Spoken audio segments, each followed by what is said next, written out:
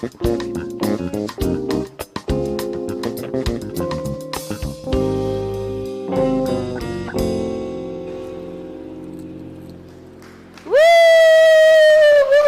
woo, woo. Thank you, thank you, thank you.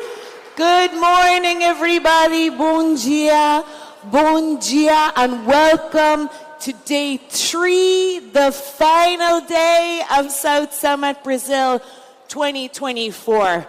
But it doesn't finish today.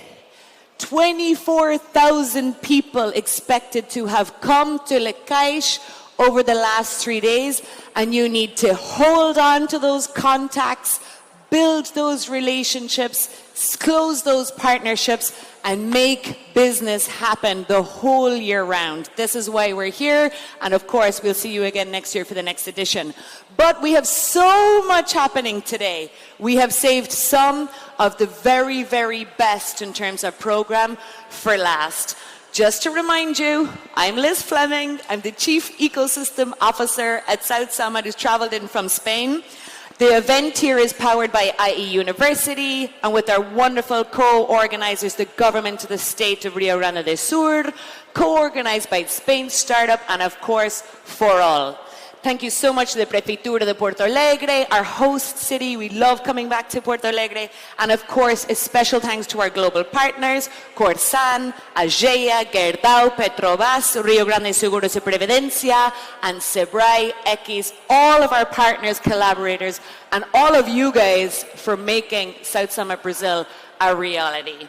So, just to remind you, we have simultaneous translation happening this morning. We have our QR code right here, so you can hop onto the app with your headphones, and we'll have simultaneous translation ongoing the whole day.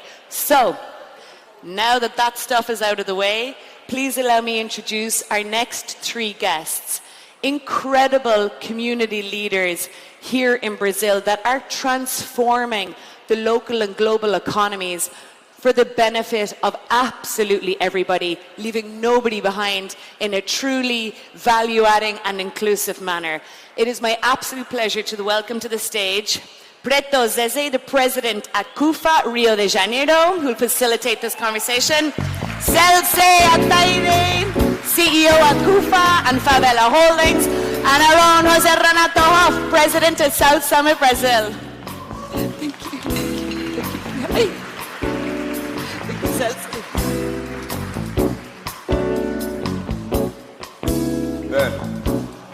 Tudo bem aí? Hello, how are you guys? Let's go.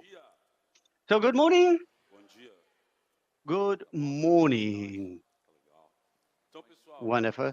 So I'm Preto Cesar. I'm from CUFA, the unique central of Brazil. And we went for almost 30 years acting in the favelas of all Brazil, mainly training leaderships in these kind of territories, creating positive agendas on those territories, positioning the idea of a favela as a power of not of lacks of favela just be a tragic situation, news of difficulties and tragedies. We are involved in incredible work in the favelas of Brazil to create an agenda, to dialogue with the private and the public sector, to talk about the possibilities that we could have on those kind of territories. CUFA, until 2019, we were in more than 1,000 municipalities. Then the pandemic arrived, and then within the pandemic, we started to develop a whole set of other issues, and we came from that number of favelas to be in 5,000 favelas in the country. We produced through our network on the grassroots a mobilization of the base, gathering 1 million reals and servicing more than 20,000 people, and brought in much more what we were doing in the favelas. And we are participating in big debates in our central. And today, CUFA is positioning an important debate that's an incubators for economical space so that we are not outsiders of all these processes, and please introduce favela as a place of solutions. And that's why we are here today, participating in this incredible panel, bringing another experience, a process of collective construction, the DSEF Bank. I would like to start with this introduction, talking about with these two experts in the subject matter. Cesar Taid is a professor, that's one of the founders of these processes, promoters of these processes, and my partner, director, our CEO, that also bring what we do, because we produce dialogues, and sometimes we not need to face the unknown, and we have the braveness to innovate for our country from here. So we like to kick off directly with Celso Ataído. Could you please comment? I was in Berlin with the governor, where they asked if it was serious that the Bank of the Favelas, because in his head he couldn't fit. How can a favela have a bank? So once back again. So the understanding is very low, and people think that this is exotic because the economic discussion, we are never called, and we are consumers, and we are not called as places like this one here to share our opinion. So good morning. Thank you, Zeze, Renato, for giving this. Actually, we talk about a bank. It's sometimes very difficult for who is from the other side to hear that from us, because when they see it, they think you are the bank thieves, not the bank owners. So, but we're in a place, in a situation, a 27-year-old institution where we founded UFA. And we had already done lots of things, Ramazan's MPBU, Samba bands, and we had never talked too much because people didn't know of all these assets that we always had. So prior to build Kufa, we had already had experience. I was a street person that lived in the street. I've got a degree of being absolutely screwed in life, so I didn't have that skills. But I don't like that speech of poor people. We always know we were like screwed in society, but that's no news for anybody. The news is what we can do.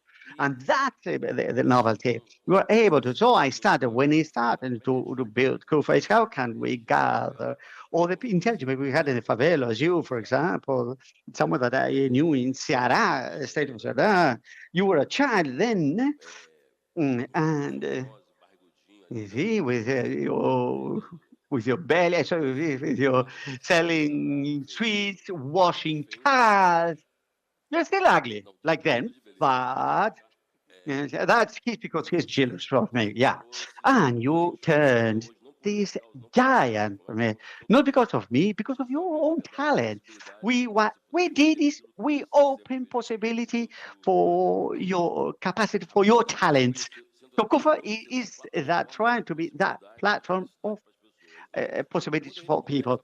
So when we start to think about doing building for the favelas, we don't see the favelas as entrepreneurs.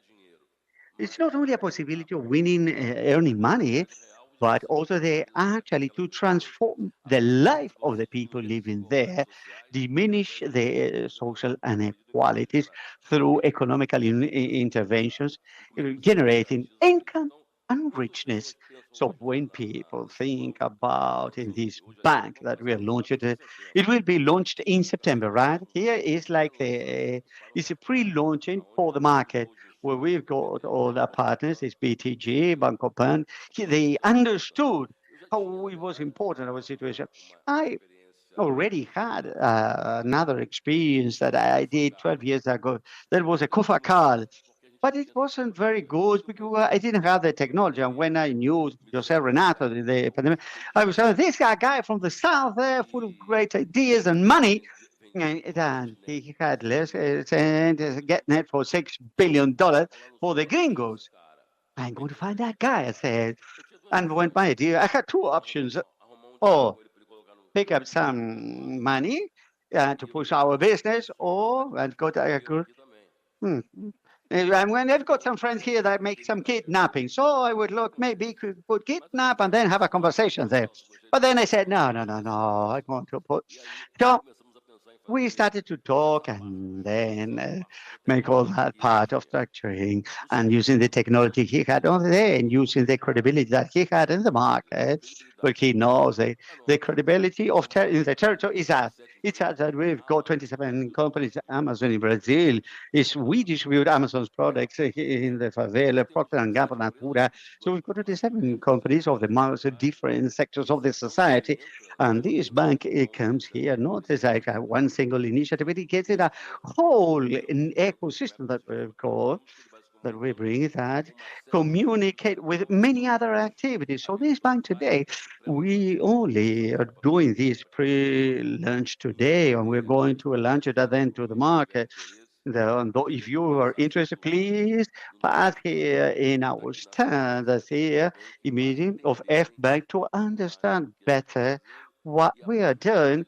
And from that credibility that Jose Renato's got in the market, in the financial market, we brought other partners that start to actually add up that group of F Bank members. So getting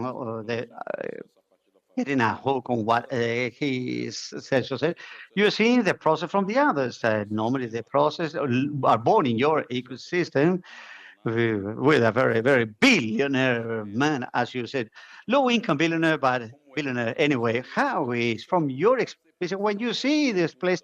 You think that all of a sudden you find an experience that you need to be a member. You need to share knowledge because we were talking about favela. And yes, so Serena, you need to understand how it functions. These other countries, it's called the favela. How was your experience?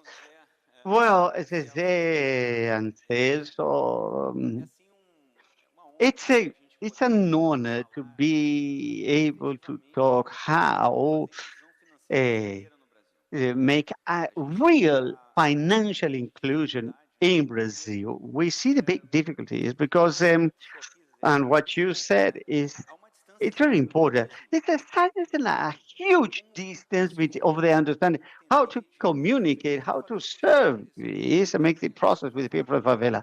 You're going to talk to a bank. They talk about CDIs, some kind of bonds. It's absolutely different way of how to talk to people, how to input people into the financial market, how to understand what's the interest, the access for that little lady that is going to ask me to buy a drug in the drugstore and doesn't have the money to the bus. No, she that was it.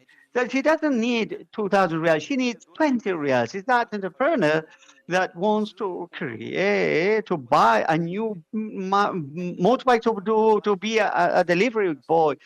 And someone that wants to be a hairdresser needs to change one piece of equipment. And that's a working tool that doesn't have the money to pay the electricity. So there's a huge difference between the reality of the financial world and the reality of the favela. And everything I've learned with Kufa when I knew Celso, he, he triggered on me. That's not good for us. What you've got, we've made some dynamics with with people from the favela, and I've heard the people. We asked the people there, and it was incredible. People answered, yeah, and a totally different and like it was like in another language or another word what when we were actually heard in the banks, we actually in-depth those people more and more. We place them a credit card, and then that guy didn't have the possibilities to pay that credit card. So we need to change that. It's not only technology, as we know, but a social technology. What we're talking is a different kind of technology. It's a social technology. So I went there to understand how to understand what we've got of technology to create real a bank where the process, the communication process through WhatsApp more suit, more fit for purpose without talking our different take the language, talk the language of the favela, not the language of the financial guys. Eu acho que inovação, se ela não I think gera that innovation we need to generate. If we do not generate social impact, it's worthless. The goal of South Summit is to generate impact. It's not a check of the $10 million. No, it's what we want is something different. So for me, to be here, it's an honor to be able to pick all our story, our background, and understand how can we make be disruptive in the financial market. And this is a perfect marriage. I'm a member of the board of some companies in Brazil. Everybody wants to create different alternative of buying solutions. And Jose Renato told a little bit about his knowledge the technical part, you come with the other technology of your knowledge that to produce the solution for your environment. What is different of F Bank to everything else it's been doing now? F Bank is different from the very beginning. So the favela bank, and it's born in the favela. People that part of it that understand that project this bank for people from the favela. The board is from the favelas.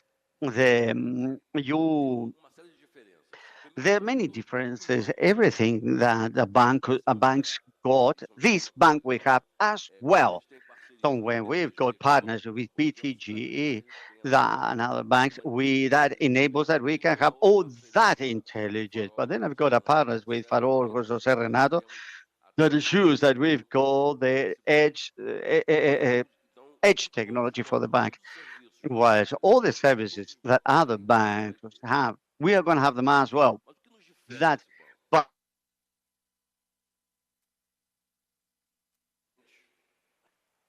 this is that we are in the favelas. So someone can say, how come you're going to be that do that? Yes, because what's actually who actually our market is what Kufa because I mean we're in more than 5,000 favelas, and we are going to be also in favelas where Kufa is not present. No, that's not difficult. But the difference we're coming with this definitely it's not a system that's red. We've got 500 trip agencies in favelas. We are part of Fly Tour and others. We sell air trips in favelas where a leadership of us sells or chooses who is going to sell those trips to a broader air ticket.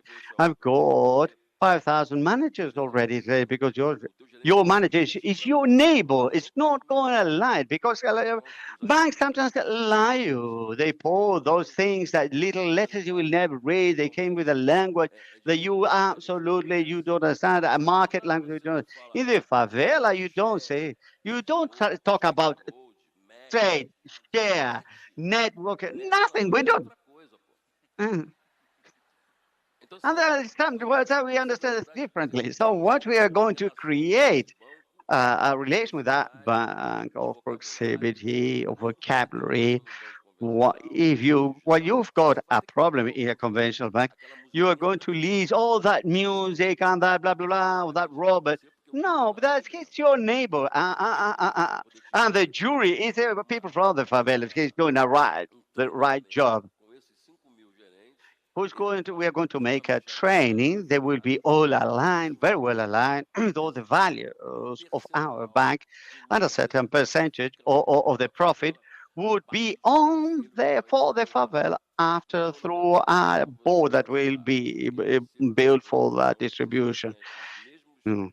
Why would you go to another bank if we've got these services with a social rates low that we charge much lower? Because when partners with this insurance company, any other services that we're going to say, the microcredits, they want to arrive to that public, but we are there in that space. We are from that territory. The difference they want to write, but they don't have the language to check because the marketing directors They talk about, they talk like nothing. They even like the kind of music. They don't know. They have no idea of the names of the music we dance, and the reference for our places. So our speech is different. That we don't understand what you from the highway, from the asphalt talk. But we are not only consumers of products of the asphalt products as we call them. We can have the possibility not only to consume but do the management of what we consume. So you are here coordinating one of the biggest events of innovation. I've seen more and more. I've seen the favela here in this kind of process. How do you see this change of paradigm? We were the object of a research, and we are now protagonists of this process. How is seen from your side? First, in our event, we've got a wonderful partnership with KUFA to bring these great entrepreneurs from even from Expo Favela. And Questionnaire, he's there very well. And but it's very important the event has this concern. We've got more than 20 social actions so that we can do that our operation can generate access to credit, to bring the entrepreneurs and could be here with a capacity to service also the needs. In your F Bank, we think that we are going to pass through two processes. Through partnerships, we can work as a kind of a chance to work or provide the services that are actually differentiated. And besides having a bank, we're going to have something very different that banks that do not have adequate communication, adequate processes with presence and different the distribution and the channels and the presence in the favelas, different what banks can do.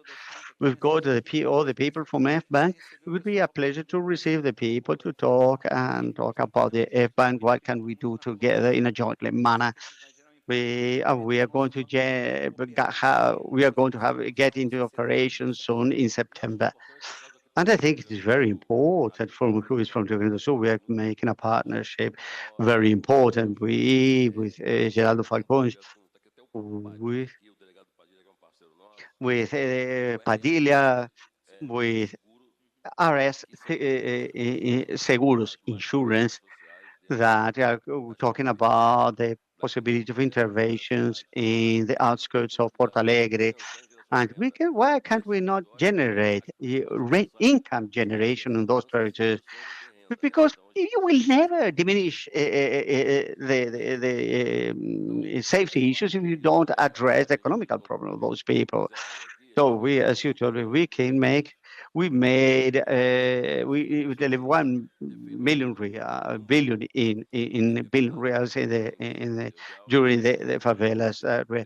The important thing is that I want to give these people and the income so that they can go to the groceries, and so that they can buy what they want to eat or buy. But in practice, if a favela generates today 220 billion Brazilian dollars reals, what we've done with all that ecosystem is to change the perspective, and or either we share the favelas, the region they create, or we are going to actually to manage the misery we are creating there. Am I right? Now we're finishing. No? So I thank you very much and congratulations and long life. And we see you, we wait you other and in our stand or Favela Bank. Thank you very much.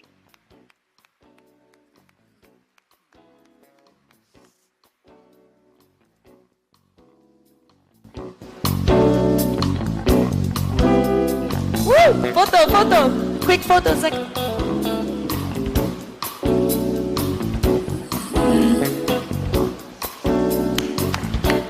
Woo!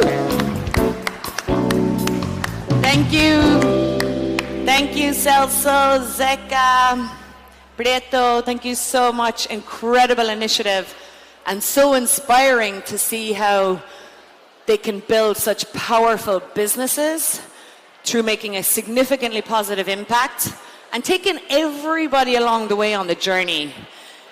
We want everybody to be involved in this ecosystem. It really has to benefit everyone if it's going to benefit anyone.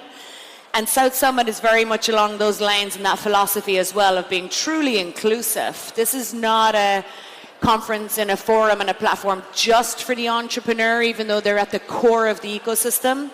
We want the investors here, we want students here, we want the corporates here, the businesses, large business, small business, institutions, education, government, public policy.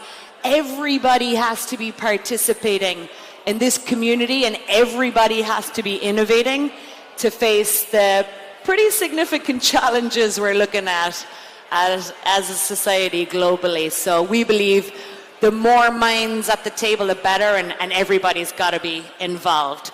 So folks, staying with the concept of quality of life, happiness, productivity, access to talent, which is a huge theme that we were discussing a lot as well yesterday. I am really, really thrilled to be able to introduce our next guest, who's a first-timer at South Summit, a first-timer at South Summit in Brazil. We'll have to get him into Madrid as well. Our next conversation is with Tony Llamas, CEO and co-founder of Oyster, and our very own Juan Jose Güemes, chairman of IE Entrepreneurship Center and Innovation at IE University, our partners, and they're discussing boundaries and talent. Why would we limit ourselves to creating boundaries around our access to talent when technology is now enabling us to connect, reach out, and collaborate worldwide? Of course, the pandemic accelerated the entire trend towards remote work. Now that we've come out the other side of that, companies are beginning to question, well, is this working for us, is this not? And this company is really breakthrough in terms of how it's empowering the remote work community to ensure employee well-being and also, of course, company productivity. A big, huge South Summit Brazil warm welcome, please, to Tony Llamas and Juan Jose Güemes.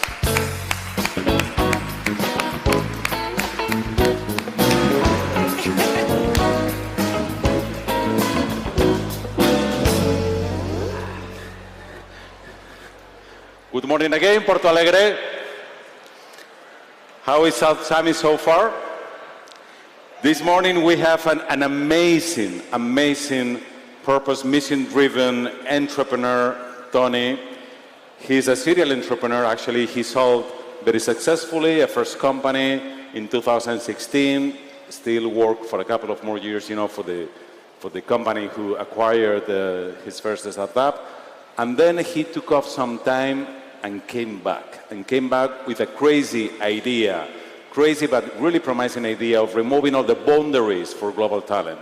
And he founded Oyster. By chance, one month before,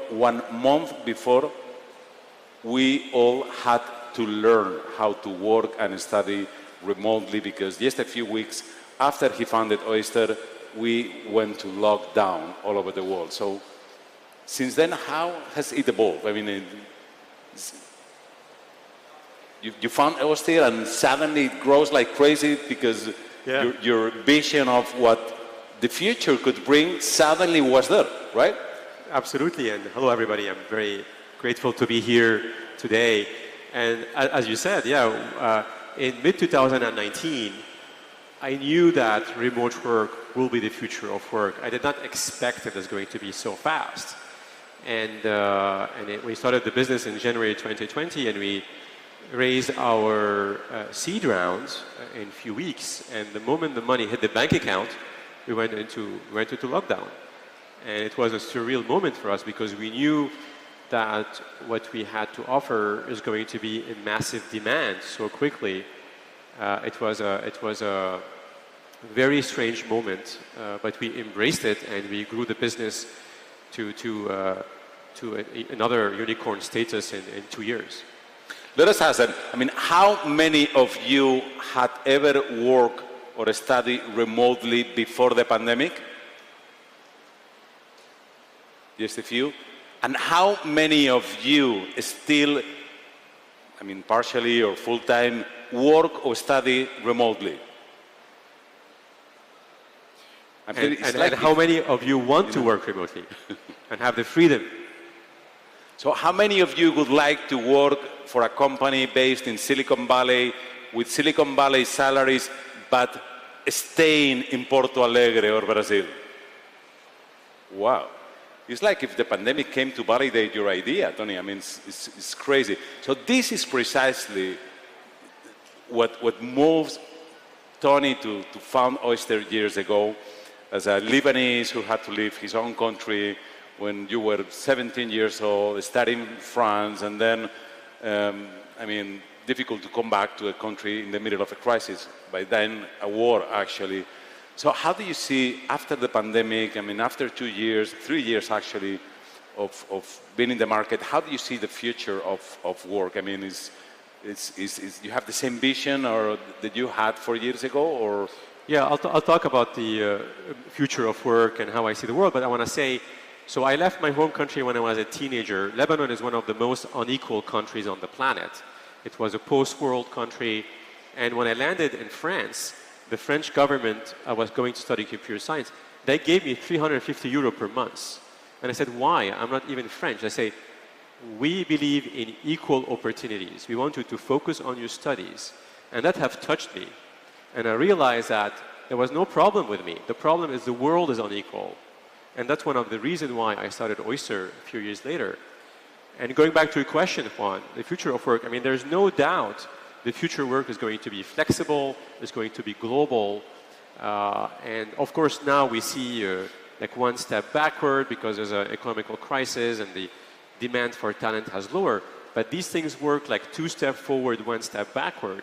And why I believe that the future is flexible and global, because you have massive macroeconomical drivers that's pushing this. According to BCG, that's 85 million jobs going unfulfilled in the West. That's around 8.5 trillion economical loss, 2 times the economy of Germany. While at the same time, you have over 1 billion knowledge workers coming into the workforce in the next 10 years. All they need is an internet connection and good English language to participate in the global economy. So there's no doubt that the future of work is going to be global, it's going to be cross-border, and it's going to be flexible. Well, that's amazing, because traditionally it has worked, very well with migration, and then people working somewhere else, making money, sending maybe 5-10% of their compensation, through remittances to the original country, helping their families, but this is a promise, for these people just to remain in their communities and making money and having a way of living and spending all the money and growing with their community. This is a promise. Are you measuring the impact of Oyster and this movement on the communities of the people who work or are hired through Oyster? I mean, brain drain is the #1 reason why emerging economies remain emerging. Emerging economies lose their best talent to the West. They go there, they struggle. I mean, nobody wants to leave their community, their tribe, their family, and go to have a precarious journey in another country and send back home merely 5% or 10% of their income. We have to realize that remittance is the biggest source of foreign direct investment to emerging economies. Now, with cross-border employment and remote work, great talent can stay in their home country. Countries don't have to lose their best talent to the West, and they can bring back home 100% of their income. And when you're working for a company, say, that it is in need of demand in the West, they're going to pay you 2-3 times your income back home. So you're bringing back high amount of income in hard currency to flourish local communities and eventually surpass remittance in terms of foreign direct investment. And that's why I believe this is the biggest opportunities for emerging economy to stop being emerging. So, and based on what you see at Oyster, with with professionals working through Oyster, you know, from over the world. What are the base? I mean, what countries, cities are best positioned to attract this talent that can actually work and live from everywhere, you know, and I mean, what are the most successful destinations for these nomad professionals? Yeah, so where the talent is located today is higher likely to be in a country that has good internet infrastructure, that has a high level of talent that speaks English. So we see here in the Americas, we have Brazil is one of the top countries, Argentina as a top country, Mexico as a top country, especially because it's similar in time zone to the US. In Africa, you have South Africa, North Africa are great countries. India in Asia is a great country, Australia. So all of these countries are emerging on our map as top countries to find talent in. And our customers are based in places where you have talent shortage. So predominantly Europe and North America. And do you practice what you preach? I mean, at Oyster? How are you organized at Oyster? Of course, absolutely. We are 600 people distributed in 70 countries. We have no offices. We are gender equal across the board, including in leadership team, including on my board. It's a very intentional way to build a hyper-diverse organization. And you know how diversity is important for success, even financial success. So we are hyper-diverse, and yeah, we want to be a role model. We want to prove that being distributed actually is a superpower. Yeah, but I mean, it's not a conventional way companies are organized. I mean, what's the key to work in such a distributed way, you know, located everywhere and without a physical head office? So what's the key for doing that? Yeah, the key is to build a culture and an operating model that is intentionally making people successful no matter what they are. Not because you are in the office that you have access to promotion opportunity or you can be more productive. So you can design a system that enables people to be successful everywhere. And there are three pillars of that. Number one is to intentionally build trust. Trust is critical. Actually, one of the reasons why you see today some companies are forcing their employees to go back to the office because they don't trust them. So if you intentionally build trust in everything you do, in everything you say, it goes a long way to create a culture that people feel comfortable in, that people can feel comfortable to show up as a true self and be productive, be engaged, be happy. And some of the techniques we use to build trust is, number one, is we default to assuming best intent. Because we don't see the person in seat. We don't see the person coming to the office. So how do we create this positive energy in the company is by assuming that you are working, that we trust you. We have a good intention around that. Secondly is about minimizing reactivities in the business. So if there's a bad news, people come to me, I don't react negatively. I default to creating high degree of emotional safety. And people at the company, they tell me they've never worked in any place, physical or virtual, where they belong so much to that culture because everybody is welcome, everybody is included, no matter who you are, no matter where you are, no matter where you're from. The second pillar of building a successful distributed culture is to be intentional about how do you measure success. Because our management techniques, even when you go learn business in business school, they teach you management techniques that comes from the Industrial Revolution.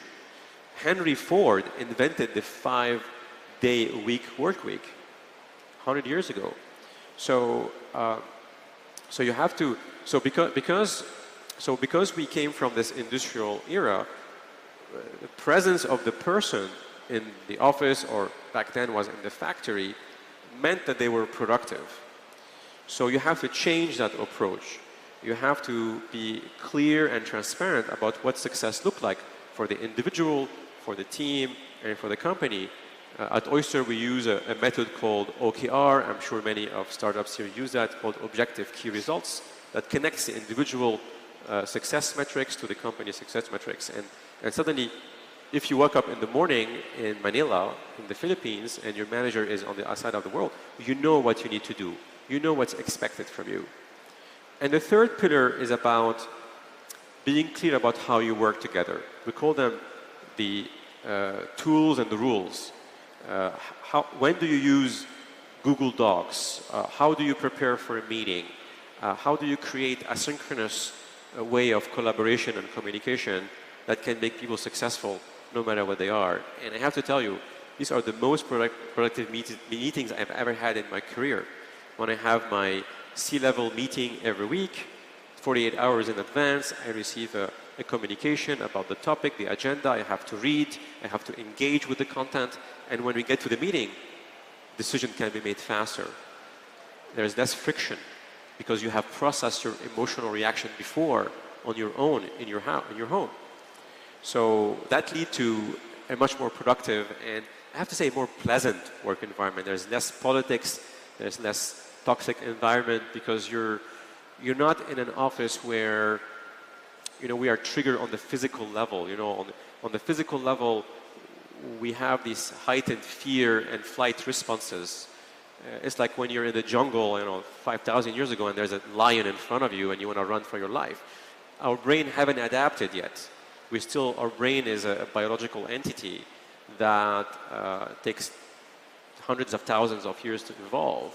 So when we go to work in the office, and we have these fears of being rejected, fear of appearing foolish, fear of making mistakes, fear of being fired, then these things are amplified in an office environment because you have a physical person in front of you, and you can feel more these anxieties. In a remote work environment, you don't have any of that. You're much more focused, you're calmer, and you have less anxiety and stress from work. Essentially, we're removing the unnecessary stresses from work. So my feeling and my experience is that working remotely, is very effective, for very structured meetings, with formal communication. But sometimes in talented-based companies, communication is not only formal, it's also informal, and it happens, in having a cafe. And how do you make sure that you don't miss that other communication? That I don't know if it is the 20% of the relevant communication in a company or 30% or 5%, but how do you make sure that you don't miss that? Absolutely, it's a great point. This is where the best ideas come from, right? So you wanna actually be intentional about recreating these experiences. At Oyster, we have two types of meetings: a meeting that is structured about getting stuff done, and a meeting about brainstorming and building on each other's ideas. And we design that environment. We have the tools, the virtual dashboard collaboration tool that people come together. We have a moderator that comes and moderate the session to make sure we maximize the brainstorm and the creativity potential of the team. So being intentional, imagine the same opportunity happening around a coffee, or we call them the water cooler conversation in the office. Now they're much more powerful because you've set up an environment that fosters creativity and foster brainstorming. Two last questions, because they are about to silence us. We're running out of time. More exciting than us. Two last questions, and answer them in the order you like to. So, being free to live in any country in the world and managing your company from any country in the world, what was your pick? What was your decision? Where do you live? And second, here you have a lot of entrepreneurs, founders, people thinking about building something that could be the disruption of the future of work or any other industry in the future. Give them one advice. Absolutely. So I intentionally decided 3 years ago to move from central London, which was, as you know, a concrete jungle, very expensive real estate, high taxes, to the beautiful paradise island of Cyprus in the Mediterranean. I live 50 meters from the sea. I'm fully connected with nature.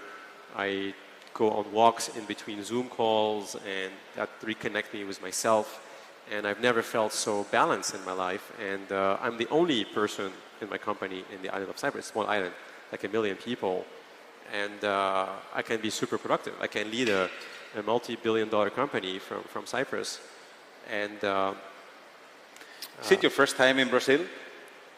this is no. I was there before. Yeah. And first time in Porto Alegre? Yes. Yeah. Okay, Porto Alegre is also a paradise, right?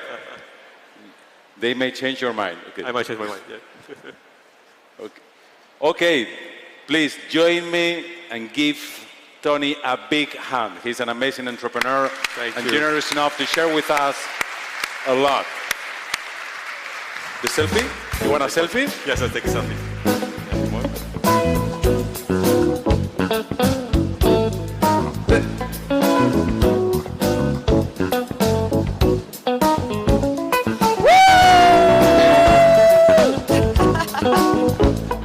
Good job, well done. Thank you. Thanks, Tony. Thank you so much. Thanks for being here.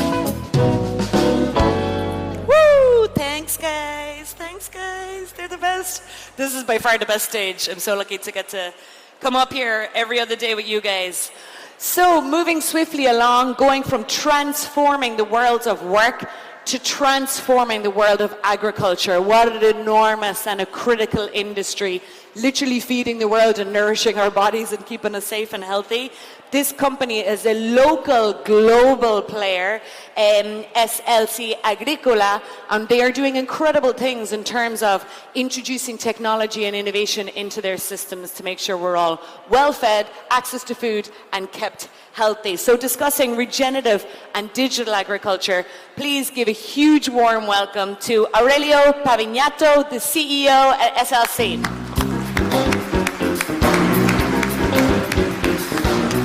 Obrigado, Thanks obrigado. Bom dia. Good morning. Well, now we're going to travel towards the future. Let's speak about agriculture for the next decades. Obviously, founded on a successful past. Regenerative agriculture is simply a new concept of sustainable production by using natural resources in the most efficient way. Digital agriculture is something that now is going hand to hand to traditional agriculture because we use the tools to make agriculture more efficient.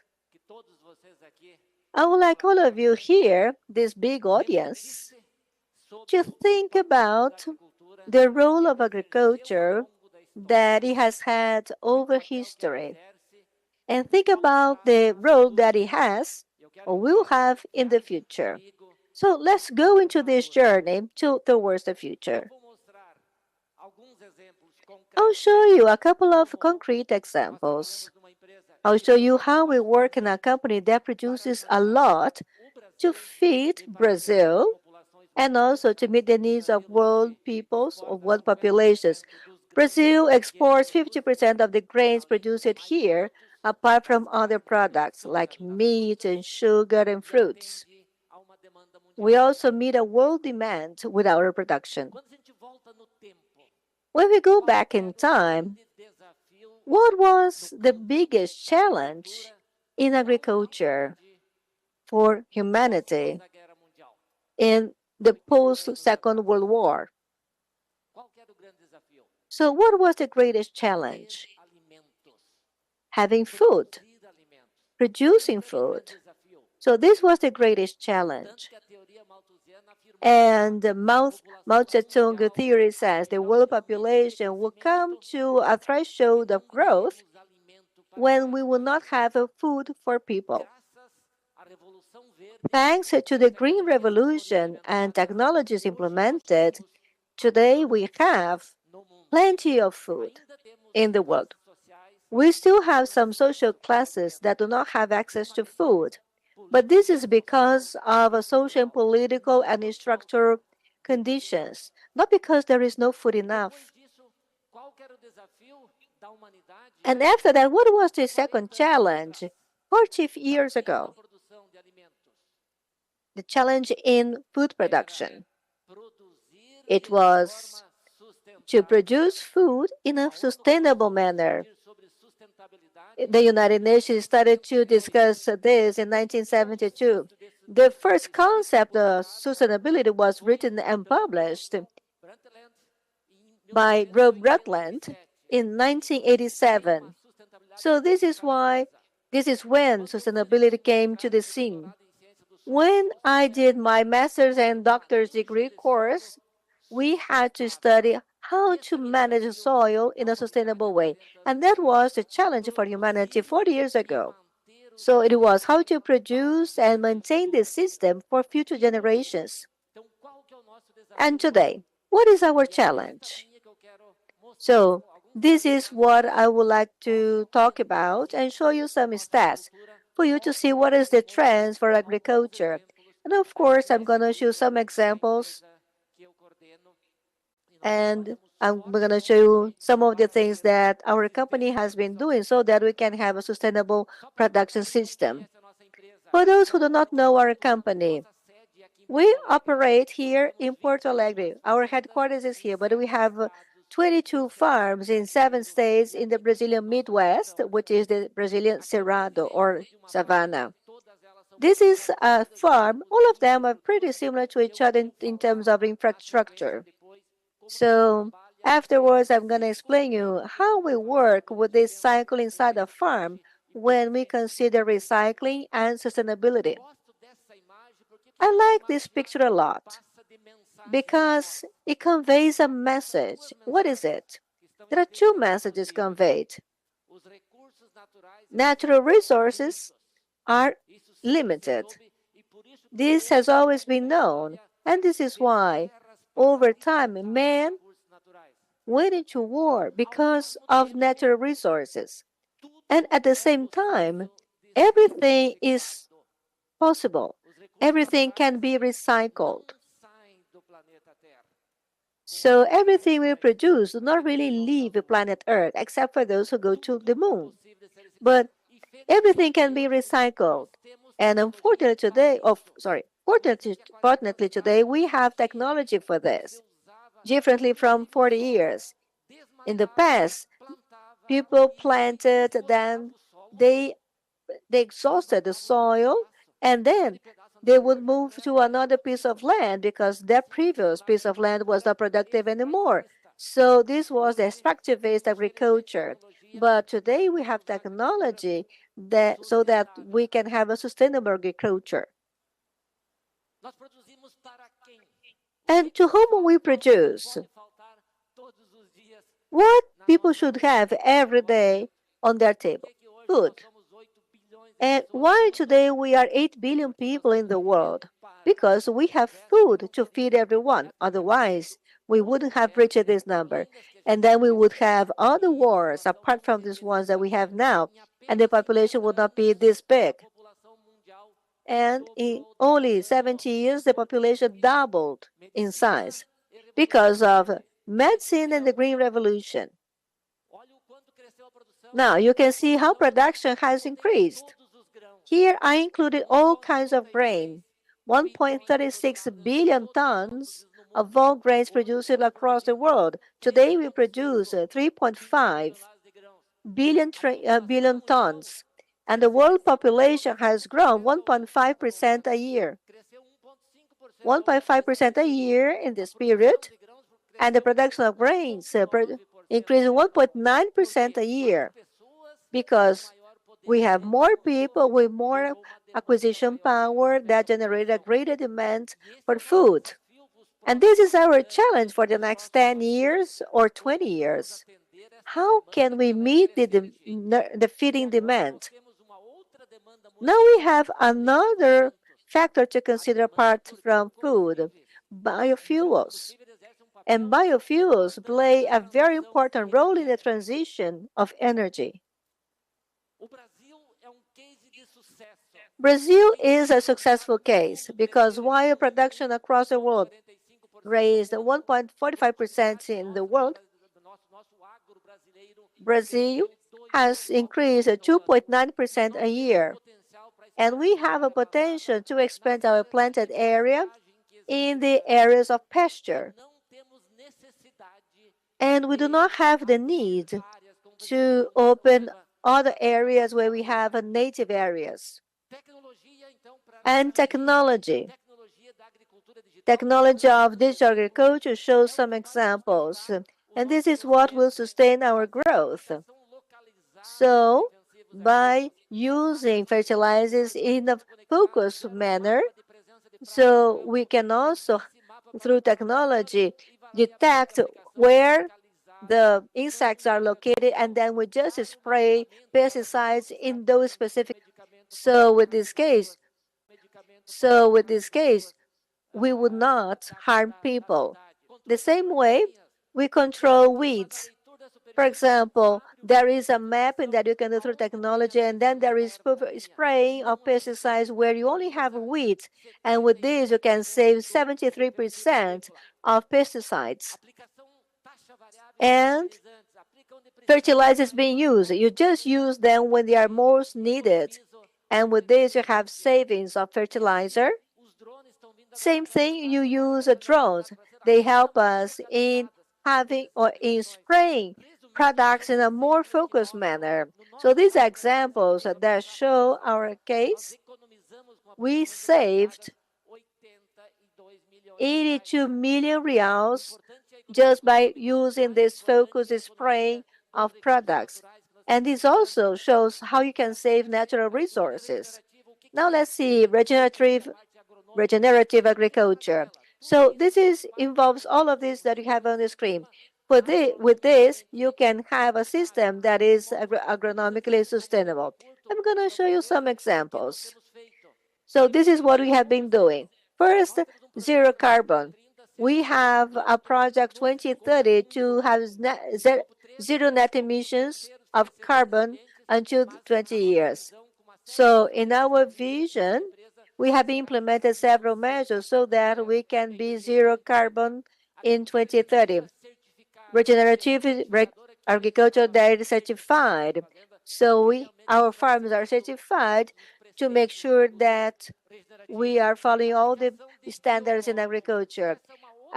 Application of biological substances. So this is another way for you to use regenerative agriculture. Then, in the current crop, we're going to replace 15% of chemicals for biological control, and there is room for much more measures. And this is the good thing of it. Biological control, focus, spraying of products, more selective applications, so you can increase productivity by using natural resources in a more efficient manner. With this, you can foster sustainability in your production and recyclability, as I said in the beginning. This is one of the farms we've been implementing this. We have been recycling 100% of dry waste and also the wastewater from the houses and also organic residues. They are also being reused as plants. These are some of the pictures of a protected soil. There is no erosion. We have biological activity. We have no weeds. So you can see that this system is able to produce more year over year. And in Brazil, there is a fantastic opportunity to have two crops in the same year. In Mato Grosso and Bahia and south of Brazil, or even across Brazil, we can have two crops on the same year. In Brazil, we produce 6 tons per hectare of land. And the world on average produces 3.2. So our system is very efficient. And here are some more pictures to show the investment. So apart from marketable farming, you can also have this. We can make the soil even more productive. So the more you use the soil and the more coverage you have, the more nutrients are recycled. You don't lose anything for erosion. So whatever you use, or the fertilizers you use in your soil is reused or reused in the following year or in the following crop. So everything is summarized in our big dream, which is to positively impact future generations by being the global leadership in agribusiness efficiency. So these are three messages: to be a leader, to be an example, and to produce things in a sustainable way. And this is what we have in this mission. Of course, by practicing and employing all our values. So this is the future of agriculture, which is the one when we have plenty of food in producing in a sustainable manner and products that are increasingly offering more quality. This is what the society wants, and this is what farmers across the world will be able to produce. Unfortunately, agriculture will also be able to face the biggest challenge of humanity, which is energy transition. So biofuels will play a key role in this process. Thank you.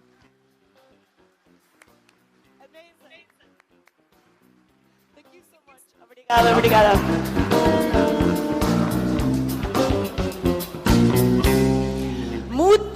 Muito obrigada, Aurelio. What an incredible company. It's really inspiring to see how some of these huge corporations and more traditional businesses are totally transforming their way of doing work and business and their mindset to ensure that, you know, we are healthy citizens, population and planet, and it's the impact of agriculture is incredibly important, and it's just so inspiring to see leaders in the industry totally embrace that and implement this with the use, of course, of new technologies and innovations. So parabéns, Aurelio. Incredible company, what they're doing there. So thrilled to have him at South Summit, Brazil for this edition. Moving swiftly along from agriculture to logistics, an equally significant industry, particularly important and complex in this Latin American region and of course in Brazil. We are thrilled to have two beautiful friends of South Summit participate in this conversation. The conversation being facilitated by Margot Miller, who's a Global Director of Community at TopTal, which is a super inspiring company also that are close to the South Summit family. And she will be facilitating a discussion with Thibaut Lecuyer, the CEO at Logi. Let's go, guys. Thank you. Hello, everyone. Hello. Thank you. So as she said, my name's Margot Miller. I came from Canada to be here today. And actually, I just came from one of the largest logistics and supply chain conferences in the world. And so it's a really fun, perfect segue to be here today with you. And of course, like on this trade show floor, Thibaut, you can imagine what we saw. Lots of machine learning, automation, and really interesting things that people are doing. And we're so lucky to have you here in Brazil because you're bringing that kind of innovation here to the logistics industry and really innovating. The things that you've done with technology in terms of efficiencies, growth, sustainability, and we'll get into all that today, has been really amazing. So I want to start right into the meat of it. You're the CEO of Logi. Tell us at the beginning here, like set the stage for everyone of what does e-commerce look like in Brazil, and how does that compare to other markets, maybe where I just was or other areas of the world? Perfect. No, thank you very much, and pleasure to be with you. So basically, when we talk about e-commerce in Brazil, you know, it's a market that has a lot of potential. Lots of potential, even with the COVID and basically the jump that it did in terms of penetration over the past year. It still has a lot of potential because it came from so far back that the future years are going to be years of growth and many sectors going into e-commerce. When you look at e-commerce, first you need to have connection. Think about 10 years ago, we barely had 3G in Brazil. And so connectivity was kind of complicated. It got better, broadband, Wi-Fi, access for everyone. The second one is about payment. And payment, about 10 years ago, we barely had everyone a credit card. So basically, we had the boleto, bank slips, and it was complicated. It created friction. Now with the Pix and all those digital and neobank, it got much easier. But then the last pain point is logistics, because everything is in the hand of a monopolistic, or used to be in the hand of a monopolistic transporter, and that was delivering very slow and very expensive, so basically it was a barrier. And this is what we are hearing from our customers, is that basically we are helping fuel the growth of e-commerce and bringing e-commerce in some region that basically were not experiencing this in the past. So to set the stage, e-commerce is going to double over the next 4 to 5 years, growing at about 15 to 18% on average a year. This has been also the past.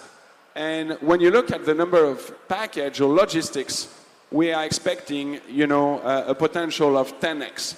10x if you compare a country that has more or less the same GDP per capita, which is China. So basically, there is ample room for growth, and it's not going to stop in the near future. Yeah, and I think this audience probably almost already forgets what it was like not to have all those things that you're talking about here, but there's been this really exciting journey to get to that point. And a really fun thing that you said in advance of today too is that Logi is really looking to be like the UPS of Brazil, and of course, I understand that picture because I'm coming from North America, but what does that mean? And really, what were some of those strategic decisions that you had to make to put yourself on the path to be that? Yeah, and exactly. What we wanted is not just, trying to bring a layer of technology to logistics. Logi is about 10 years old, is a bit over 10 years old, and had basically two parts of the history. The first 5 years, we were a crowd shipping local company, where basically we were connecting some people that wanted a service to receive something, and another part that were willing to deliver. Mainly, motorbikes, or then after vans. And this was the first 5 years, so basically in the main capital. But then after, we were like, there's much better. We can create, a company that, cover the entire Brazil. Also, Brazil is the size of a continent, as many of you know, and it will bring some challenge, but we need to create our national network. And this is what we've done. It requires lots of capital, lots of investment, but mainly lots of technology. Because we didn't want to do it the same way as the other people were doing it, and having 50 years to do it, 47, 28, we just wanted to do it. And basically, in 5 years, we've been able to do what the other did in 15, 20, 30 years, today we are covering 94% of the population. We've done this in at a tremendous speed, and with a quality that is much different from what there is in the market. What is quality? Make sure you get your package at a cheap price for the person that is selling it or is sending it, and also that you get it faster than the norm. This is what we do, basically. Wonderful. And you mentioned in there that you got to that point really with many different reasons, but one of the big ones being the tech adoption that you put in place. What is the tech adoption in logistics in Brazil in general across the landscape? And then maybe, obviously, we'd like you to dig into what Logi's been doing to really set yourself apart. Perfect. And basically, when I had an intro with Margot, and I was like, there are some places in Brazil where there is it's not low tech, there is no tech. And yesterday I was visiting some operation on the outskirts of Porto Alegre, and I always chat with the driver, the Uber driver, and I was like, oh, what do you do? Well, sometime over the weekend I do delivery or I pick up some package. I was like, great, so tell me more about it. So I go to that company and I need to pick up some modem from cable company or from internet or from cell phone, and they give me a stack of paper. And there is the address and there is a telephone number, and I need to call the people to know where they're, to plot them on Google Maps and say, basically, this is what I do over the weekend. I was like, I could not make it up. It's a guy that brought me from Cachoeirinha to Porto Alegre yesterday. So you've got a market where you've got absolutely no tech. Mainly on the outskirts of the city, or when you've got older company, it works like this. In other region, it's companies that are not really wanting to grow. They grow 1-2%, and they are good in the region where they are. Then after, I would say you've got the company that is a bit more professionalized, and basically where they they've got on-premise. So the old ERP that help them to do the fiscal bill, or that help them with the tracking. But again, it's good basic tech, it's working, those companies are profitable, they are fine, but they don't want to do more. And then after, you've got another stage that would be the one that are willing to implement some cloud-based services. And why cloud-based? Because you can switch you know, when you've got a microservice from one to another, and you're able to experiment and to test. And there is much more willingness than implementation. Because again, at the end, you're going to hit the barrier of like, do I have the capability and the capacity internally to test and implement those services? And this is quite taking, you know, a toll on some people. And when I visited another company last week, and the guy was like, this is my IT department. So, you know, they don't talk about R&D or engineering or product. They call it the IT department. And then there was like, the company was much bigger than us. They had 20 people. I was like, oh, but is this really your tech department? Yeah. Not a single line of code. Not a single large screen where people could, you know, develop the way that we do. I was like, okay, this is basically the IT of the person. And then after you've got a company that implement, I would say, AI, machine learning, new technology, and this is what we've been doing, you know, from the beginning. The point is, if you think Logi was launched in 2013, as I said, there was less than by the end of 2013, there was less than 16 million people that had 3G in Brazil. And we launched the first Android app that connected two people real time. Uber came to Brazil in 2014, a year after we did it. And so for us, technology is in our DNA. You know, we don't have paper at the office, or we hold it.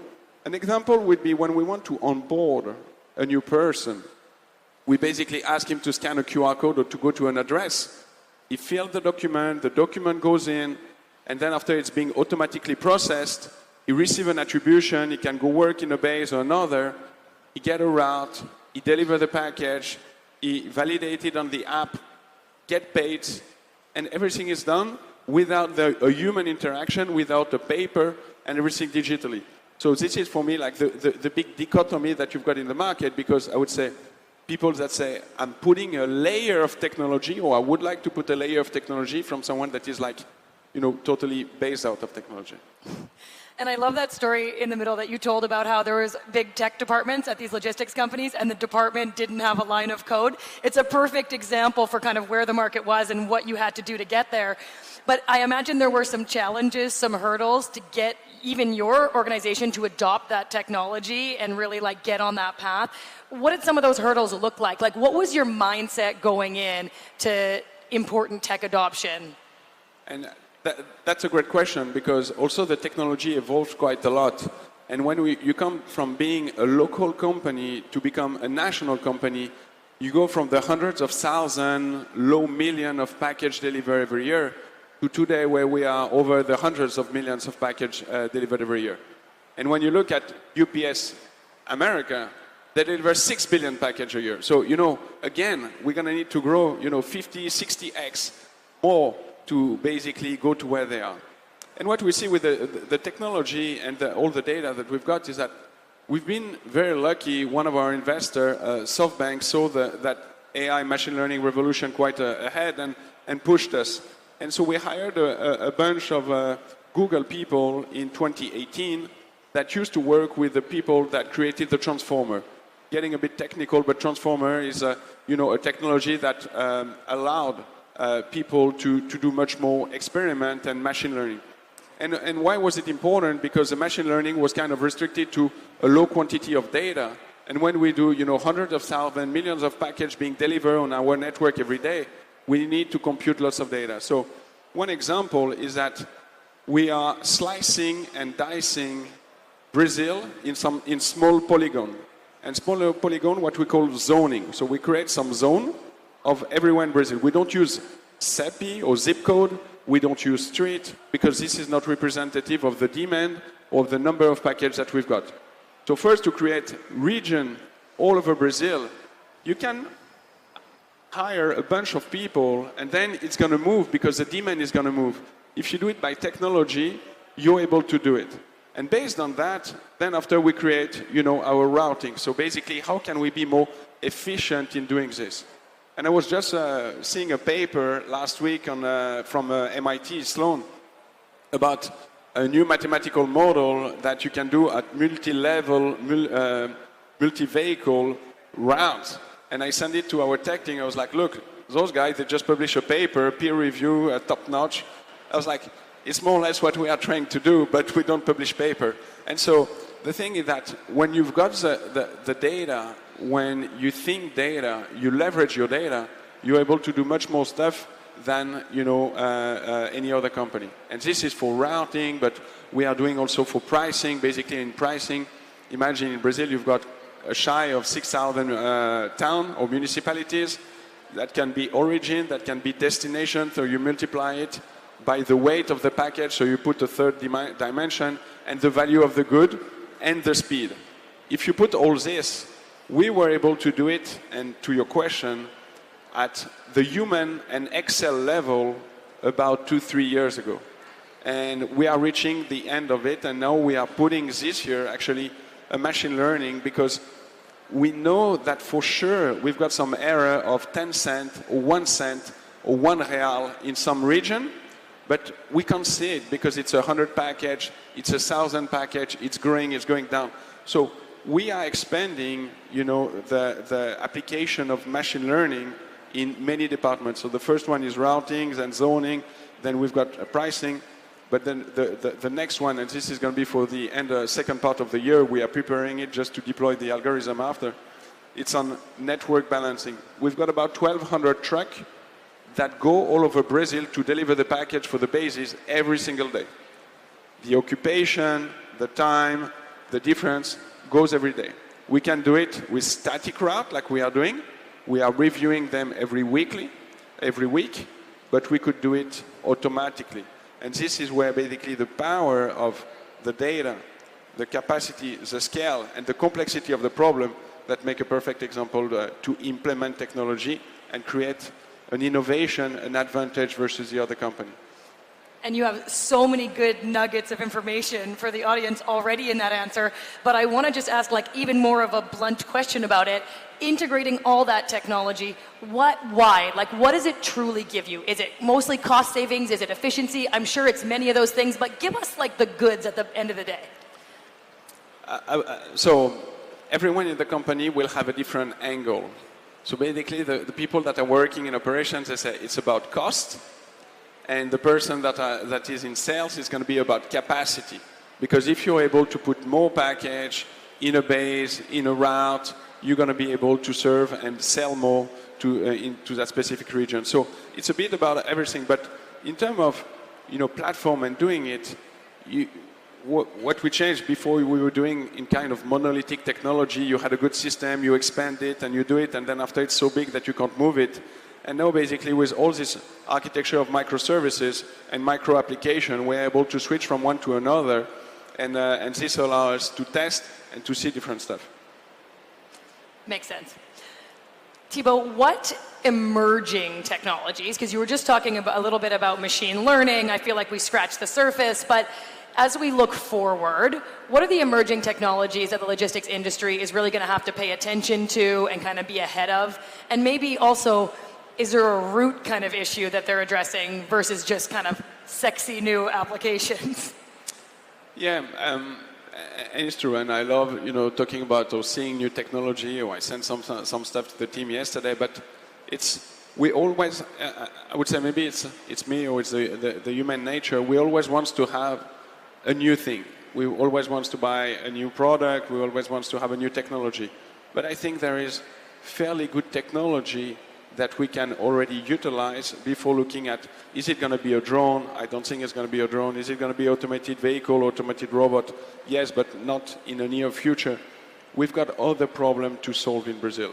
For example, when people tell you about, let's put electric vehicle, electrical truck. Basically, you go to from São Paulo to Porto Alegre, a truck is driving 19 hours. There's just no way that if we stop to charge that truck for 6-7 hours, basically we're going to have a problem.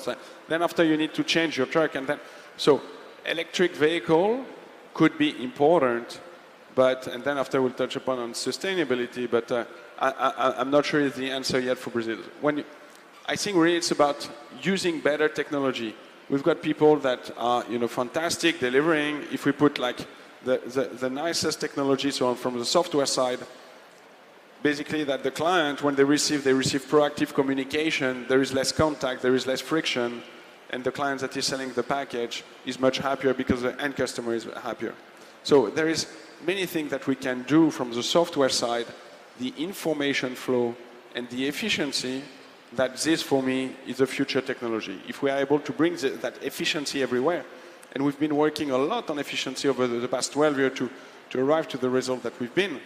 But I think that from a hardware point of view, Brazil is so diverse, it's so plural, and it's so big. You've got cities and you've got interior or countryside, that you don't need to have the same type of delivery for every people.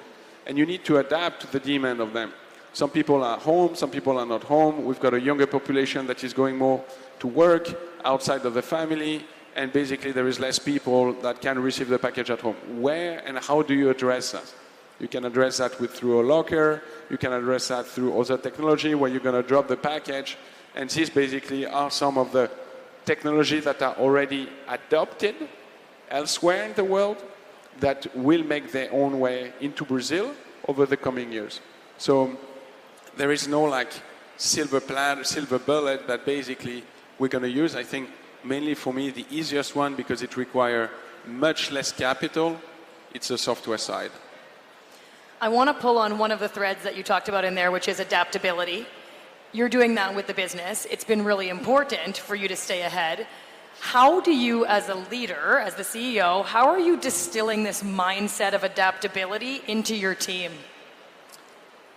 Great question, and it cannot be more spot on. You know, as I said, the past 5 years, we grew our network. And if you think in terms of revenue, in 20 over 19, we grew our revenue 114%.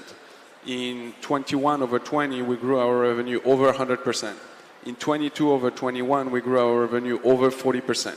So basically, we were investing in a new product, and COVID came, and a boom of package, like everyone knows, and basically we were doing lots of things. We were in the hyper growth, and we decided about 18 months ago to change from hyper growth to sustainable growth. This is, we need to change the mindset of people. We ask people to adapt to the new reality. And we've been able to do very quickly, in 12 months, lots of change. And you see people that are able to adapt themselves, and people that are basically blocker, or they say, I prefer, staying in the previous stage of the company.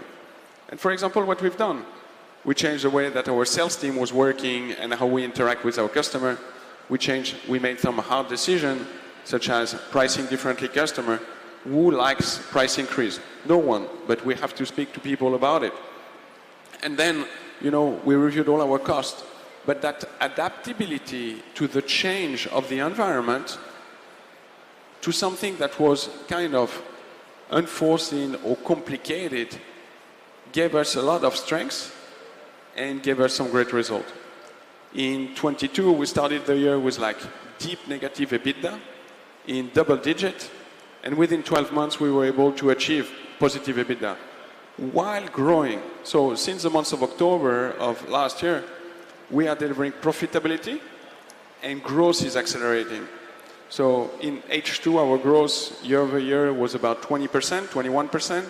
In Q4, the last quarter of the year of last year, 30%, 31%, and January and February, we are seeing a growth of 38%.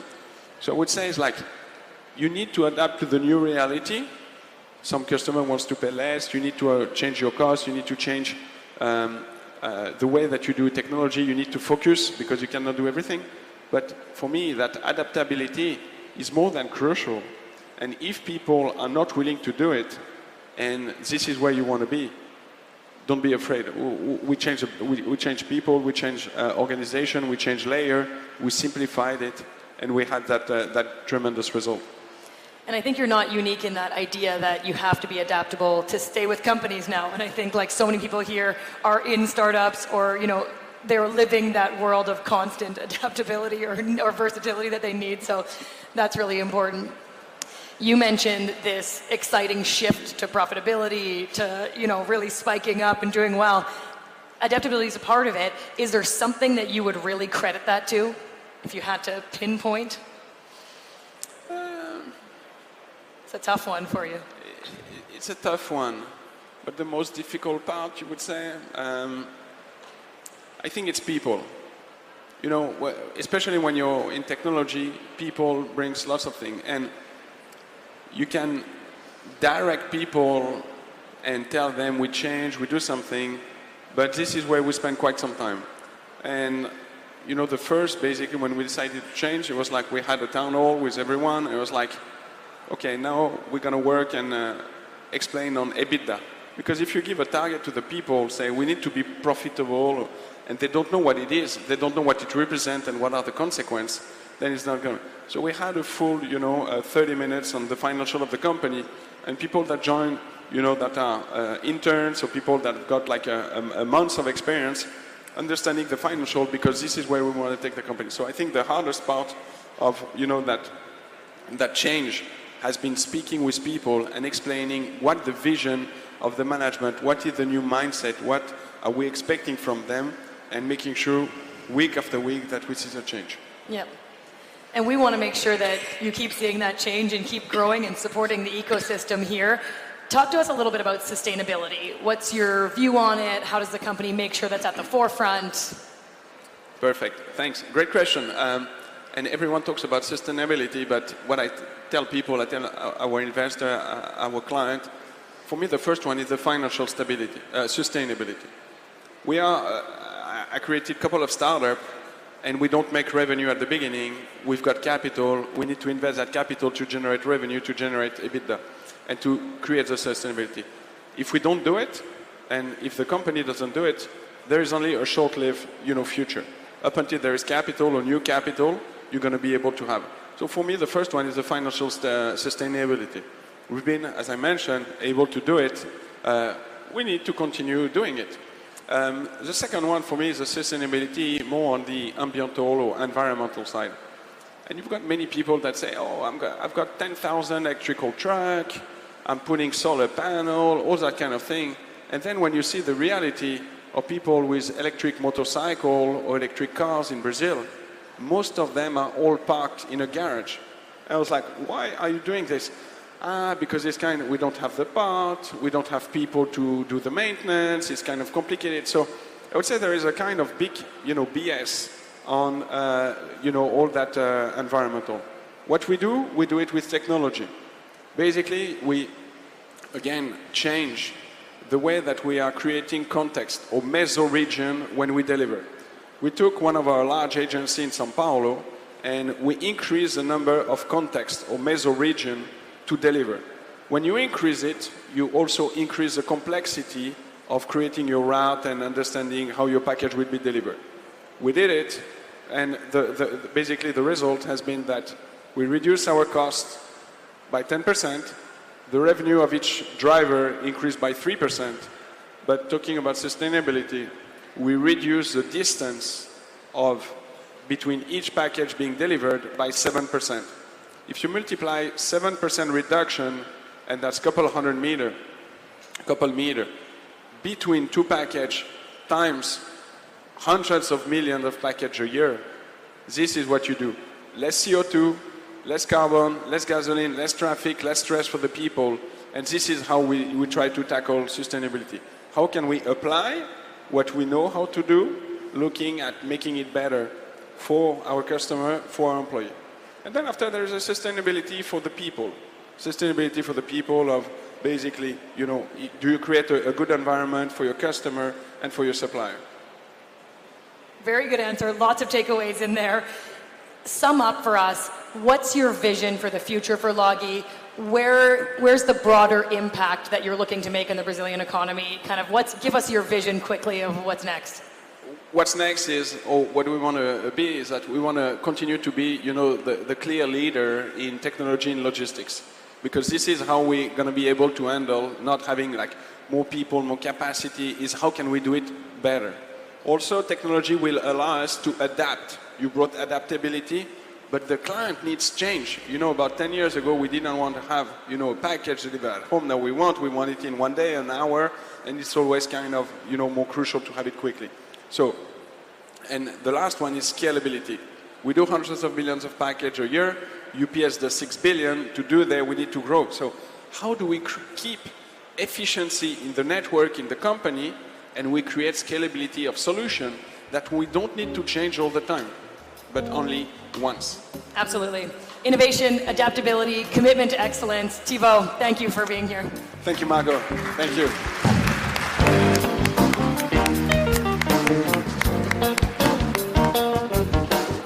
Thanks, guys. Amazing. Thank you so much. Cheers. Wow. What an incredible story and such a pace of change and innovation implemented there by Loggy. And incredible to see the attraction of talent. We were talking about it earlier as well with Tony and the company Oyster empowering remote work. The ability of Brazil to attract international talent and retain its own homegrown talent. Possibly, are we in the best city in the world? Very possibly. I've been so lucky to come to Porto Alegre now for the last 3 years. And every time I come, obviously it was love at first sight, but every time I come, I fall a little bit more in love with Porto Alegre. You know, it's so beautiful. There's such innovation. There's such culture, heritage, food. Amazing. You know, the weather's very diverse, so you never get bored by the heat, the rain, the sun. It's such a vibrant community, but it's really the people. I'm learning more and more that it's the people of Porto Alegre that really make this city a powerhouse of innovation and creativity. And it feels like a very special place in a very special moment. And we're just privileged to be able to be here working with all the local institutions to power up all of the natural talent and resource and creativity Porto Alegre already has and always has had, if you look at its history. Sebastián Melo and Ricardo Gomez. Woo!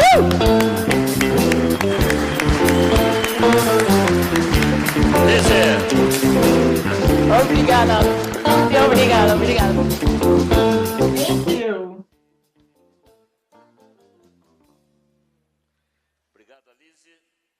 Thank you, Alizio. Thank you, band. Well, Ricardo and I, we want to actually have a straight talk to you about partnerships, innovation with this beautiful audience.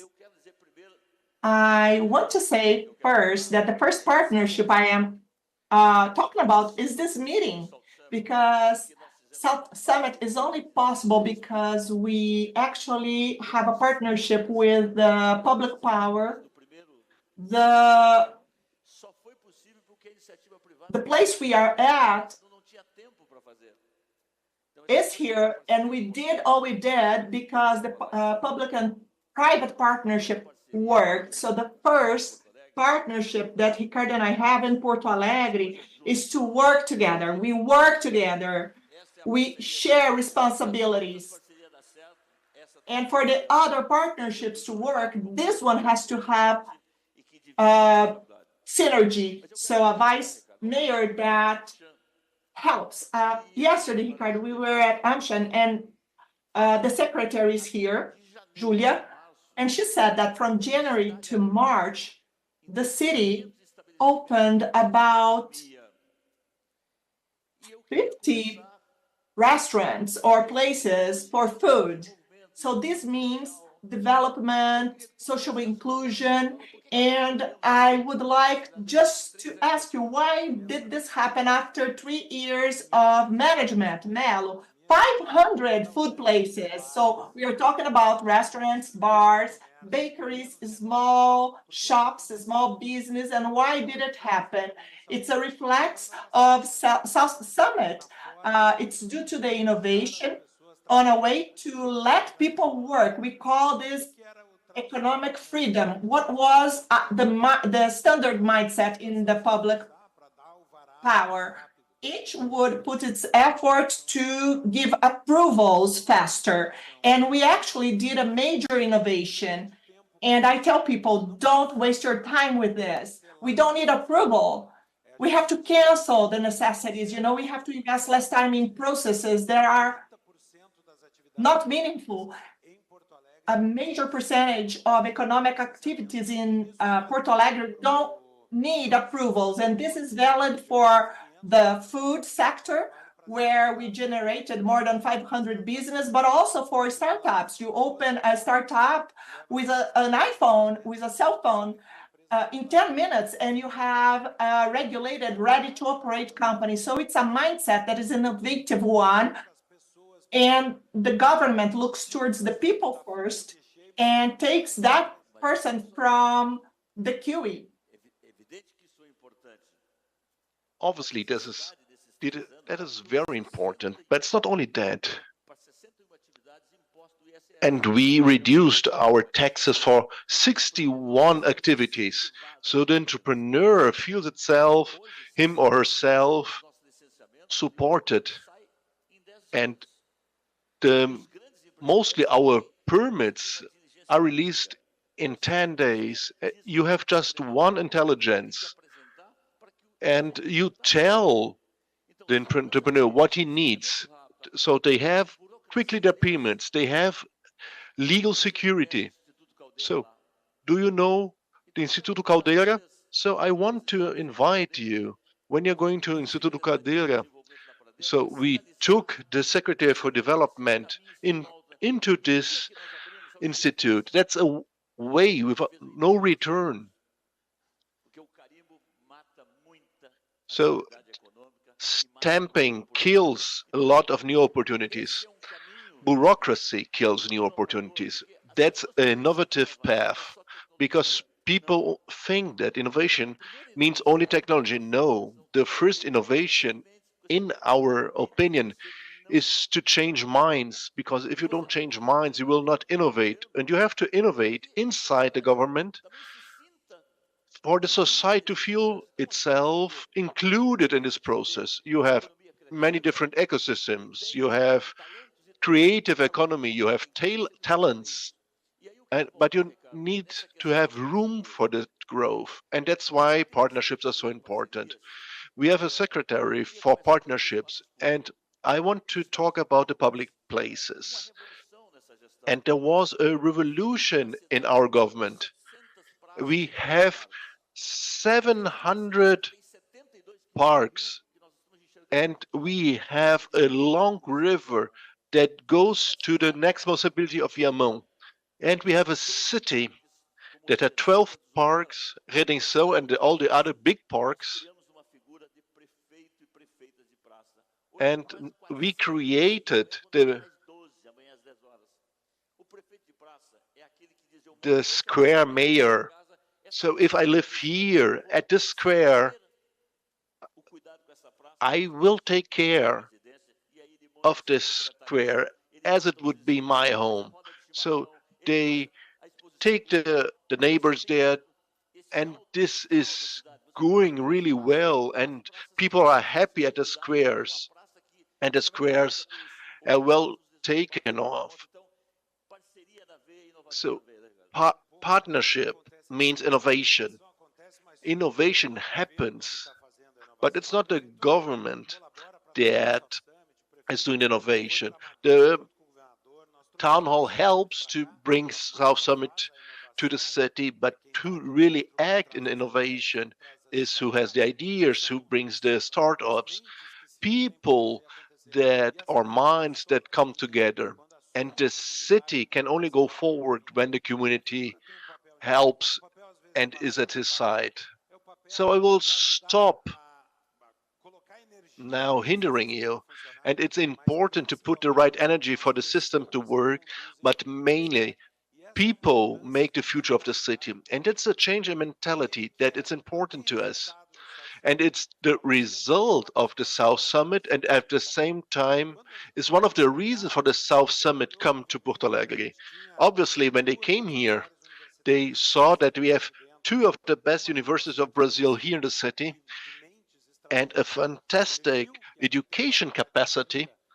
And they saw that we have life quality, we have gastronomy, we have, and here's the world capital of barbecue, that's called churrasco in Portuguese. And sorry for our neighbors aus Uruguay and Argentina, but our churrasco is the best. So we have things to offer. When we were with Piquet in 22 Aroba in Barcelona. So, and we asked, what is a good innovation district? And he said, good coffee and good wine to support the exchange of ideas. Yes, we have a line boat where you can live together, exchange experiences, and that amplifies each effort that is made. And obviously, town hall, the government, local government will help and support us in the next years in this process that will never end again. And I commented that there's many things that you can do in 3 days. You can make a baby, you can lose your job, you can begin a new career, and you can change the destiny of a city. And South Summit is a 3 day event that changed the destiny of Porto Alegre, because it's not the town hall, the government that will change anything. No, the people that are here that will change the city. In 3 days, we are transplanting, we are putting our destiny forward. And we had yesterday the topic innovative territories. And innovation is only good when you have social transformation. And we have 600 areas with 93 neighborhoods. And as in every city in Latin America, we have a lot of outskirts, clean water problems, health problems. And digital inclusion should not be done just for a part of the city, it should be done for the whole city. And the biggest data bank that we have is the health system. And so the question is, what can we do to get to the outskirts? And we having a great experience in Morro da Cruz in the southeast of Porto Alegre, and that's an innovative territory. And now we are 2 more, and now we are beginning to install 4 more. People are receiving broadband at their homes, and that changes a lot the life quality of that communities, of the young people, of the kids. For people that want to open a company, to want to open a micro self-owned company, so they belong to their neighborhood, to the family, to the tradition, but they want to have the same opportunities that we have downtown. And we have poor neighborhoods, but we have middle class neighborhood. So I had a speech. I don't know if it was on this stage or on another, but I saw the presentation from the Waze founder. You had to tackle the problem and not find a solution. And that's the fantastic phrase. So for me, innovation is touching my heart because I'm a mayor that looks at everyone, and I look mostly to the people that needs the most. So we need social transformation. We had many eras in the world, the big empires, but 86% of the Brazilians nowadays live in cities. Without changing the cities, we will not change Brazil and not change Latin America. We will have internet in all places of the city. Who lives on the islands, who lives in the outskirts, everyone deserves broadband. So the technology company from the town hall is different nowadays. In the 70s, we had firstly the data processing companies. Nowadays, the Procepa is called the company of Porto Alegre. It captures technology for the town hall. this company is talking to new business to see new solutions and also offer the solutions. And one of the oldest problems in Brazil is the line in the unique health system. And we now are, this system offers transparency for this line in the health system, in the public health system. And we are offering this to other cities, and now they can access in a transparent way the health system, getting health to the people that really need it. They prioritize by geographic location, and gravity of the illness. So you get health when needed, and you will pay for the service provider. If there's an accident in Vacaria, I will check where they get to the hospital, and the patient will be sent by helicopter, by ambulance, or whatever to the right place. So we bought the system, and it's Porto Alegre exporting innovation to Brazil and the world. And it's not only in the health sector, and everybody says it. It is a constant on the stage and other stages. The constants of talents, the quality of people. Many startups try to get resources, financial resources. They want to get venture capital, but the most scarce resource is not money necessarily. It could be talent, could be people. And we had a marvelous work done to extend the creation of talents in the poorer sector of society. For the first time, all the students in the public schools of Porto Alegre have access to computer with interactive screen, and they have programming classes. So this is a huge change in our public school system, and a talent does not respect color or social class. Talent is born in any place, in every place. And now we are working with the public schools to find entrepreneurs, and we teach life project classes independently where you live in the city or the financial condition of the family. So everyone is their own architect of his life, and there are a space for all the people, all the children of the outskirts to become entrepreneurs. It's only not the project fishing that is called pescar in Portuguese, and all the students of the innovative territory, the whole city lives this innovation. So we still have 7 minutes, and we haven't talked too much about the city. It's a city that has life quality, it's a safe city, has a sustainable urbanism. And I want to tell you that we have so many partnerships. We have a refurbishing of the public spaces beyond the squares. At Beira Rio, there was a viaduct that was taken over by people living on the streets. But nowadays you have stores there.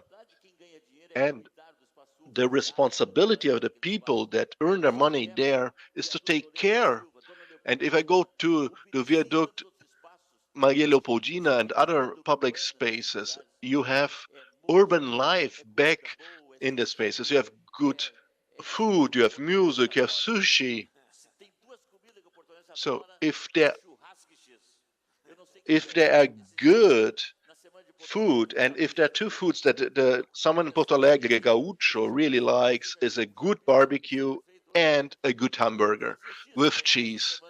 So, and I went to the Bulgari market where I was making my own hamburger, and I sold 2 of them. So if I want to get to the urban terrariums, so there's some plots in the city that are just abandoned, full of garbage, and we call the public and the citizen, they show or offer us some green projects, sustainable vegetable garden, and this plot that was abandoned becomes an urban terrarium, and this small public bidding, we use that money to create a square, a bridge, and offering a more dignifying life to the people in the outskirts. But we as entrepreneurs, and we are government that is a friend to entrepreneurs. So when you have a huge work, the entrepreneur needs to pay something. If I put this in our cash flow, the rain just destroyed the sidewalk of Lamé. So what is this partnership? How does it cost? This building project, how much will it cost? 3 million. You will get through the PPPs this money. The partnerships are the soul of a city. The government alone cannot do everything. Innovation and partnership must go hand in hand to have a better life and a better city. And a concrete example is the fourth district that begins here at the bus stop, bus station, where the Institute Caldeira is, but it was an area of the city where we took a decision. So what is classic way of thinking? So I get my taxes, I build, and people come there to work, to install themselves in an area of the city, a former industrial area that was almost all abandoned, and we decided to change this logic. So I will not ask you for a tax and to get the money to improve this. I will do it different. Come to the fourth district, install yourself, bring innovation, have a creative economy installed, and make the fourth district happen. All the transformation that is happening there is through the initiative of the private sector, of entrepreneurs like you that are sitting here. And what have the town hall said? So if you do it, if you go to fourth district, we will exempt you from the taxes for the next 10, 15 years. So you will have a reduction in your service tax for the next 10, 15 years. So we don't get our money and invest there. No, we offer tax exemptions. So we had the cancellation of the increase of the real estate tax, and this is really related to the South Summit. All the business with high technology in Porto Alegre, all the businesses with technological basis have the lowest tax for services that the city is allowed to take, 2%. So if you are a technology company, you have the lowest tax that we are allowed to ask. We have 1 minute and a half. I wanted to say so many things. So we have a great sustainability program, and we have a discount for real estate tax for people that transform the building in a green building. And we also,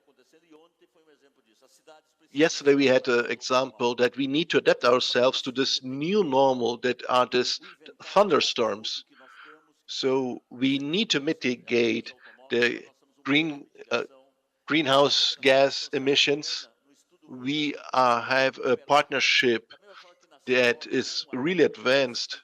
We have Aula 1, Aula 2. Now we are working on Aula 3. And together with Ricardo, I want to recover one of the main rivers in the city. So you are welcome. You are welcome not only in the South Summit. I want to invite you to stay some days longer to get to know our culture, our samba schools, our gastronomy, the Bugri market, the Art Museum of Porto Alegre, and so many other cultural spaces that are great. Welcome to Porto Alegre, the city of our lives.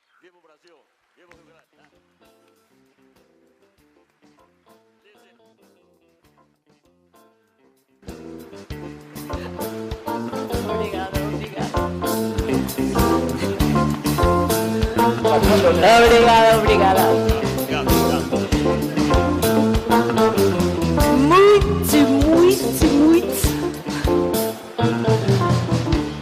Muito obrigada, prefeito. Thank you very much, Mayor.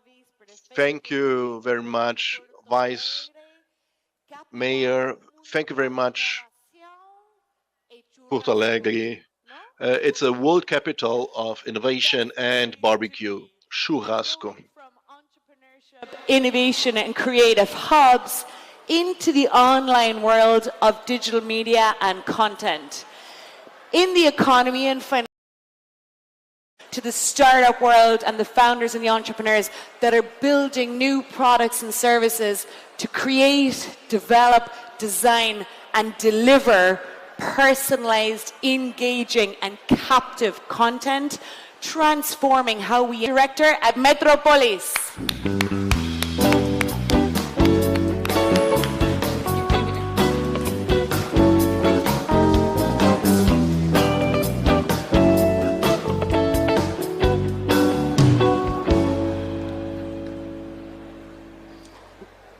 Bom dia a todos, bom dia Lilian. Good morning, everyone. Good morning, Lilian. It's really great to be here talking to Lilian. Metropolis is a portal that has been a reference and a change in the journalistic market in Brazil.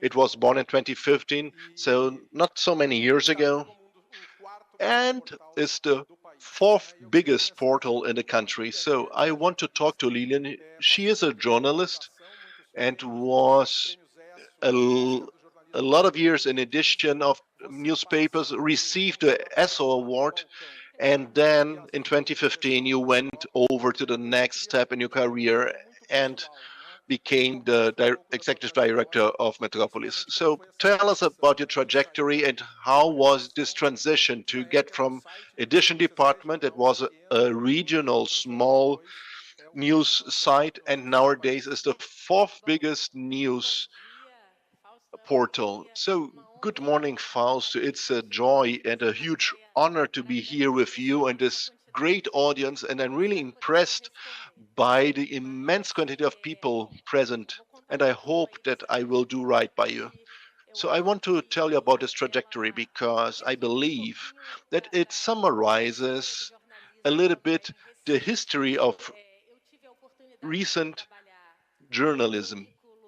So I worked in a printed newspaper in Correio Brasiliense. That's a very traditional newspaper in the center of Brazil. So it was really printed on paper, very traditional. Then I also had the opportunity to work at the Abril Group and in the weekly magazine called Veja.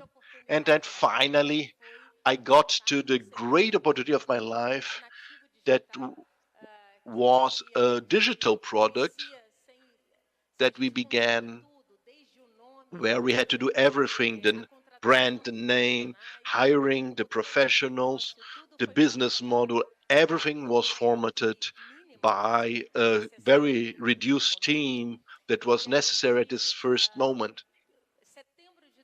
And in September 2015, we launched our portal and began only with the local news in Brasilia, in the federal capital.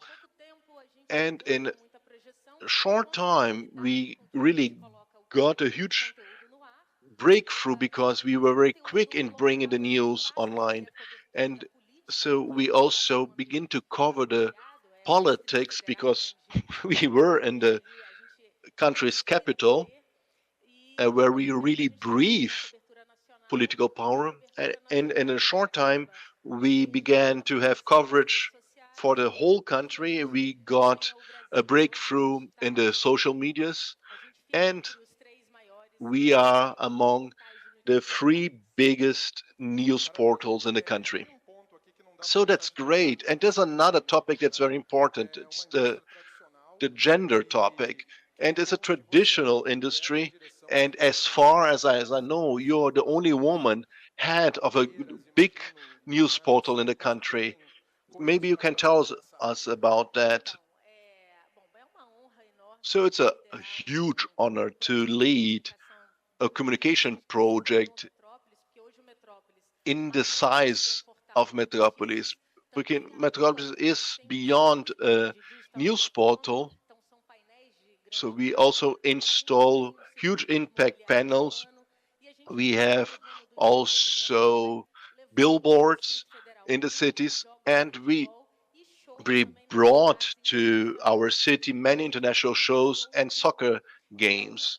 So I'm the CEO of the group. The impact of that, to have a woman as a head of a communication company, opens the path for other women.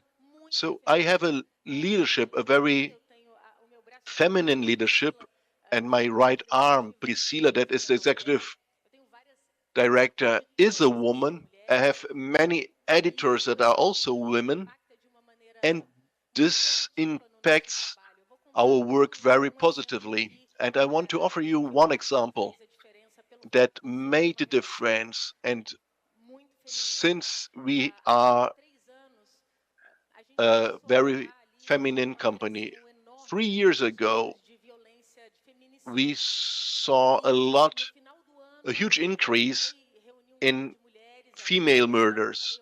So, and I called a group of women and asked, we need to do something. It's not enough to have news about the crimes, about women that are being killed. We need to have a campaign to show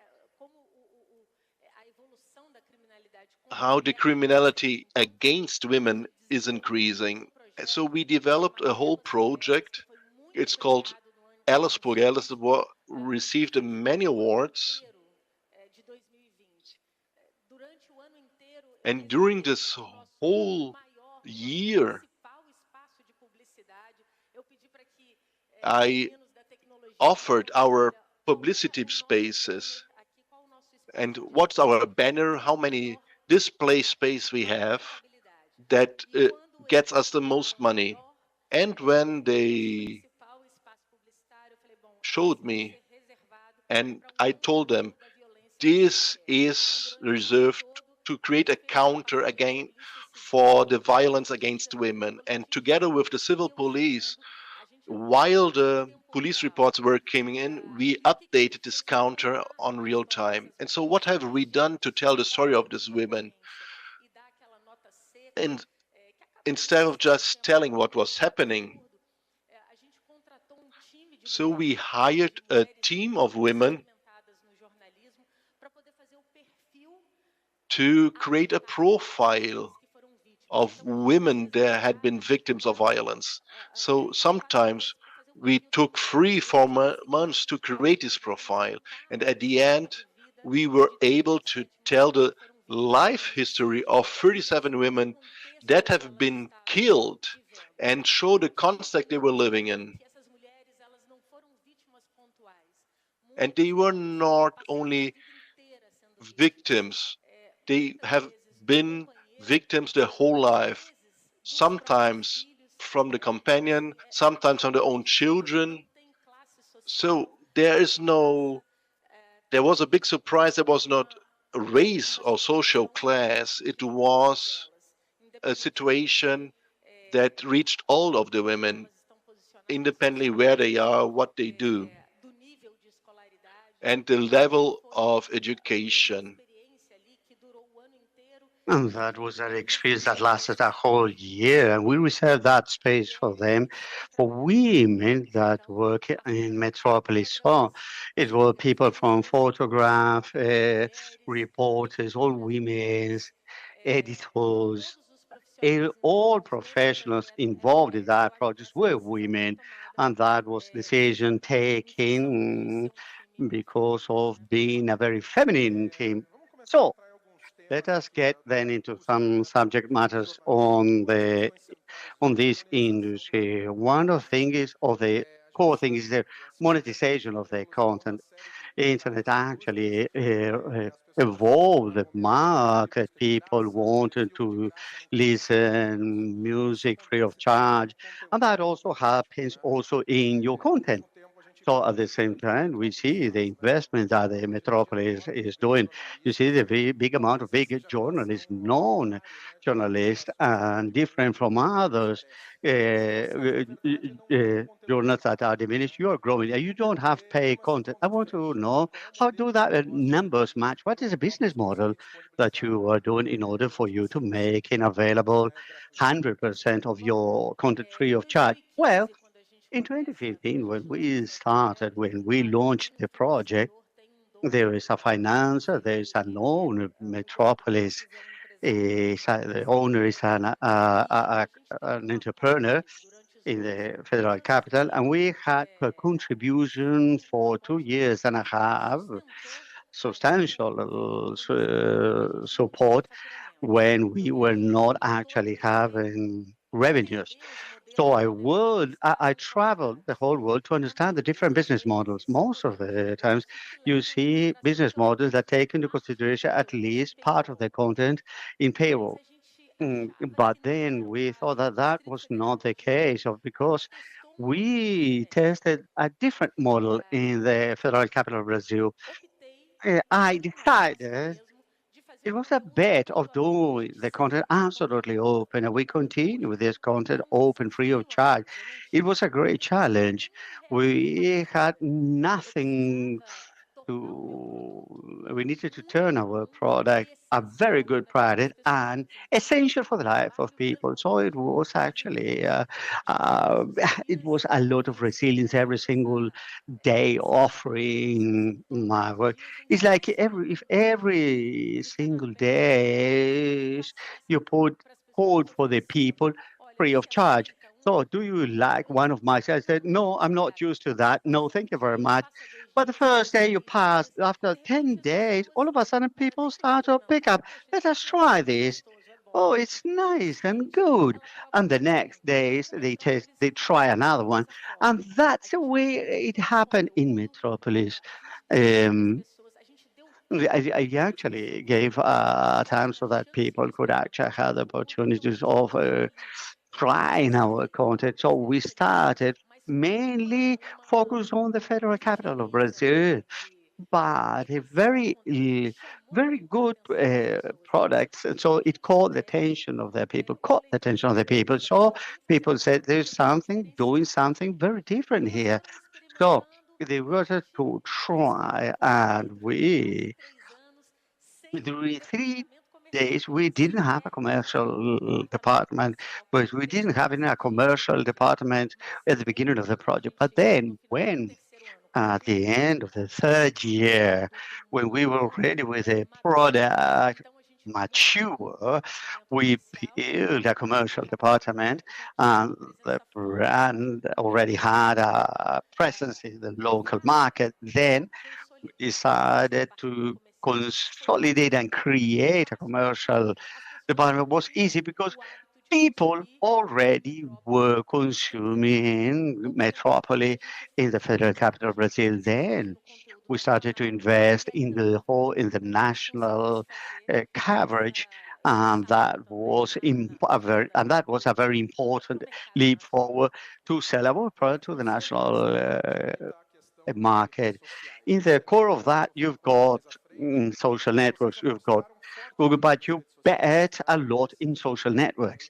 So, and you grew a lot there almost the last time I see, you've got more than 50 million followers. TikTok, you've got 5 million in TikTok. is something specific, very strong for Metropolis. I would like to understand what's your strategy regarding social networks. Okay, Metropolis is a communication vehicle with biggest presence in TikTok. For example, we've got 5 million followers there, and sometimes, and that's scares because it's too much for a communication company. We never, what's it, the problem? I think the problem is that we never handle them as as a competition or as an enemy. I think that's a difference of our approach. For the traditional companies, we always arrive to these. I saw the social networks as a partner. So I don't have the secret of how you can monetize in many different social. In Google, we can starting from the content, but in TikTok, in Instagram, in Twitter, wow, we are present in all monetization. It's not directly, it's indirect monetization, but different from the traditional media. We bet that the social network would help us to promote our content. Then, after that, the content is actually spread. My brand comes together, so my brand will arrive, will have a better reach for reaching more people, and it depends on my capacity with this strong brand to sell that brand on the market on the social network. So different from other traditional media, Metropolis doesn't put a little paragraph. Let's make a little content or something that happened, a piece of a news. The people, many other media just use a little text, a lead at the beginning of the content for you to read. No, Metropolis decided no, if there is space, we are going to put the whole news. We deliver the whole content in a social network.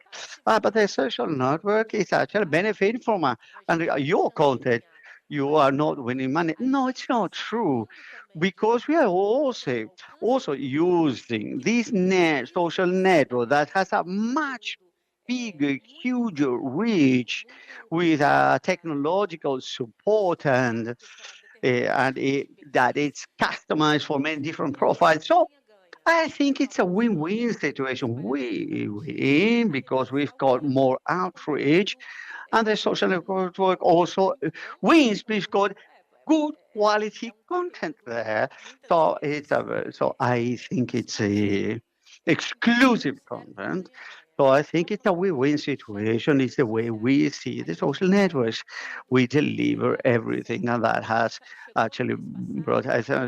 We did 3.8 billion pages seen in the social network. So um, it's important. Once is the vehicle that's got we are the biggest media with all that views. Numbers are amazing.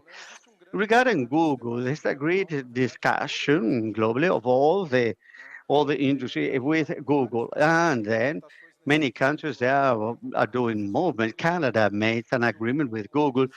Google monetizing the journalists. I think it was 100 million Canadian dollars for the traditional medias.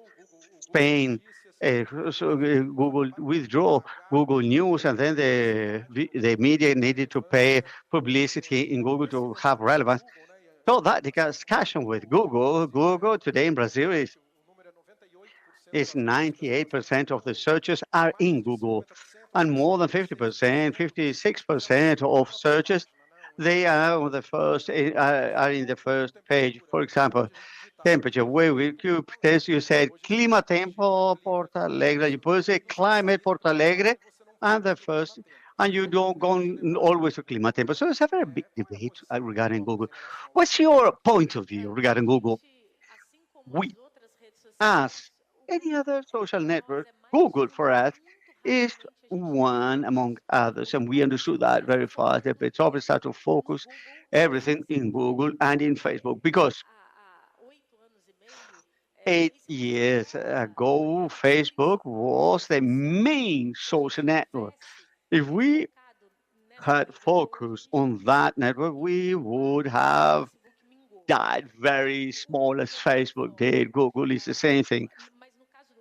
But in Google, it's still a very big network because it's the best search engine for the. But for a traditional media, depending of Google, is you will disappear one day. The day Google disappears, so one day, and we do that measures on a daily. Google was responsible for 50, sometimes 60% of the access of to Metropolis. Today, Google is 25% and 30%. All the rest of the content is consumed on the other social networks. So, Metropolis, we used a lot Google because it's like a window where when you search for a content, Google shows you a whole set of news on that. But it's very important. But it's not on my reach to see what is a priority for Google, for the platform, for this for that big tech. So I think the great challenge is to search always the recipe for success. No, and I said, what are all the protocols I need to search regarding this search engine optimization? You might can actually comply with always as we do, with everything green in the available. 1 week, 1 month away, 15 days afterwards, they change their protocols. They establish new protocols, and you are all the time trying to go to understand the pre-requirements for a recipe given for a third party that's always changing. But then you say, well, that's all protocols for improve the experience of the users, and many of those protocols are very good. Other factors there that Google, when you get in touch, you ask and understand it, they even if don't know it or they can pass that information. So there are some factors that are not understandable there. So because there are times that they privilege more the content of entertainment. To entertainment content, it appears much more obvious for the class. And sometimes the contents of the policies or politics, for example, are the ones that are appearing. So, as our side is a journalist media, we can always try to search. We feel the temperature because we have got all kinds of content.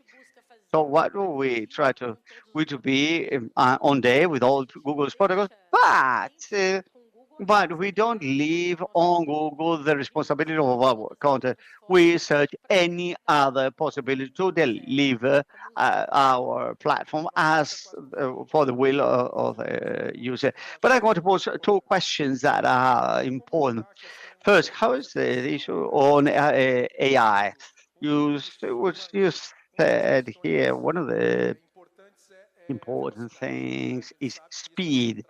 That's core for journalism. Examples we've seen. No, let's say there's a whistle thing, and you don't need to. Then it's like of a rush to understand what's the key point. So regarding in AI and innovation, do you have any partnership with startups, something like that? And last also the following. Metropolis is a great platform you place. You've got entertainment at the end of the World Cup in Belo Horizonte was promoted by what's the future? I am going to start with that issue where we are going to arrive in order to explain then that our business model is also changing constantly. That evolution that we started to take football matches at the federal capital and create international and national shows, music or cultural shows, has to do with the search of new ways of monetization.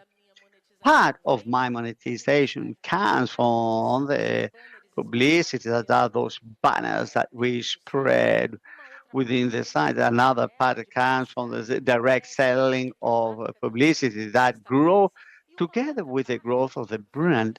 And another part comes from the realization of these events that are come hand to hand to application media. So when we take this in event or to the federal capital or at the football state cup done in the state of Minas Gerais, besides do the event make I think we have run out of time, so sorry for that.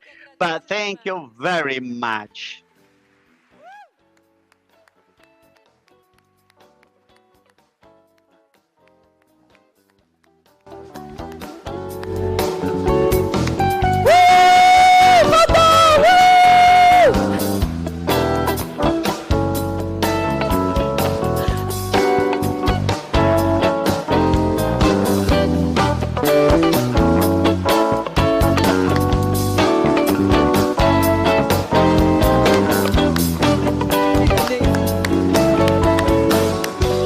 Obrigada, obrigada, muito obrigada. Incredible to see how the world of digital media and content creation transforms over time. And one of the first industries to really transform with the digital revolution, the whole world of media and how we receive our information, entertainment, and back to storytelling, right? Because I think media is so connected to storytelling, and really human engagement and culture is very, very tied to storytelling. And in that line, I'm really, really excited to invite back a veteran to the South Summit stage. We've been lucky enough to have Marcus here at South Summit Brazil, but also at South Summit, our European edition in Madrid in Spain. And an incredible storyteller he is. And today we're covering such a critical topic. The whole theme of this edition of South Summit Brazil for the last 3 days has been looking at decoding complexity. How can we face the complexity of the issues that we have in our world and our society and our economies today? And how can technology help us answer some of those questions and create solutions to those problems that we are facing? And as we move forward into decoding that complexity, we start looking at humanity. In Madrid in June, our theme for the program is Human by Design. What good is it to decode this complexity through technology if we lose our focus on what it is to be human and what we really want to achieve at the core of these opportunities around technology and innovation over time? So tying the bridge beautifully between program here in Brazil of decoding complexity and the discussions we will be having in June in Madrid around Human by Design is our next incredible keynote, Marcos Piranguer, who's a futurist entrepreneur, creative, innovator, and a friend of South Summit, talking about human futures. Marcos, please.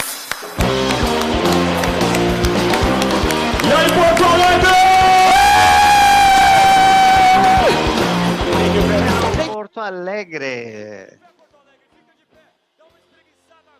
Ladislav, let's come here and say how good to be here with you.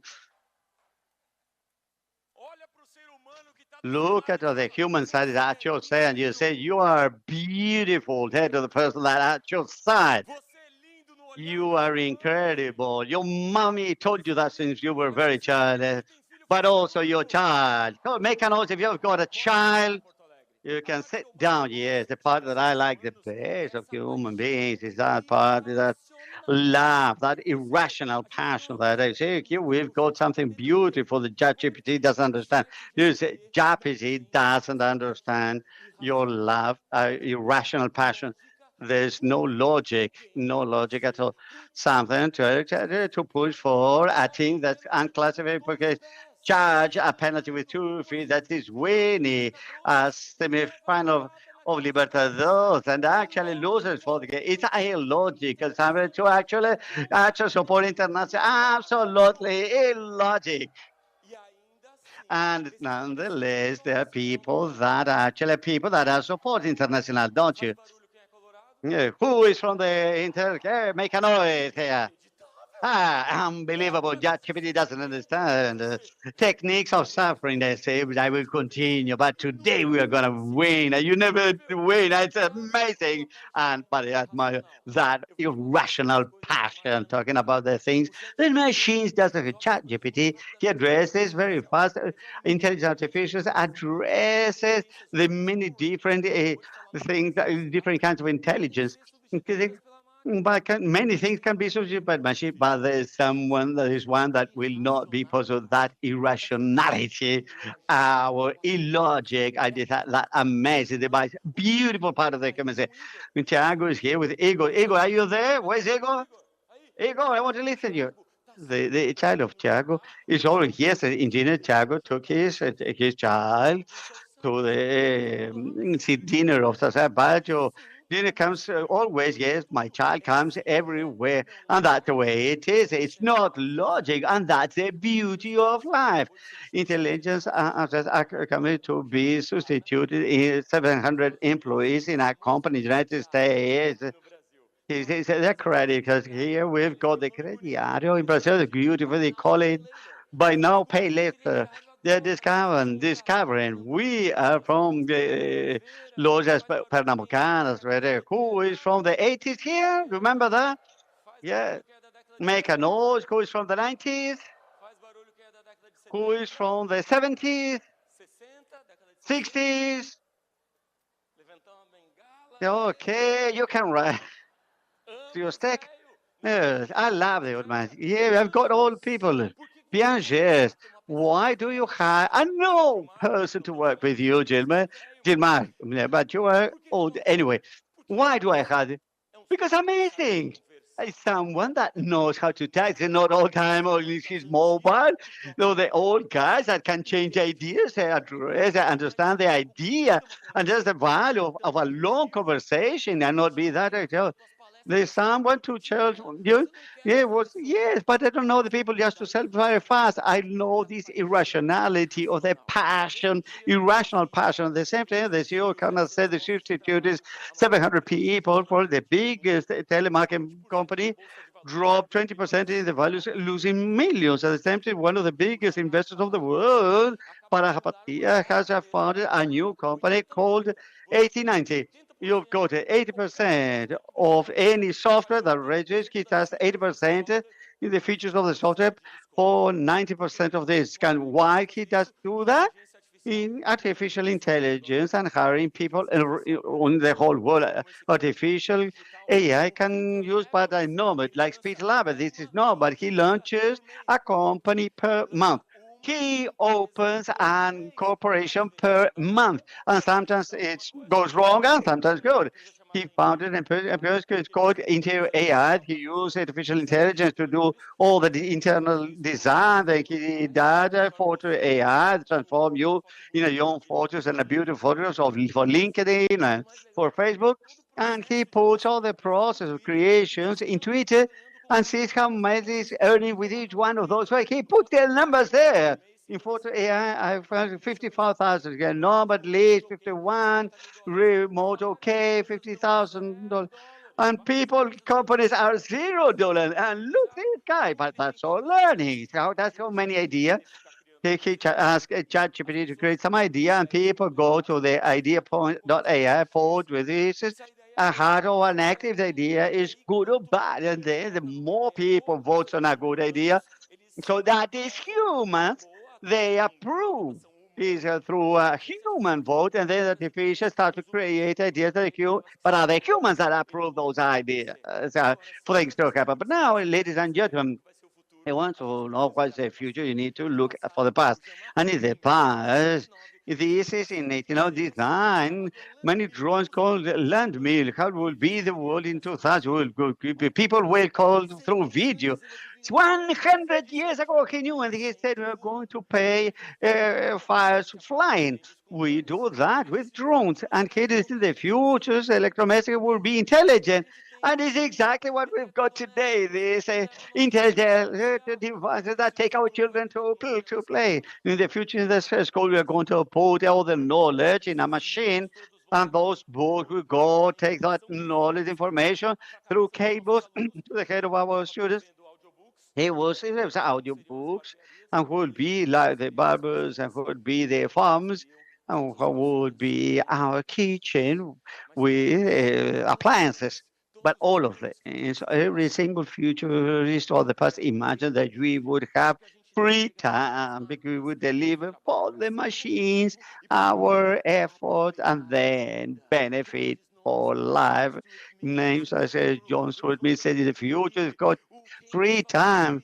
Keynes said that humanity will face the first challenge of what to do with the free time. Who's got free time in 2024? That we are slaves, modern slaves. This is what you said. Look at you said. Watch who is at your side and said, "You are a modern slave." I'm going to describe your life now. Please correct me if I'm wrong. You are using ChatGPT. For what are you using ChatGPT for? To post things in LinkedIn. So saying, yeah, today I've got a very big challenge in my career, but I've decided by resilience. So, God, if you are pathetic, you are a bloody shame. Everybody see that that was done through an AI. There's nothing of subjective or illogic in the middle of that.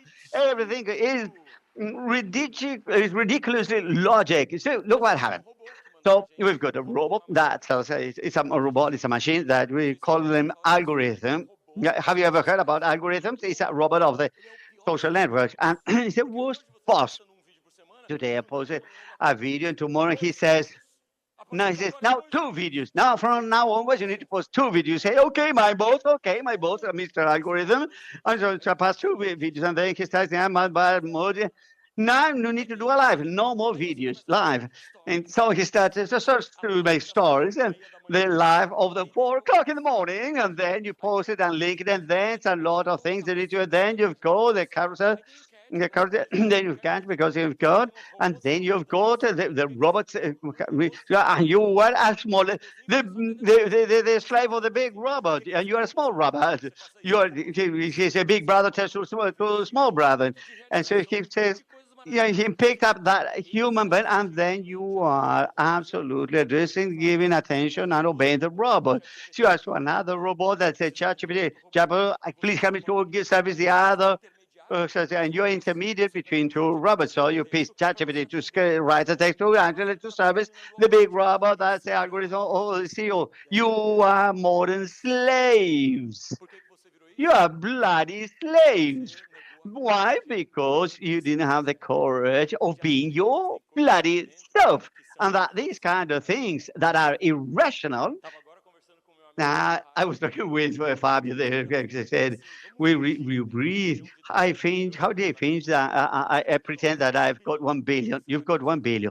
What would you do in your life? Probably I would be a more calm life. Yeah, we were going to do the best thing of your life if money wasn't be a problem. And so I'm going to tell you a story. Sometimes when you go that leap forward to do things that your heart tells you that you should do, that your soul tells you should do, and you afraid. Sometimes when you do leap forward, everything goes correct. It's amazing. So, but if I fall and say, if you fly instead of falling, look at who is at you and say, you're a human being full of powerful. Don't just obey the machines. You are illogic. I'm not going to say this to the person next to you. 2024, 98% of the people say that they are tired, 48% say they are unhappy, 43% is thinking of quitting their job, and 60% are totally disengaged, and 51% is disengaged, and 20% sabotage their own company. Out of 5 employees, there's one that doing yeah, yeah, yeah, yeah, yeah, yeah, yeah, yeah, yeah, yeah, yeah, yeah. Yeah, yeah, yeah, yeah, yeah. Vamos. Oh, it cannot be like that, pigeons. How can you sabotage your company? Well, I have a sabotage manual from the US, and this was developed in the Second World War to sabotage German organizations. 1945, this is the manual of American sabotage saying, do meetings, use difficult words, just to make German companies slower and even slower so that they will become more boring, and then they will sabotage companies with meetings by using difficult words and give information just halfway. And you can see how people in the South Summit like difficult words. They love saying that the KPI of the CRM is really leading or driving the meetings and this and that. Can you get it what I say? Robot. Just a robot. Because everyone says, oh, I need to be smart, so I'm going to do blah, blah, blah, blah, blah. Wow, but you are human being. Just tell the person next to you, you are a human being. Just shake the person with your two hands. Do that. You are a person. You are not a robot. Oh, but we have to work more to be more productive. Well, longitudinal survey from more than a decade ago, comprising all the OECD countries, say that the more you work, the less productive you are. The more work you do, the less chances you have of dying earlier. Can you get it? So when we think that the solution of everything is to work increasingly more, so let's see robot, robot, robot, and let's do what robot says. Well, industrialization of the human behavior, the more you try to do that, no, I'm not going to sleep while others sleep. I work. So I get up at 5:30 in the morning, and when you see you working as a robot, and of course you're gonna say first, oh, do you see how much I can do? But robots also get tired. They can work and work and work, but at certain point, even the robot needs some rest. 3, 2, 1. Oh. Well, the companies of the future are labels, and the ones of the future will be traffic lights. And you just say, you can do, cannot, can, cannot, can, cannot. And we need autonomy so that when we drop, we can create innovation.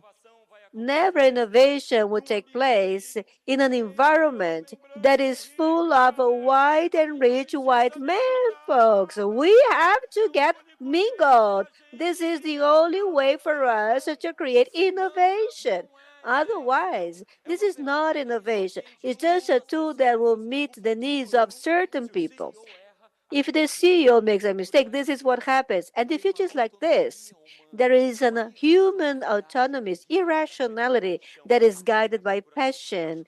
I think you can see from here. Oh, this is what I can do. Let's try this or that. Oh, but it's not logical, Piangers. Why do we want to do that? Because it's different, because it's interesting, and because maybe this upfront can lead us to some result. This is the ability that sometimes you can meet with human beings. Maybe you could only give or hand the ice cream, but sometimes there are human being who says, oh, I think there is a nicer way for you to give things to people. Maybe there is a nicer thing for you to vaccinate a child. Oh, how different when a doctor decides not to be a robot and when an assistant decides not to be a robot. The same case for other people when it was, and there are things in you that are very interesting. Frank Gehry, one of the craziest architects in the world. This is the Bilbao Museum he designed, and people said, oh, put it down, it's too ugly. But, this is why you fear to do new things. But this person transformed Bilbao, one of the most visited cities in Spain. In TripAdvisor, you have more than 134,000 people saying this tower is horrible. So Someone will always complain and say bad things about you, but it had to be used to be authentic, be who you are, and follow your irrational passion. On TripAdvisor, some person said the Eiffel Tower is one of the worst tourist attractions I've ever been to. My invitation to you is while everyone is moving to one way, you go to the other. I don't really know how this happened. I just trying to understand this until today. But this is an image that represents innovation. And also someone say, well, everyone is going this way. I'm going to the other way. Do you know this company? This is called the Liquid Death. It is a water company and they sell water, of course. But they not sell water in bottles because it pollutes more. They sell it in tin cans. Of course, we do have tin water cans here because they will pollute less than water in bottles. But what is nice about it is that apart from selling water, they also sell the idea of doing things differently. On their website, they have their revenue and they sell more clothing and other apparatus with their brand. They sell skateboards painted with parts of the blood from Tony Hawk. There are haters, but what did they do to them? They write saying bad things about them, but they made us they made up they used their words to make up songs, and then they launched a long play record with their songs with those words. So let's open our market and let's show how we do our wallets. Let's pay everyone equally. And then let's make partnerships with people that design things. This is a major entrepreneur from Curitiba. When his business was not doing okay, he is gay. And then he said, how can I do more? And he said, my business will be gay. And then he launched this bakery that was made by the gay devil. And then he said, this is how I am, and this is how I'm going to be. Let's go ahead. This is Fabio Hage, my friend. I met him at the airport of Porto Alegre. I was leaving the plane, and then he came to me and said, guy, I'm leaving from one of the biggest design companies in the world, but I came here to Rio Grande do Sul because I want to be close to my friend. And then I said, I love you, so let's be friends. And he said, yes. So today he is my best friend. So this is how kids make friends. Have you seen that? You are in a restaurant, and then one child sees the other, and then they finish eating, and then they run together, and then they come to the table and say, can he sleep with me in my home, mom? We adults have been shown by a survey that 2% of the millennials do not have any friend at all. We have unlearned how to make friends. We are a population that is solitary, and solitude is an epidemic. If you are a lone person, this is as if you smoke 15 packs of cigarettes a day, and this is an impact on your health because you don't have friends. So you need to make friends. Fabio Hangs inspires me because he found a company where everyone is calm. So in the end of the year, everyone is very calm. And then he has the clients of the major companies on earth, and they are the sources of food on the planet. And in his agreement, he said, can you put anything on the agreement? So the authority said, yes. So the last clause says this, the lights agrees that we must be kind and will try to make this world a better place for every person. So this is an agreement that people sign. So this is 1914 when the founder of Forbes magazine made the first editorial. He wrote in big letters, companies are made to produce happiness and not mountains of money. So it was not Bob Marley who said that. It was Forbes, that one of the billionaire magazines, and he said that. And Burst Dog from Amsterdam doesn't have any boss at all. And Mo, the editor in Sao Paulo, is a nice editor. I was there in a journalist course, and Roberto, the first day of class, was there pregnant, sitting on a chair. She is one of the millions of lonely mothers. And in Brazil, there are 11 million women that take care of their child. And the men who do not take responsibility when you have a child, as the ones who are cowards. My mother is a hero. And Roberta was there taking care of her a child at the end of college. And she said, Pingers, I'm going to open a publishing company. And then I said, Roberta, I think you're nuts because they are closing down. But she said, my publishing company would donate money for lonely mothers institutions. And then I said, please do not do that because you're going to lose everything you have. So she did. She founded this publishing company, which is the largest philanthropic publishing company in the world. Roberta and her team have donated more than 70 million reals to more than 200 institutions that take care of children. This is illogical.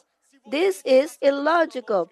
So if you just stick to logic and ChatGPT, what should I do with my business? Oh, you should have a logistics system that should be very well structured and work with the social media so that everyone can get to know your product. No, all of this is repetition. A lot of this is obvious. And out of this, everyone has access to ChatGPT saying the same thing to everyone. People like her say, I'm going to try to be who I am. I'm going to try to do something that is illogical. Machines are probabilities and only that. Probabilities. I am possibility just like you. Nobody expects this. ChatGPT does not really know what comes next. They cannot even understand the passion you feel just to walk with your child in an afternoon. Technology is created death, and a computer is dead. We have life, and this passion can lead us to make incredible things. Well, I can become a musician. I can have an amazing band. I can do something different. So do you understand? Why do I have to do the same thing that everyone is doing? Maybe there is a different way for you to be more efficient. While everyone is just biking the same way for 1 century and doing the same thing, there is one who is crazy enough to do something different. He's experimenting. So there is something that may get things right. Oh, but this is ridiculous. Just biking this way is ridiculous. He's childish. But I want to be childish. José Saramago said that what I have best in me is the child that I was once. And suddenly you were there just looking at everyone else doing the same thing. So, but don't do anything different. But then you were doing something different, then everyone wants to do the same just like you. Well, hey, ChatGPT, I want to see you finish this building. I want to see you put up an event like this one, like South Summit. The skills of human beings are unreplaceable, and you are in a human team. You are in a human team. The part that I like most about business is when we make people happy and not algorithms happy. So, ladies and gentlemen, thank you very much and see you next year.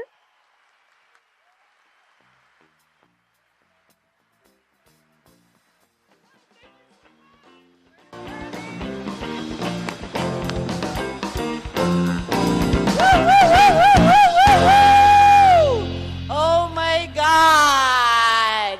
Incredible. No falo português, but I don't speak Portuguese. He is so expressive. I get the whole story on his face. Incredible, Marcos. Muito obrigada. Muito obrigada. Thank you very much. Morning. Enjoy your lunch, network, and we will see you back here at 1:35 with our final amazing few talks before our closing ceremony, including Jeff Hoffman here at 2:45. Muito obrigado, muito obrigado. Buen provecho, buen provecho.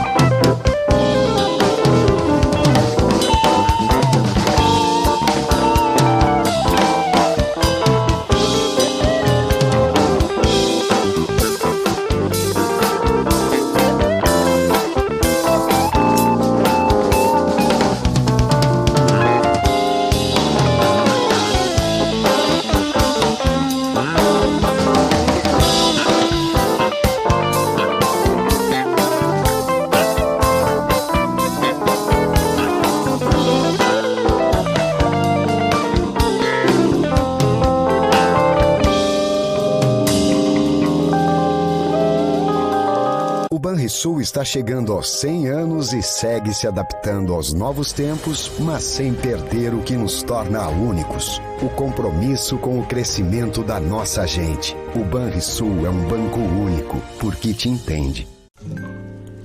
Sayuri, mais de 360 horas de treinamento e conselheira de primeiras viagens. Se conecta tão rápido quanto o nosso Wi-Fi grátis. Entendemos de pessoas tanto quanto de voar. Por isso que o céu é azul. Sabe qual é a melhor maneira de fazer as coisas? Agora, Corsã e a Egea estão juntinhas. Duas grandes empresas de saneamento que vão levar mais água potável, esgoto tratado, recuperação do meio ambiente e saúde a 6 milhões de gaúchos. Porque juntas, aprendemos mais, fazemos mais, preservamos e produzimos mais. Juntas, movimentamos mais vidas. Corsã e a Egea. Agora, juntas. Nossa natureza movimenta o Rio Grande. Empreendedoras do Brasil. Nadamos contra a corrente. E que corrente? Levantamos cedo, levantamos ideias, portas, sem baixar a cabeça, mirando lá no alto. Somos mães, filhas, irmãs, amigas que trabalham para subir e puxar as outras. E com o bebê, você tem apoio para chegar aonde imaginar. A gente imagina mais Lívias, Mazés, Zicas. A gente imagina mais mulheres no topo.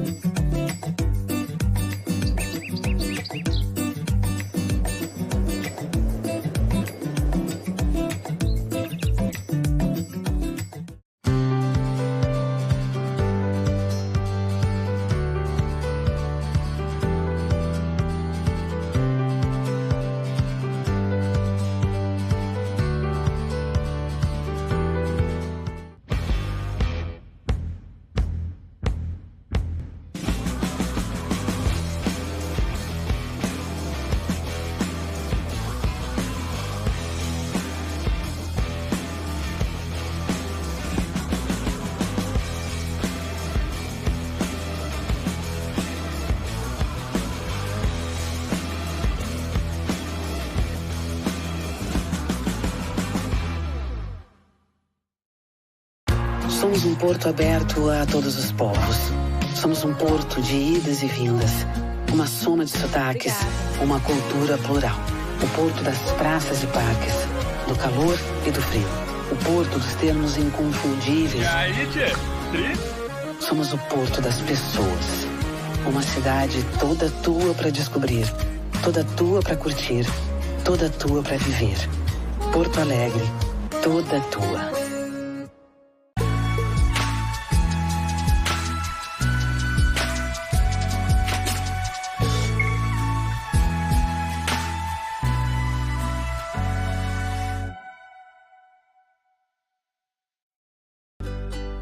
Olhei para o relógio, procurando a precisão, e vi que todo mundo precisava de oração. Então eu descobri que para tudo ter sentido nessa vida eu precisava proteção do seu amor. Vou lhe dizer, assim como a cigarra, a primavera, eu espero a nova era, eu preciso de você. Nada pode parar os inovadores. Os que não dão um passo maior que as pernas, dão saltos para o futuro e que sabem que uma ideia transformadora está apenas a uma conexão de distância. Pois para quem inova, o impossível não é uma possibilidade. Assim, é Sebrae X, que conecta pessoas, empresas, parceiros e ideias para fomentar e promover a inovação que transforma. E isso é só o começo. Vamos juntos rumo a esse infinito de ideias que, por sinal, é logo ali. Sebrae X, conexões para inovar. Podem ser aqueles feitos extraordinários que marcam a história. Podem ser os feitos cotidianos que impulsionam o presente. Na Petrobras, os feitos das mulheres protagonizam nosso passado, nosso presente e principalmente nosso futuro. Feitos que constroem um futuro melhor, um futuro inovador, inspirador, conectado e inclusivo, com valores que fazem a diferença. Feitos de força, feitos de determinação, feitos de coragem, feitos de liderança, feitos de mulheres.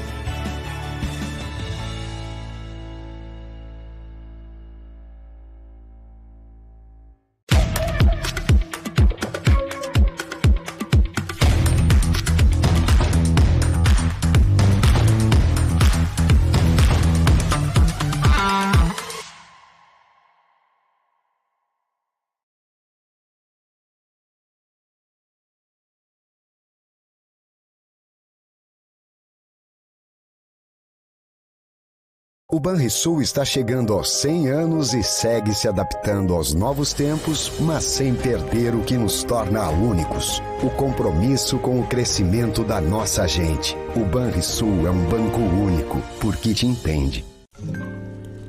Sayuri, mais de 360 horas de treinamento e conselheira de primeiras viagens.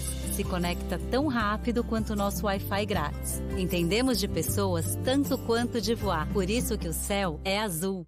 Sabe qual é a melhor maneira de fazer as coisas? Agora, Corsã e Aegea estão juntinhas. Duas grandes empresas de saneamento que vão levar mais água potável, esgoto tratado, recuperação do meio ambiente e saúde a 6 milhões de gaúchos. Porque juntas, aprendemos mais, fazemos mais, preservamos e produzimos mais. Juntas, movimentamos mais vidas. Corsã e Aegea. Agora, juntas. Nossa natureza movimenta o Rio Grande. Empreendedoras do Brasil, nadamos contra a corrente. E que corrente? Levantamos cedo, levantamos ideias, portas, sem baixar a cabeça, mirando lá no alto. Somos mães, filhas, irmãs, amigas que trabalham para subir e puxar as outras. E com o bebê, você tem apoio para chegar aonde imaginar. A gente imagina mais Lívias, Mazés, Zicas, a gente imagina mais mulheres no topo.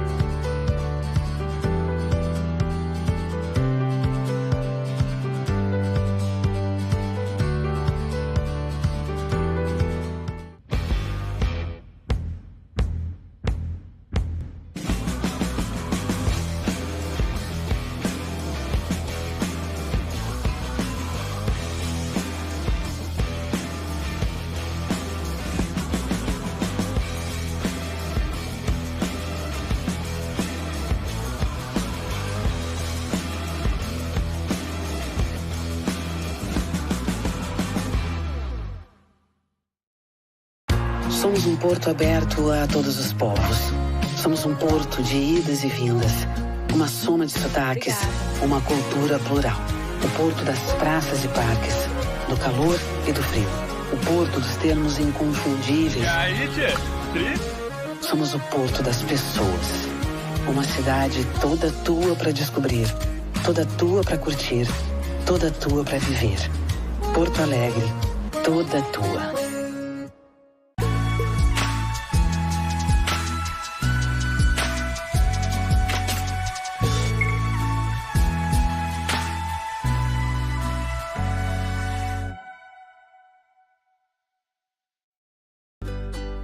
Olhei para o relógio, procurando a precisão, e vi que todo mundo precisava de oração.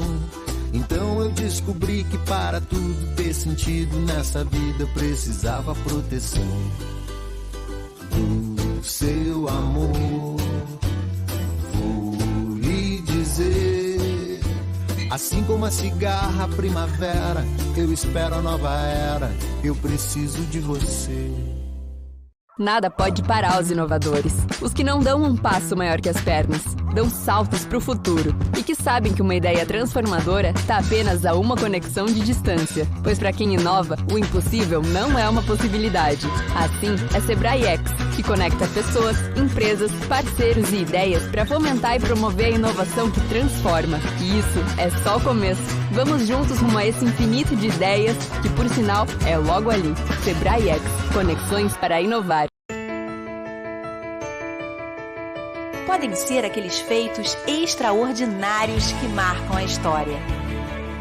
Podem ser os feitos cotidianos que impulsionam um presente e inclusivo, com valores que fazem a diferença.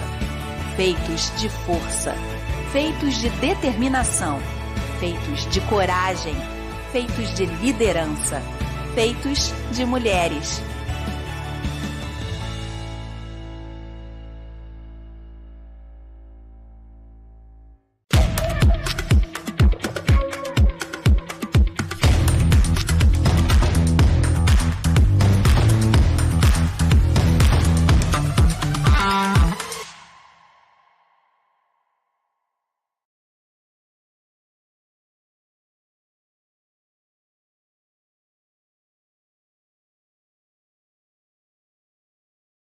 O Banrisul está chegando aos 100 anos e segue se adaptando aos novos tempos, mas sem perder o que nos torna únicos: o compromisso com o crescimento da nossa gente. O Banrisul é um banco único, porque te entende.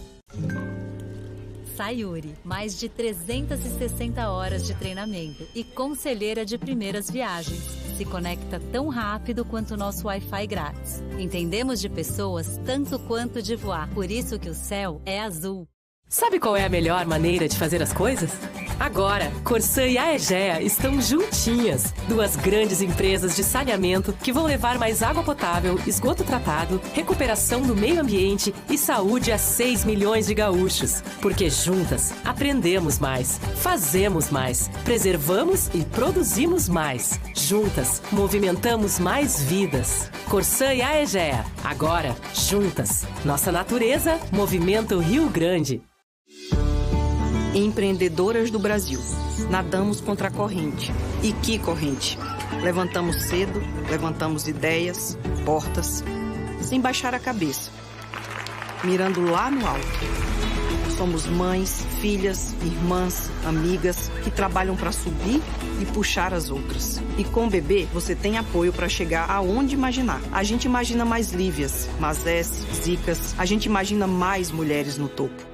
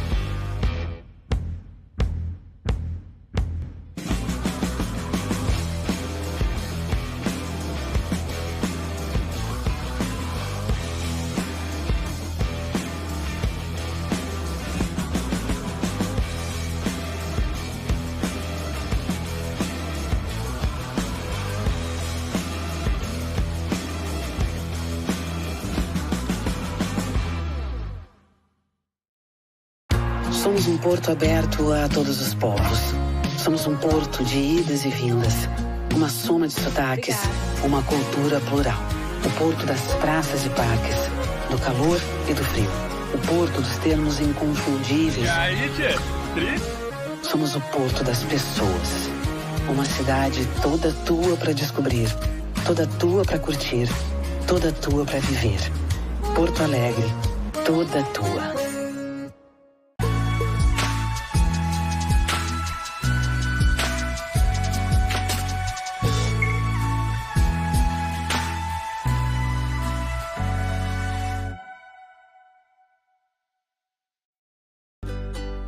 Olhei para o relógio, procurando a precisão, e vi que todo mundo precisava de oração.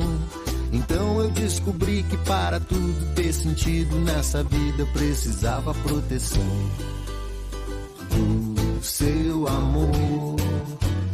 Vou lhe dizer, assim como a cigarra primavera, eu espero a nova era, eu preciso de você. Nada pode parar os inovadores. Os que não dão um passo maior que as pernas, dão saltos para o futuro e que sabem que uma ideia transformadora está apenas a uma conexão de distância. Pois para quem inova, o impossível não é uma possibilidade. Assim, é Sebrae X, que conecta pessoas, empresas, parceiros e ideias para fomentar e promover a inovação que transforma. E isso é só o começo. Vamos juntos rumo a esse infinito de ideias, que por sinal é logo ali. Sebrae X, conexões para inovar. Podem ser aqueles feitos extraordinários que marcam a história. Podem ser os feitos cotidianos que impulsionam o presente. Na Petrobras, os feitos das mulheres protagonizam nosso passado, nosso presente e principalmente nosso futuro. Feitos que constroem um futuro melhor, um futuro inovador, inspirador, conectado e inclusivo, com valores que fazem a diferença. Feitos de força, feitos de determinação, feitos de coragem, feitos de liderança, feitos de mulheres.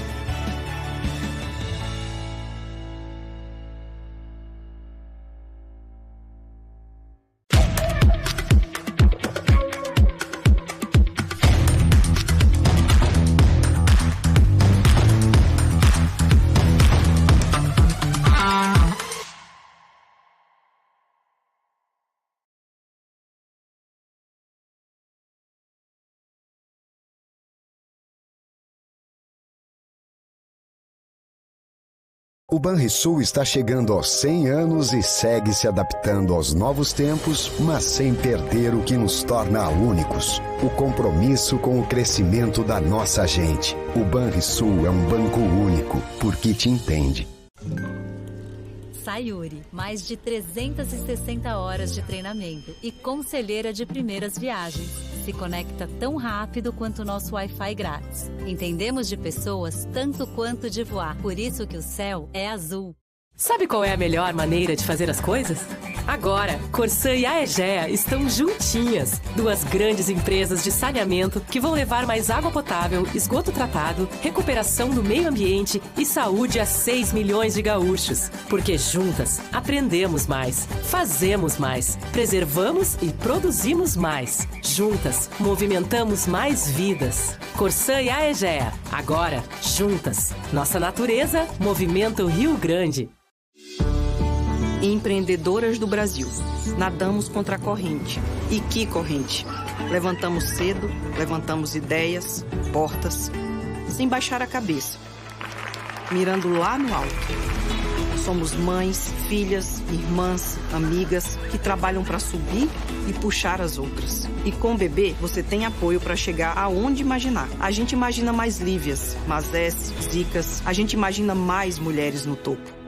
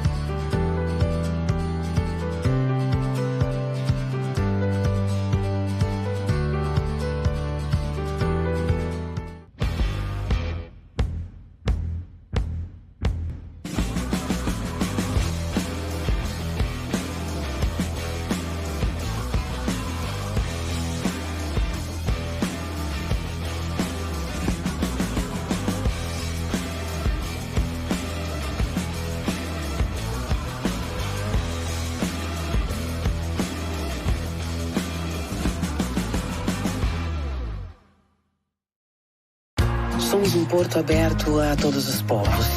Somos um porto de idas e vindas. Uma soma de sotaques, uma cultura plural. O porto das praças e parques, do calor e do frio. O porto dos termos inconfundíveis. Somos o porto das pessoas. Uma cidade toda tua para descobrir, toda tua para curtir, toda tua para viver. Porto Alegre, toda tua.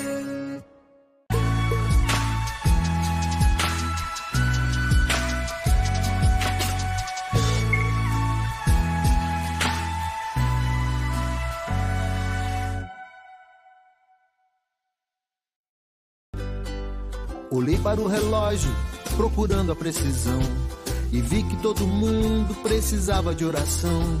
Então eu descobri que para tudo ter sentido nessa vida precisava proteção do seu amor. Assim como a cigarra, a primavera, eu espero a nova era, eu preciso de você. Nada pode parar os inovadores. Os que não dão um passo maior que as pernas, dão saltos para o futuro e que sabem que uma ideia transformadora está apenas a uma conexão de distância. Pois para quem inova, o impossível não é uma possibilidade. Assim, é Sebrae X, que conecta pessoas, empresas, parceiros e ideias para fomentar e promover a inovação que transforma. E isso é só o começo. Vamos juntos rumo a esse infinito de ideias que, por sinal, é logo ali. Sebrae X, conexões para inovar. Podem ser aqueles feitos extraordinários que marcam a história.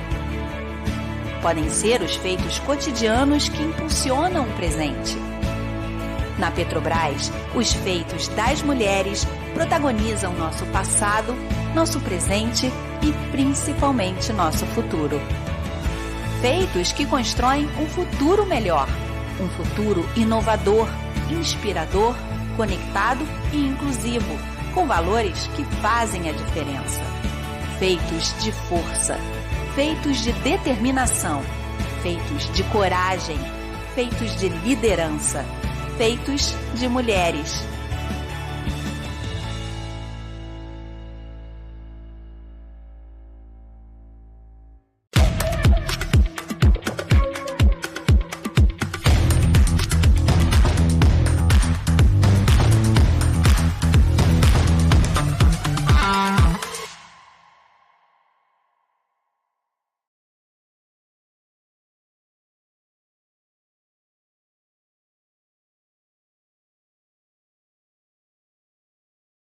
O Banrisul está chegando aos 100 anos e segue se adaptando aos novos tempos, mas sem perder o que nos torna únicos: o compromisso com o crescimento da nossa gente. O Banrisul é um banco único, porque te entende. Sayuri, mais de 360 horas de treinamento e conselheira de primeiras viagens. Se conecta tão rápido quanto o nosso Wi-Fi grátis. Entendemos de pessoas tanto quanto de voar. Por isso que o céu é azul. Sabe qual é a melhor maneira de fazer as coisas? Agora, Corsã e a Egea estão juntinhas. Duas grandes empresas de saneamento que vão levar mais água potável, esgoto tratado, recuperação do meio ambiente e saúde a 6 milhões de gaúchos. Porque juntas, aprendemos mais, fazemos mais, preservamos e produzimos mais. Juntas, movimentamos mais vidas. Corsã e a Egea. Agora, juntas. Nossa natureza movimenta o Rio Grande. Empreendedoras do Brasil. Nadamos contra a corrente. E que corrente? Levantamos cedo, levantamos ideias, portas, sem baixar a cabeça, mirando lá no alto. Somos mães, filhas, irmãs, amigas que trabalham para subir e puxar as outras. E com o bebê, você tem apoio para chegar aonde imaginar. A gente imagina mais Lívias, Mazés, Zicas. A gente imagina mais mulheres no topo.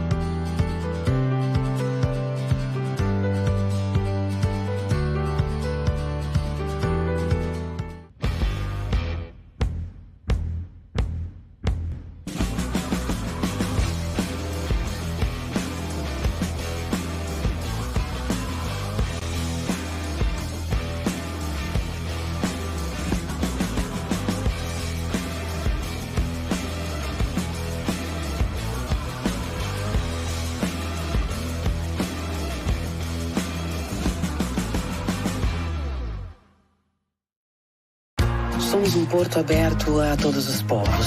Somos um porto de idas e vindas, uma soma de sotaques, uma cultura plural. O porto das praças e parques, do calor e do frio. O porto dos termos inconfundíveis. E aí, tchê? Somos o porto das pessoas. Uma cidade toda tua para descobrir, toda tua para curtir, toda tua para viver. Porto Alegre, toda tua.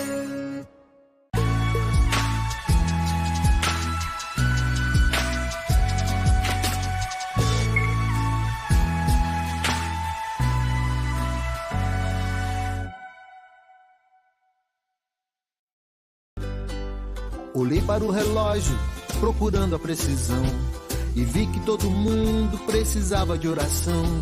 Então eu descobri que para tudo ter sentido nessa vida precisava proteção do seu amor. Vou lhe dizer, assim como a cigarra a primavera, eu espero a nova era, eu preciso de você. Nada pode parar os inovadores. Os que não dão um passo maior que as pernas, dão saltos para o futuro e que sabem que uma ideia transformadora está apenas a uma conexão de distância. Pois para quem inova, o impossível não é uma possibilidade. Assim, é Sebrae X, que conecta pessoas, empresas, parceiros e ideias para fomentar e promover a inovação que transforma. E isso é só o começo. Vamos juntos rumo a esse infinito de ideias, que por sinal é logo ali. Sebrae X, conexões para inovar. Podem ser aqueles feitos extraordinários que marcam a história. Podem ser os feitos cotidianos que impulsionam o presente.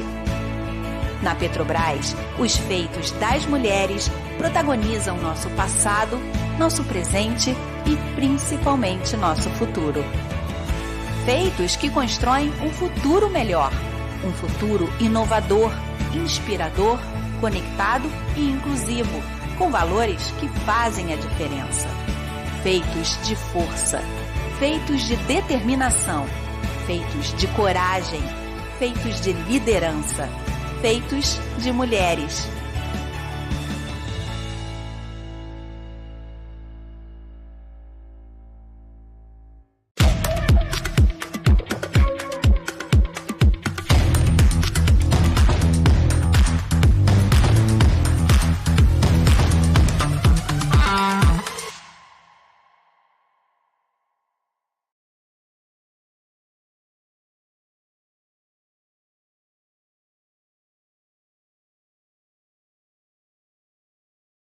O Banrisul está chegando aos 100 anos e segue se adaptando aos novos tempos, mas sem perder o que nos torna únicos: o compromisso com o crescimento da nossa gente. O Banrisul é um banco único, porque te entende.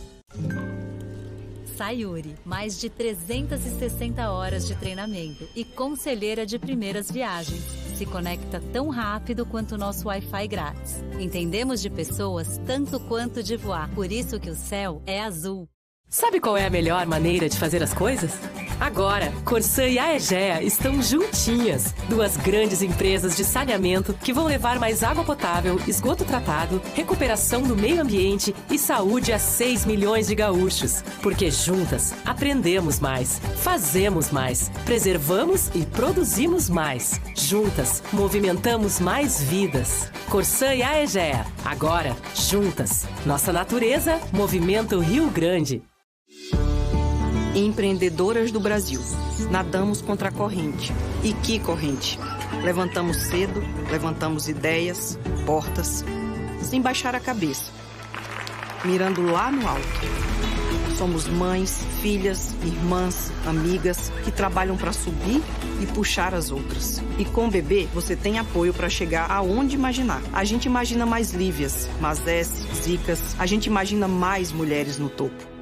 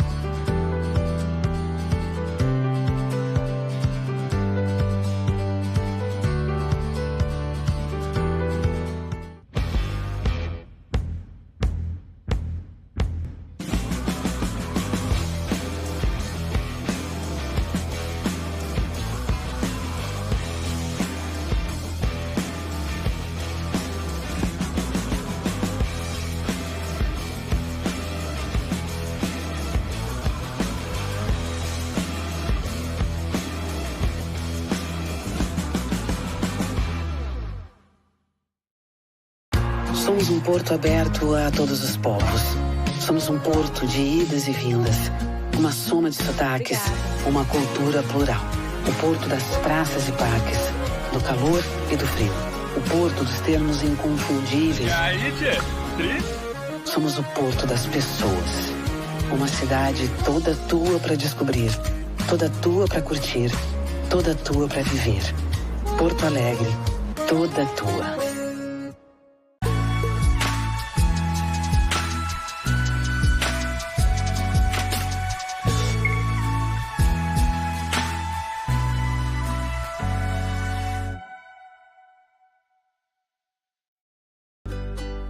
Olhei para o relógio, procurando a precisão, e vi que todo mundo precisava de oração. Então eu descobri que para tudo ter sentido nessa vida eu precisava proteção do seu amor. Vou lhe dizer, assim como a cigarra primavera, eu espero a nova era, eu preciso de você. Nada pode parar os inovadores. Os que não dão um passo maior que as pernas, dão saltos para o futuro e que sabem que uma ideia transformadora está apenas a uma conexão de distância. Pois para quem inova, o impossível não é uma possibilidade. Assim, é Sebrae X, que conecta pessoas, empresas, parceiros e ideias para fomentar e promover a inovação que transforma. E isso é só o começo. Vamos juntos rumo a esse infinito de ideias, que por sinal é logo ali. Sebrae X, conexões para inovar. Podem ser aqueles feitos extraordinários que marcam a história. Podem ser os feitos cotidianos que impulsionam o presente. Na Petrobras, os feitos das mulheres protagonizam nosso.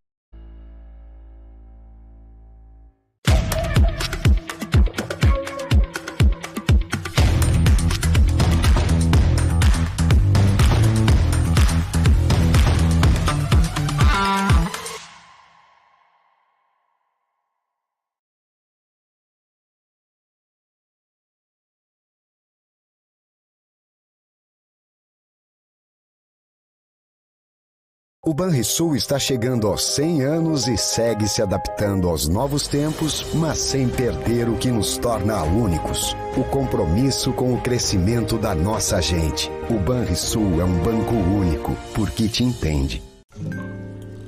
Sayuri, mais de 360 horas de treinamento e conselheira de primeiras viagens. Se conecta tão rápido quanto o nosso Wi-Fi grátis. Entendemos de pessoas tanto quanto de voar. Por isso que o céu é azul. Sabe qual é a melhor maneira de fazer as coisas? Agora, Corsã e Aegea estão juntinhas. Duas grandes empresas de saneamento que vão levar mais água potável, esgoto tratado, recuperação do meio ambiente e saúde a 6 milhões de gaúchos. Porque juntas, aprendemos mais, fazemos mais, preservamos e produzimos mais. Juntas, movimentamos mais vidas. Corsã e Aegea. Agora, juntas. Nossa natureza movimenta o Rio Grande. Empreendedoras do Brasil. Nadamos contra a corrente. E que corrente? Levantamos cedo, levantamos ideias, portas, sem baixar a cabeça, mirando lá no alto. Somos mães, filhas, irmãs, amigas que trabalham para subir e puxar as outras. E com o bebê, você tem apoio para chegar aonde imaginar. A gente imagina mais Lívias, Mazés, Zicas. A gente imagina mais mulheres no topo.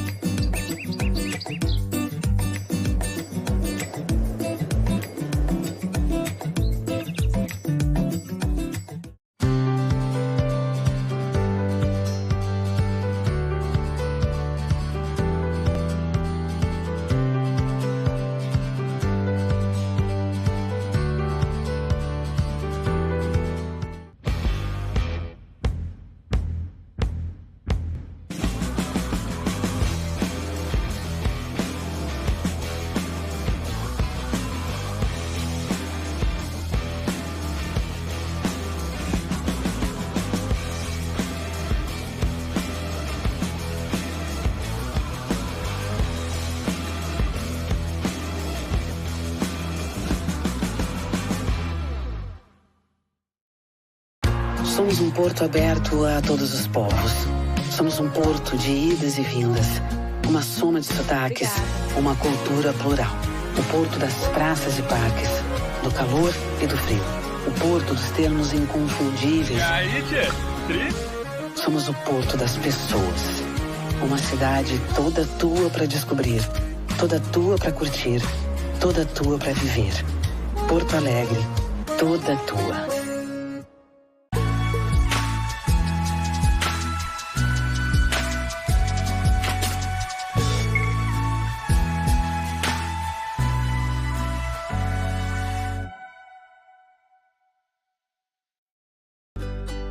Olhei para o relógio, procurando a precisão, e vi que todo mundo precisava de oração. Então eu descobri que para tudo ter sentido nessa vida precisava proteção do seu amor.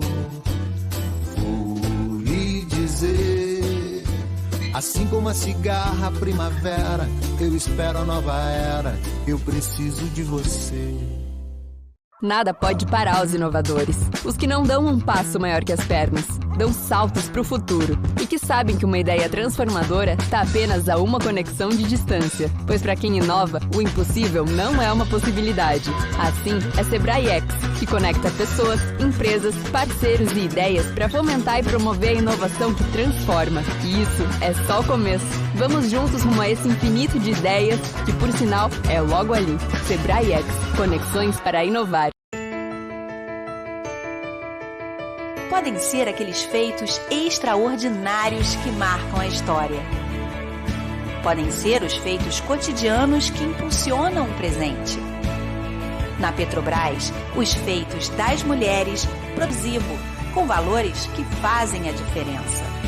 Feitos de força, feitos de determinação, feitos de coragem, feitos de liderança, feitos de mulheres.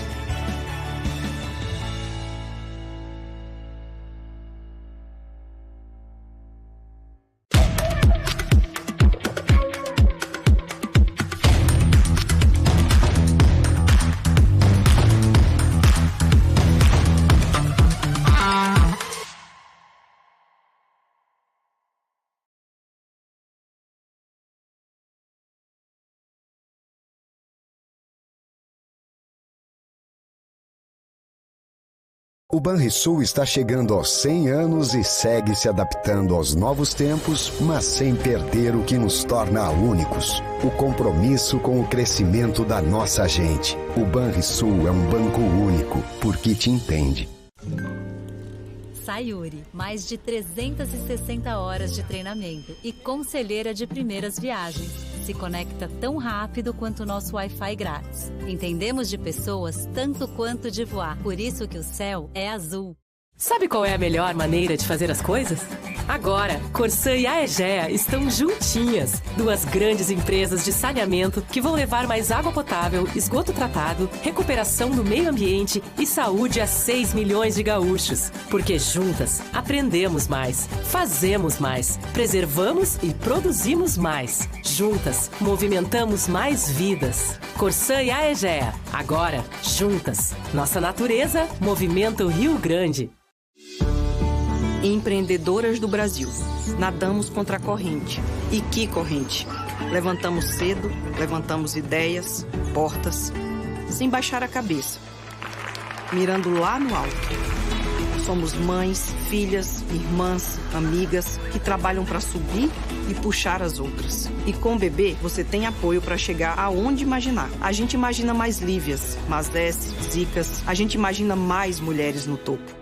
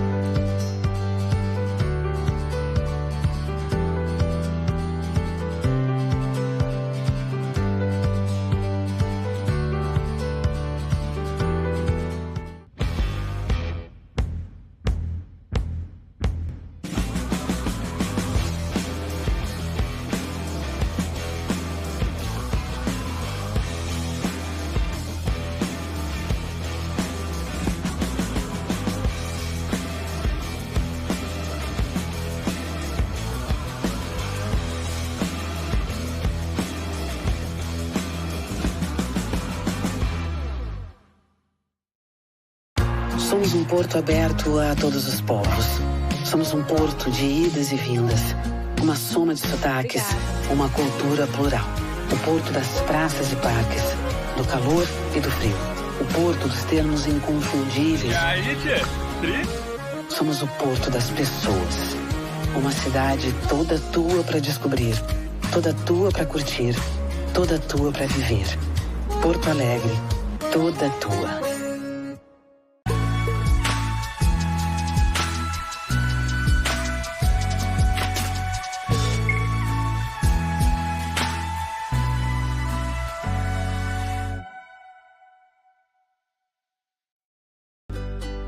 Olhei para o relógio, procurando a precisão, e vi que todo mundo precisava de oração.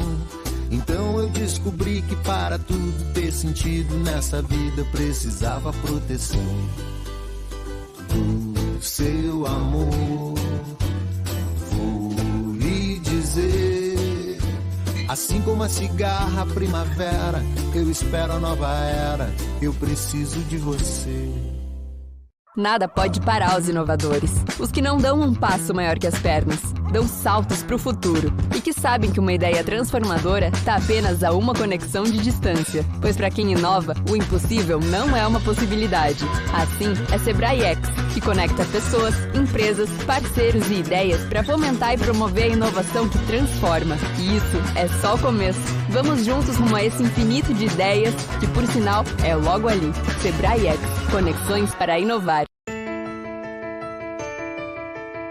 Podem ser aqueles feitos extraordinários que marcam a história. Podem ser os feitos cotidianos que impulsionam o presente. Na Petrobras, os feitos das mulheres conectado e inclusivo, com valores que fazem a diferença. Feitos de força, feitos de determinação, feitos de coragem, feitos de liderança, feitos de mulheres.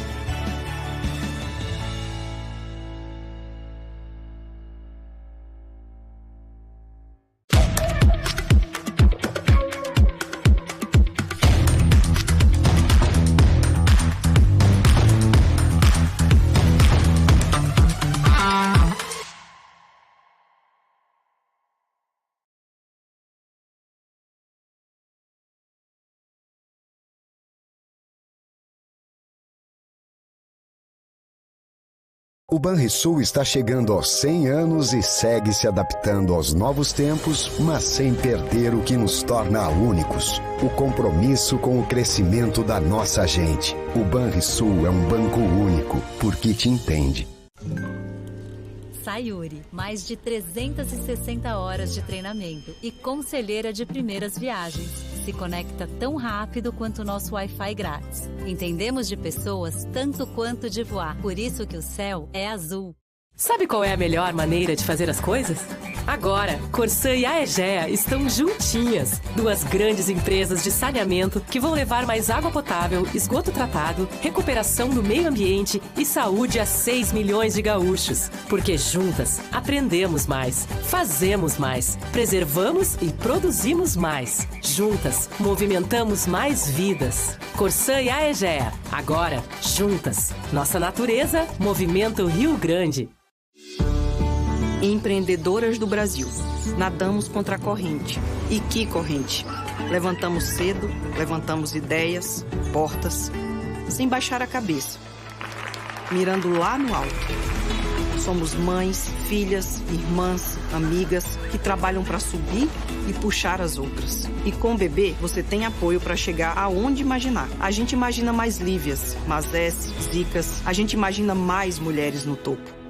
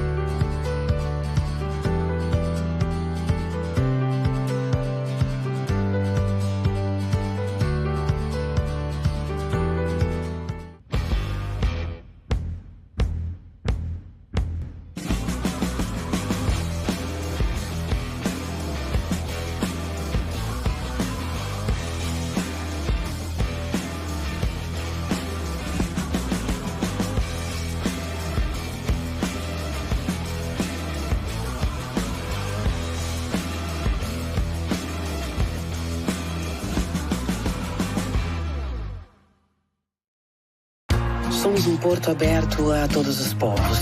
Somos um porto de idas e vindas. Uma soma de sotaques, uma cultura plural. O porto das praças e parques, do calor e do frio. O porto dos termos inconfundíveis. Somos o porto das pessoas. Uma cidade toda tua para descobrir, toda tua para curtir, toda tua para viver. Porto Alegre, toda tua.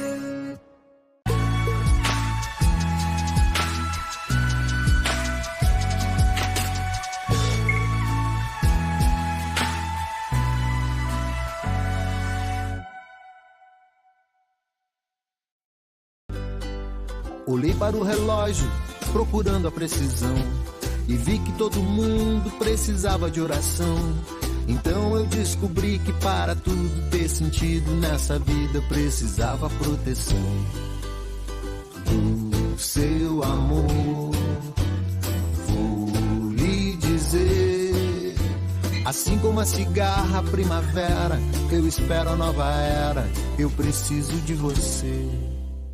Nada pode parar os inovadores. Os que não dão um passo maior que as pernas, dão saltos para o futuro e que sabem que uma ideia transformadora está apenas a uma conexão de distância. Pois para quem inova, o impossível não é uma possibilidade. Assim, é Sebrae X, que conecta pessoas, empresas, parceiros e ideias para fomentar e promover a inovação que transforma. E isso é só o começo. Vamos juntos rumo a esse infinito de ideias, que por sinal é logo ali. Sebrae X, conexões para inovar. Podem ser aqueles feitos extraordinários que marcam a história. Podem ser os feitos cotidianos que impulsionam de mulheres.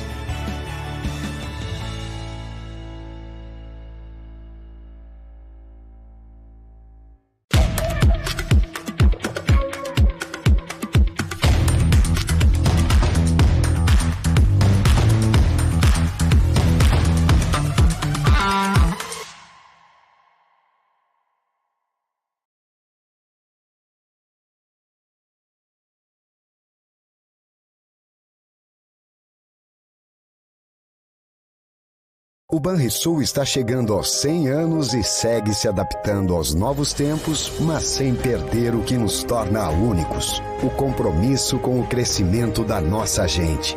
Nossa gente. O Banrisul é um banco único, porque te entende. Sayuri, mais de 360 horas de treinamento e conselheira de primeiras viagens.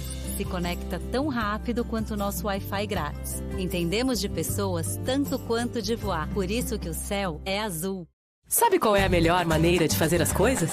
Agora, Corsã e a Egea estão juntinhas. Duas grandes empresas de saneamento que vão levar mais água potável, esgoto tratado, recuperação do meio ambiente e saúde a 6 milhões de gaúchos. Porque juntas, aprendemos mais, fazemos mais, preservamos e produzimos mais. Juntas, movimentamos mais vidas. Corsã e a Egea. Agora, juntas. Nossa natureza movimenta o Rio Grande.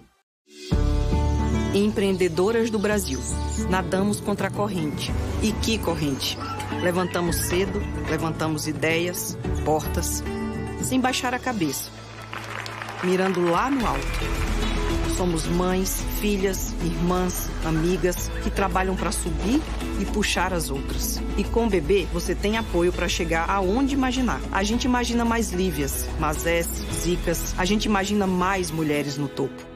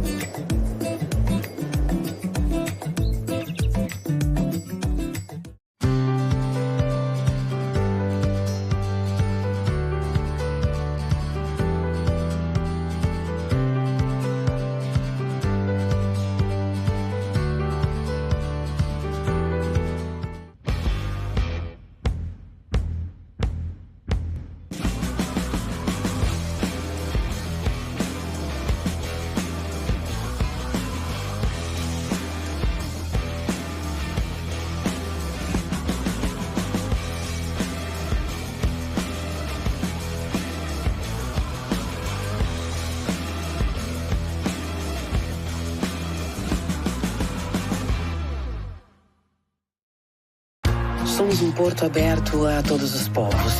Somos um porto de idas e vindas, uma soma de sotaques, uma cultura plural. O porto das praças e parques, do calor e do frio. O porto dos termos inconfundíveis. E aí, tchê? Somos o porto das pessoas. Uma cidade toda tua para descobrir, toda tua para curtir, toda tua para viver. Porto Alegre, toda tua.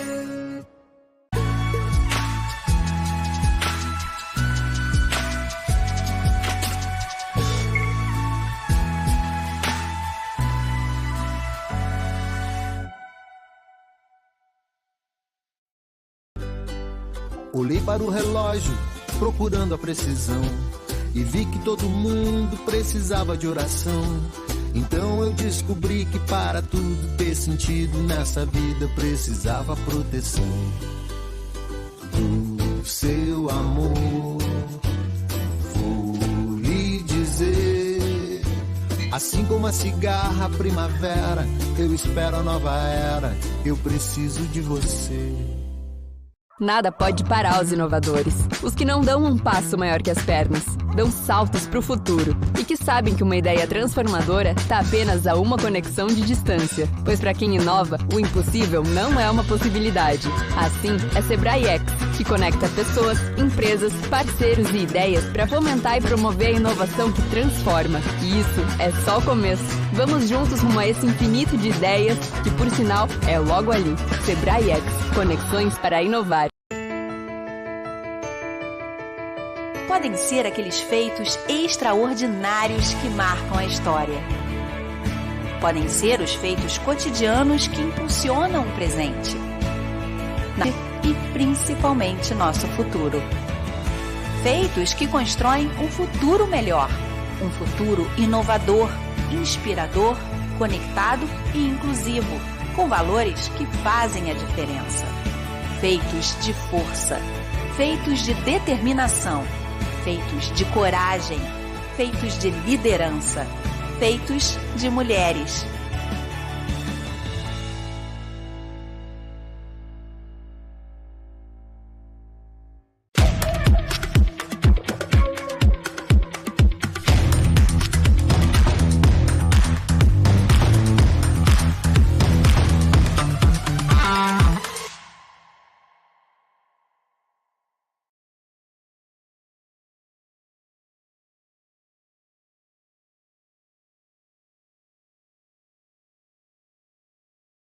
O Banrisul está chegando aos 100 anos e segue se adaptando aos novos tempos, mas sem perder o que nos torna únicos: o compromisso com o crescimento da nossa gente. O Banrisul é um banco único, porque te entende. Sayuri, mais de 360 horas de treinamento e conselheira de primeiras viagens. Se conecta tão rápido quanto o nosso Wi-Fi grátis. Entendemos de pessoas tanto quanto de voar. Por isso que o céu é azul. Sabe qual é a melhor maneira de fazer as coisas? Agora, Corsã e Aegea estão juntinhas. Duas grandes empresas de saneamento que vão levar mais água potável, esgoto tratado, recuperação do meio ambiente e saúde a 6 milhões de gaúchos. Porque juntas, aprendemos mais, fazemos mais, preservamos e produzimos mais. Juntas, movimentamos mais vidas. Corsã e Aegea. Agora, juntas. Nossa natureza movimenta o Rio Grande. Empreendedoras do Brasil. Nadamos contra a corrente. E que corrente? Levantamos cedo, levantamos ideias, portas, sem baixar a cabeça, mirando lá no alto. Somos mães, filhas, irmãs, amigas que trabalham para subir e puxar as outras. E com o bebê, você tem apoio para chegar aonde imaginar. A gente imagina mais Lívias, Mazés, Zicas. A gente imagina mais mulheres no topo.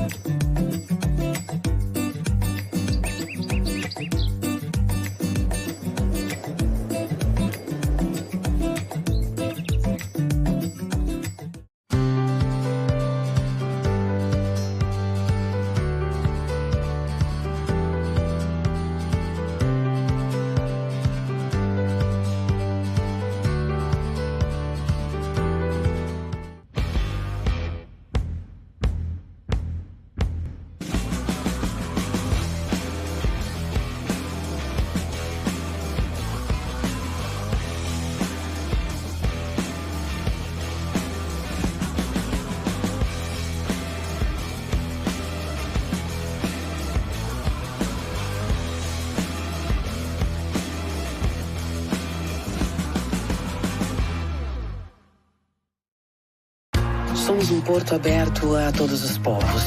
Somos um porto de idas e vindas. Uma soma de sotaques, uma cultura plural. O porto das praças e parques, do calor e do frio. O porto dos termos inconfundíveis. E aí, tchê? Somos o porto das pessoas. Uma cidade toda tua para descobrir, toda tua para curtir, toda tua para viver. Porto Alegre, toda tua.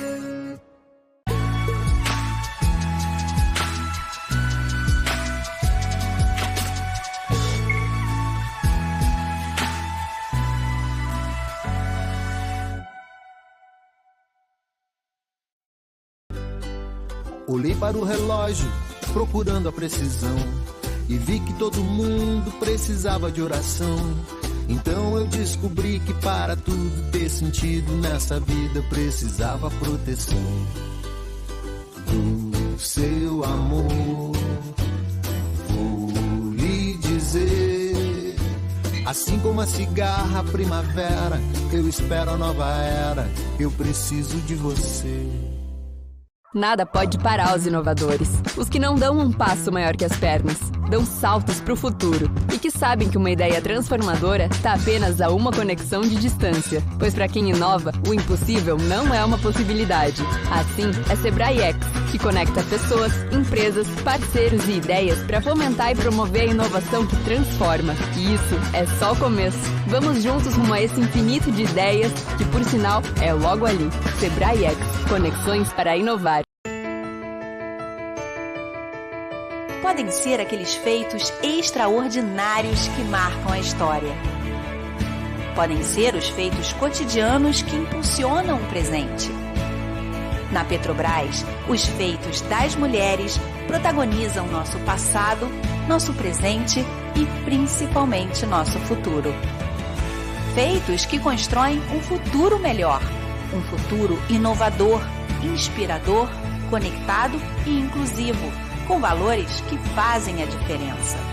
Feitos de força, feitos de determinação, feitos de coragem, feitos de liderança, feitos de mulheres.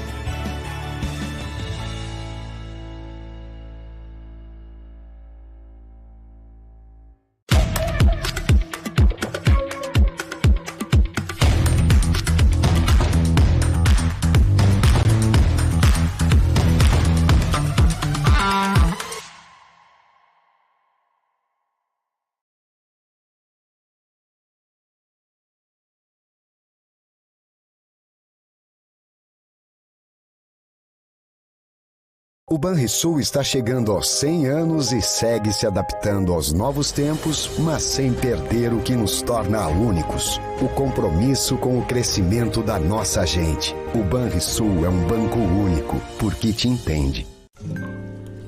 Sayuri, mais de 360 horas de treinamento e conselheira de primeiras viagens. Se conecta tão rápido quanto o nosso Wi-Fi grátis. Entendemos de pessoas tanto quanto de voar. Por isso que o céu é azul.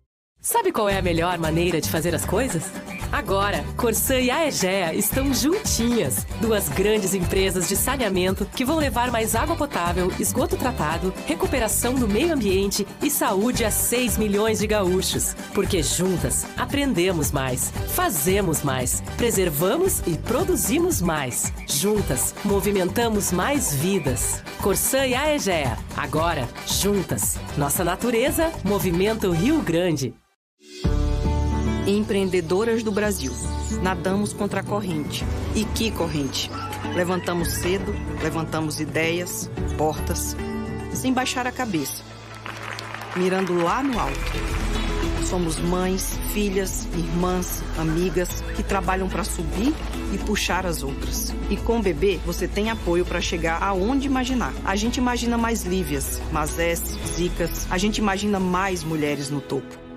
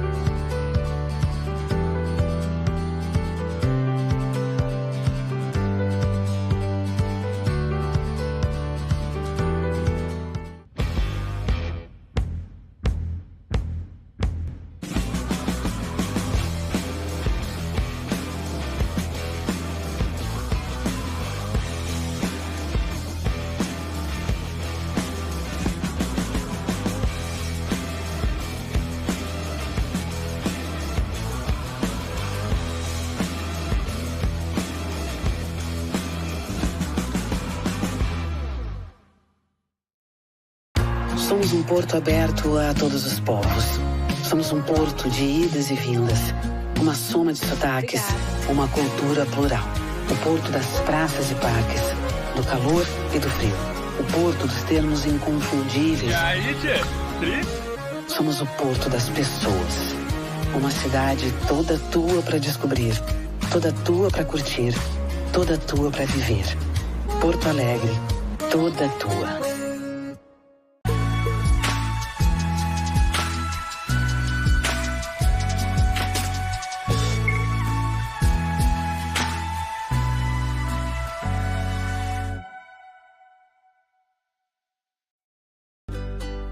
Olhei para o relógio, procurando a precisão, e vi que todo mundo precisava de oração. Então eu descobri que para tudo ter sentido nessa vida precisava proteção do seu amor. Vou lhe dizer, assim como a cigarra primavera, eu espero a nova era, eu preciso de você. Nada pode parar os inovadores. Os que não dão um passo maior que as pernas, dão saltos para o futuro e que sabem que uma ideia transformadora está apenas a uma conexão de distância. Pois para quem inova, o impossível não é uma possibilidade. Assim, é Sebrae X, que conecta pessoas, empresas, parceiros e ideias para fomentar e promover a inovação que transforma. E isso é só o começo. Vamos juntos rumo a esse infinito de ideias, que por sinal é logo ali. Sebrae X, conexões para inovar. Podem ser aqueles feitos extraordinários que marcam a história. Podem ser os feitos cotidianos que impulsionam o presente.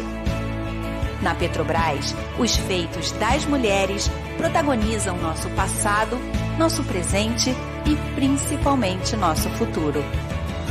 Feitos que constroem um futuro melhor, um futuro inovador, inspirador, conectado e inclusivo, com valores que fazem a diferença.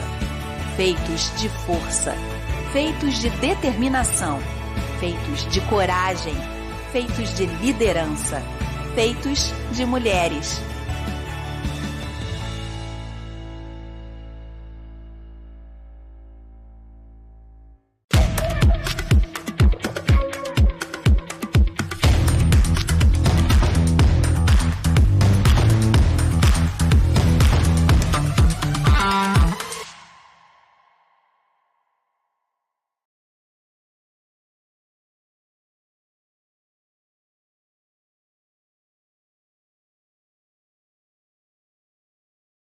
O Banrisul está chegando aos 100 anos e segue se adaptando aos novos tempos, mas sem perder o que nos torna únicos: o compromisso com o crescimento da nossa gente. O Banrisul é um banco único, porque te entende. Sayuri, mais de 360 horas de treinamento e conselheira de primeiras viagens. Se conecta tão rápido quanto o nosso Wi-Fi grátis. Entendemos de pessoas tanto quanto de voar. Por isso que o céu é azul. Sabe qual é a melhor maneira de fazer as coisas? Agora, Corsã e Aegea estão juntinhas. Duas grandes empresas de saneamento que vão levar mais água potável, esgoto tratado, recuperação do meio ambiente e saúde a 6 milhões de gaúchos. Porque juntas, aprendemos mais, fazemos mais, preservamos e produzimos mais. Juntas, movimentamos mais vidas. Corsã e Aegea. Agora, juntas. Nossa natureza movimenta o Rio Grande. Empreendedoras do Brasil. Nadamos contra a corrente. E que corrente? Levantamos cedo, levantamos ideias, portas, sem baixar a cabeça, mirando lá no alto. Somos mães, filhas, irmãs, amigas que trabalham para subir e puxar as outras. E com o bebê, você tem apoio para chegar aonde imaginar. A gente imagina mais Lívias, Mazés, Zicas. A gente imagina mais mulheres no topo.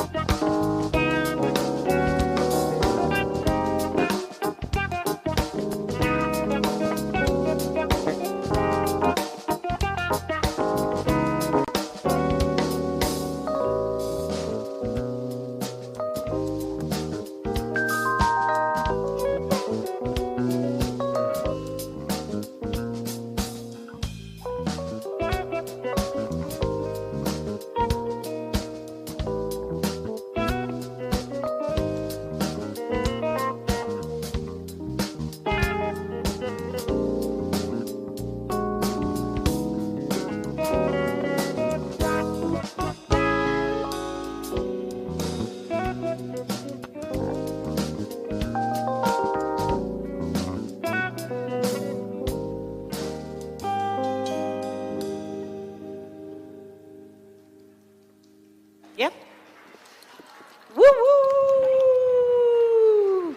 Good afternoon, party right here at Caixa Embarcadero. So, hope you're full of energy and ready to go. Brazil is such a fascinating economy because there is so much opportunity here and it has such a massive impact on the entire globe. We had a mind-blowing presentation earlier around the digitization of the agricultural industry from SLSA Agrícola, and now we're coming back to agriculture, which is such a key industry for the entire globe. But here we are talking about such a critical subject, which is irrigation and drought within the agricultural industry and how to avoid that using innovation and technology. Please give us a super warm South Summit Brazil welcome to Giselle Lobien, the columnist at Zero Hora, and Adolfo Brito, President of Rio Grande do Sul State Department.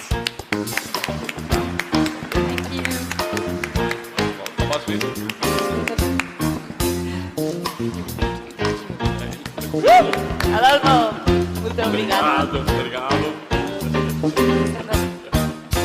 Antes para agora, ok. Well, they asked me to say something in English, and then we will change to Portuguese to make it easier.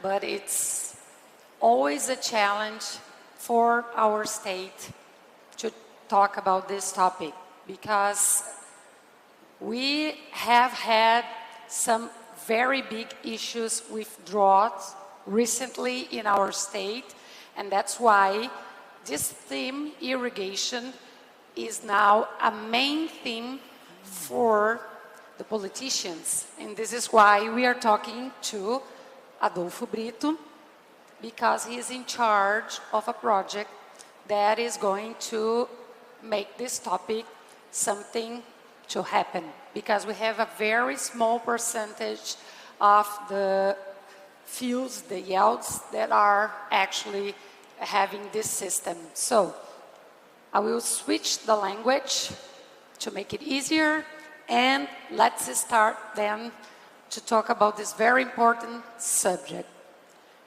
Vou mudar pouquinho então agora. I will switch to English. My voice is not on its best, and I will talk about irrigation, a very important topic for Rio Grande do Sul State. And Adolfo Brito, who is the president of the legislative agency of the state of Rio Grande do Sul, is working on these topics in the year 2024. So I will start sharing some data, and then I need your help because Rio Grande do Sul, if we check the summer harvest, we have in soybean less than 3% of the harvested areas with irrigation. And we have 12% in other areas, but yet we still have a huge gap to explore. So Adolfo, I want you to actually welcome our public and explaining why having this topic as paramount for projects and actions of the legislative agency. Well, it's a great honor to be here talking to the world, and as a small producer's son from the state of Rio Grande do Sul, we have a moment that is to help Rio Grande do Sul to switch this key and not only start to trust the adequate moment that we will receive rain from our angels. We have had 3 years without rain, and we lost a lot. We lost the small producers or farmers that couldn't produce, the cities that stopped to collect inputs and to be profitable, and we lost a lot in the economy sector of the state of Rio Grande do Sul. I went to Israel many times to try to capture and to understand everything about water reservoirs. So if we have the right moment for irrigation, we would actually be able to do so. And if I'm not mistaken, we can actually produce 2 times more in the same areas. Several farmers and agro people have retired, and their sons and daughters do not remain in the countryside because they cannot have enough profit to live from one year to the other. And in Israel, we have noticed that it rains 3 to 4 times a year, and they actually are able to have all the production that is possible. And today, around 150% of the harvest feed people, mainly people who live in the desert. And we need to innovate. We need to seek for new technologies, especially in irrigation. Today in Rio Grande do Sul, because effectively irrigation works here, and it works for the producers that live in the lower areas, and avoiding rice, because rice crops are the ones with the highest yield per hectare, and that needs irrigation. But throughout the state, we can have small producers with all that is necessary. When having water and having the reservoirs, they can actually irrigate their crops. They can keep their sons and daughters and their families in the country. They will be able to make enough money so that their families will not need to come to the big cities. We have lost several small properties because only husbands and wives stay there after they retire. So we will have the way to give back the opportunity for the farmers' sons and daughters to stay there and work, because in the small communities, when the crops do not offer a good production, they end up not going to the cities to buy goods or to spend their monies, and several small companies bankrupted because there were not enough resources coming from the small producers, from the countryside, no milk, no crops, so then economy collapses.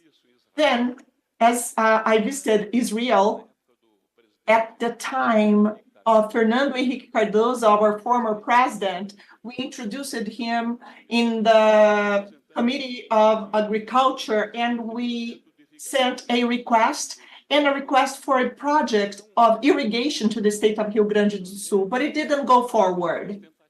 There were some attempts, some governments actually implemented those projects, but we need to have the state understanding it and acknowledging with different eyes the issue that is around irrigation. So this year, with legislative power, the Congress together, we are trying to make irrigation feasible in the state of Rio Grande do Sul. So effectively, we are having a very important debate. So this year, the legislative chamber is performing 6 to 4 debates in the countryside with cooperatives, with syndicates, listening to the leaderships of the rural sector. Also in the capital of Brazil, Brasilia, I've been there this week. Just a second, I just need to stop and try to explain a little bit to the people. You've mentioned the example of Israel, due to technology that they have, innovation. We are in an innovative and in a summit that focus in innovation. So what about your system? Can it spread throughout Rio Grande do Sul? Do you think spreading it in the entire state, what hinders it is the size of the territory, or is it a lack of innovation? And how do you envision on the voice of the parliament, how can the state work and solve these issues? What is the management that the state can have to help the situation? Well, we are actually contacting, we have had some hearings, we have talked to the Secretary of Agriculture, STR. We have been in the Supreme Court. We have been in Brasilia. And we're very clear that we want to respect the environment and move forward. Everybody's conscious about this, that we need irrigation, but we need to have reservoirs and savings of water without prejudicing the environment. So we are working in two fronts, together with the government of the state, with the Secretariat of Environment, and we are always also involving entities, federations. We are hearing the technicians from the areas. We are collecting information right now so that we can deliver a very broad project and that offers all the necessary conditions, let's say. And we are working the possibility of having resources together with the federal government to help the farmers for the financing of machinery and agricultural implements. So legislation is one aspect. We are actually hearing the entities, and we are working in Brasilia.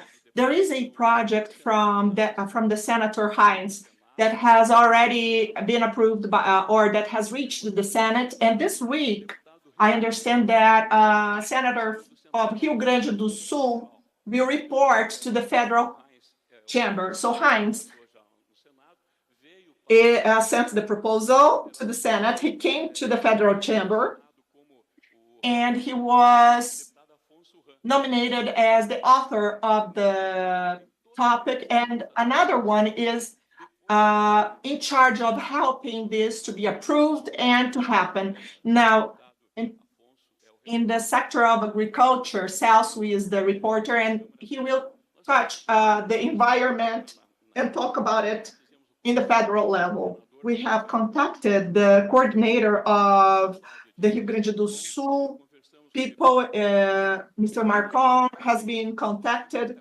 Another deputy that also works on the environment have been invited to help us format a project that is possible to be executed, that is possible to be settled. So not a project that can be prohibited by justice. So we actually are trying to have a regular flow to this project and then an approval from the environment sector. So this is what we are planning. This is our route or roadmap, because for us, we understand that we have lost a lot. We have lost a lot of resources, and we have lost a lot of young people that left the countryside due to not having economical feasibility in their property. So we will have these young people back there working on crops, exporting corn. We are able to actually have the feed for porks that are exported by Brazil from cows, both for milk and for meat. So we always end up having problems in this area, and this is our Rio Grande do Sul, as federações, os demais and we partidos. have the support from the leaders of Rio Grande do Sul. We have all the parties together. We are on the right pathway, but we have to be calm, because on the federal chamber where they settle, let's say we have the major project, and there will be an umbrella above all that.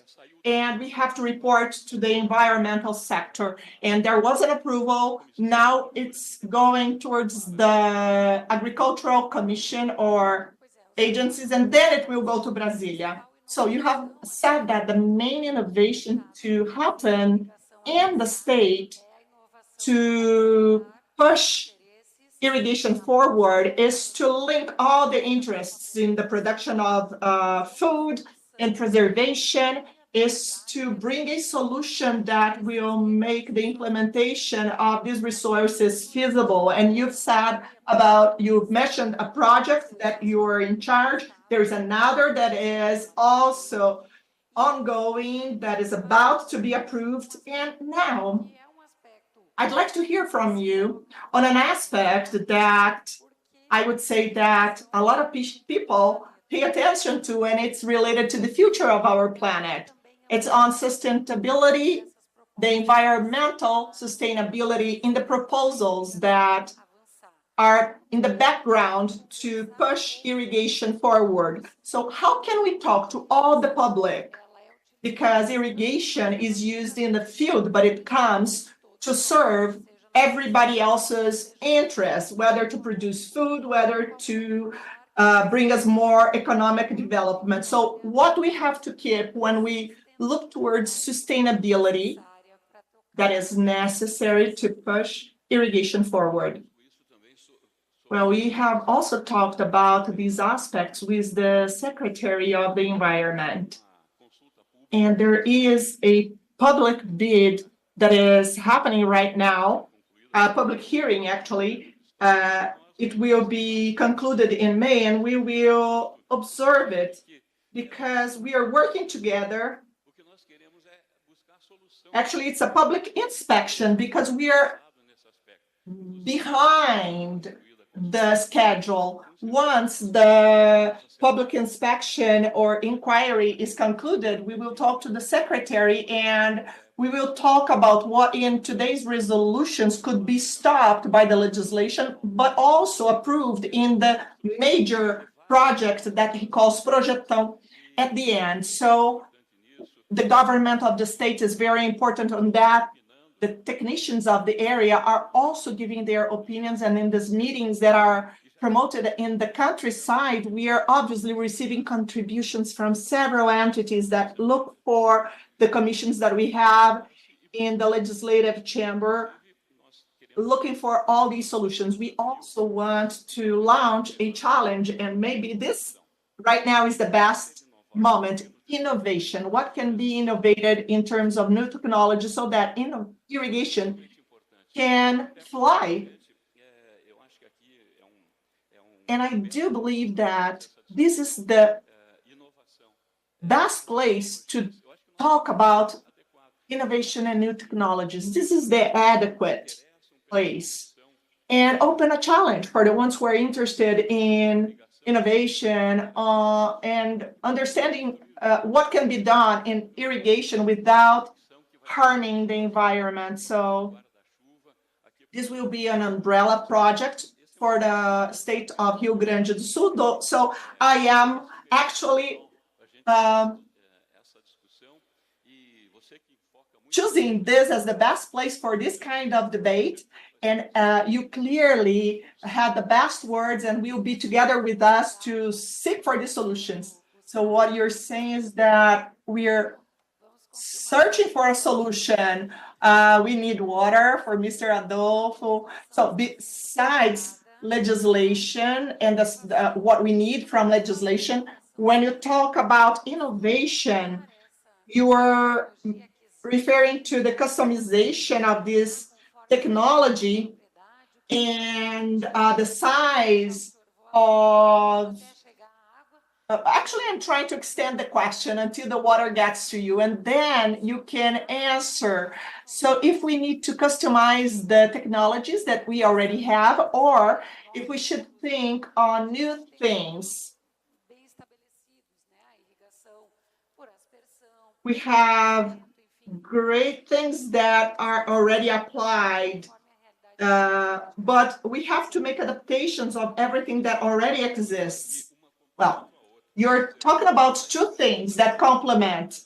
When we are making irrigation of big properties and the systematic for the small properties, the new technology for sure will help a lot and will actually help lower the cost of the implementation. For example, from now on, we can improve even more, and we will give more opportunities for the possibility of this happening to small properties.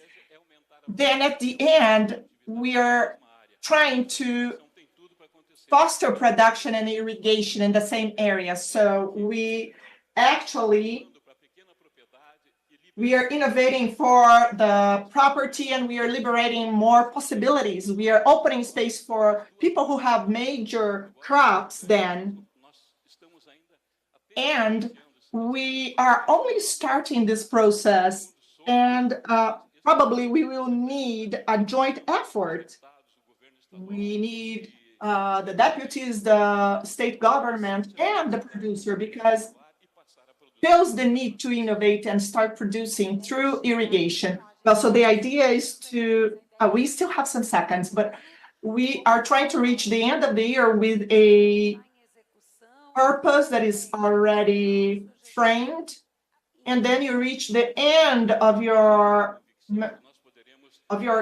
management. Well, we want to elaborate an act or a law, and we will depend on the decisions and the process that has been started at the chamber in Brasilia after been shown to the Senate. So we will have opportunities to show Rio Grande do Sul in a different way. So thank you so much. Thank you for all the ones. Thank you.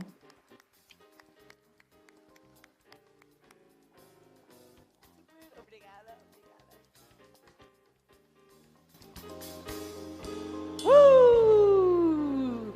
Super again to get another example how policymakers here are really innovating and using technology to find amazing solutions to critical issues that we have.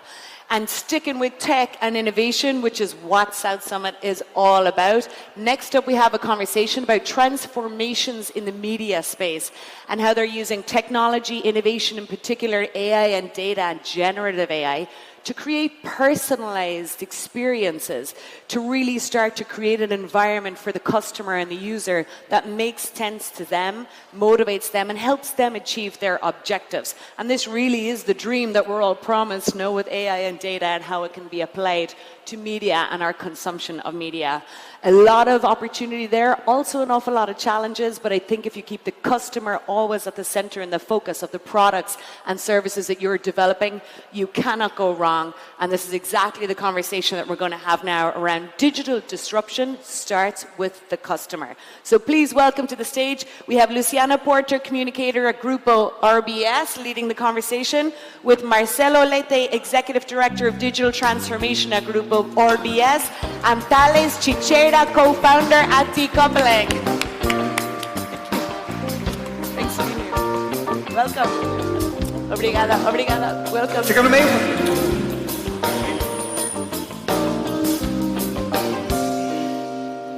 Me senti o Jô Soares agora. Boa tarde, tudo bem, I gente? felt as if I was a famous TV presenter, Jô Soares. Good afternoon. Well, this is milk, and this is Thales. Leite and Thales. Leite and Thales. We will actually talk about a very interesting topic. We used to talk in the past, Thales, right? How important this is for our CPFs, which are individual tax payroll. So what is a disruption? What is a digital disruption? Well, good afternoon, everybody. It's a great honor to be here. I just arrived yesterday from San Diego, California, where I live. But your question, well, digital disruption happens in several countries, several industries, in several sectors with two components that are acting. So first, companies that are settled lose participation in market share, sometimes 10, 15, 20, or 40% of their participations of their market share, because the second element, 15, 20 years, we've heard of companies that lost market share in 7 years. So digital disruption is this. It's a global phenomena where settled companies lose market share, and who wins? Startups, technology companies. Well, Leite, RBS is a consolidated company, and as other companies that exist for a long time, you're still relevant and problems appear. So the first digital mark was, Zerora.com, ZAS, TechNet. You're recalling all the names. But how can a large company deal with that? And if they deal with that, are they frightened or not? Great honor to be here with you. Well, first of all, we get scared. We are frightened. And then our communication industry is impacted from behaviors always very quickly. So behavior affects us very quickly. So behavior is the way that we express, the way we react to things. And the impact of digital in the industry started 25, 30 years ago. And several of you were not even born. And we would access the internet with providers, with escape lines, SCADA lines, and we would use those specific lines to show us how we would change the way people entertained themselves and occupied themselves. But consciously, we have to understand that something is happening to our company, and that's not a marginal thing. It's something that changes the structure on how people reach your product. Once the company settled, they start to actually pay attention to the risks that are protected or armored, but the natural way to look towards it is normally, because we have had some companies with access to internet. We sold it to Terra afterwards, and then we had our first experience with ports. We heard those banks that would be disruptive, would change the way we thought, we saw things. And then we saw new niches coming and being formed that could be more structured. And then we saw the opportunities coming. And then we needed a plan, and we needed to try those plans. We tried with Click, and Click is a phenomena of audience, of direct search. They go straight to internet by click. And even today, in these experiments, when we put our hands on and we deal for real and not in a vague sense, this is the most important part. We start learning where the opportunities are, we learn how to do, and we learn how to embed that in the company's daily life, And then the companies can see that digitalization benefits their processes, their products, their business lines, and they take advantage in an objective way. Now, Thales, the companies, when they hire you, in which level are they? I'm sure you're going to mention several levels, but are they prepared for that? But they will see things in the day they are frightened. Can you talk about this pain, if it's a pain? You asked me about digital disruption, and startups and technology companies are doing the digital disruption. On the other side, established companies, they need to defend themselves in this process. And this process of defense is the digital transformation in the companies. We work with companies, established companies and startups. And when the established companies come to us and want our help, and we see that as a symptom when they have a problem. So when we go to the doctor, we don't know what we have. I have a pain here, there, over there, and in the company it's just the same. So in the company, we try to find the root cause. So they say they're losing market share or income or whatever. And we want to understand this in a bigger picture, what is really happening.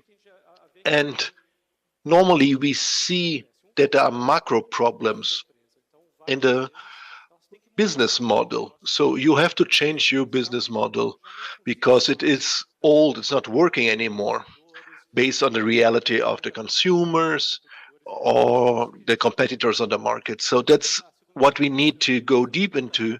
And the second part of your questions is, are these companies prepared? It depends. Some are suffering under this pressure for many years and are prepared for the important decisions, and other companies are still beginning. Are the majority prepared or not? So in Brazil and Asia, the majority is not prepared. and they still need to find a short answer for the pain that they are feeling. So this disruption. So we work at the same company, so I'm your partner here. Makes it something that was only from the media, the video, a text, a photo, or a voice, and everyone nowadays can do this. Global Manchete, RBS, SBT, everyone can do this nowadays. How is it to live with that, where everyone has this power that only RBS had in the past? So actually, that's exactly the essence of the digital transformation in our industry. Before, there was a huge entrance barrier in the sector of communication. You had to have a capacity of production that would mean a production park that was very expensive, difficult to manage, and you needed a distribution channel. And these are federal concessions in a very complex chains.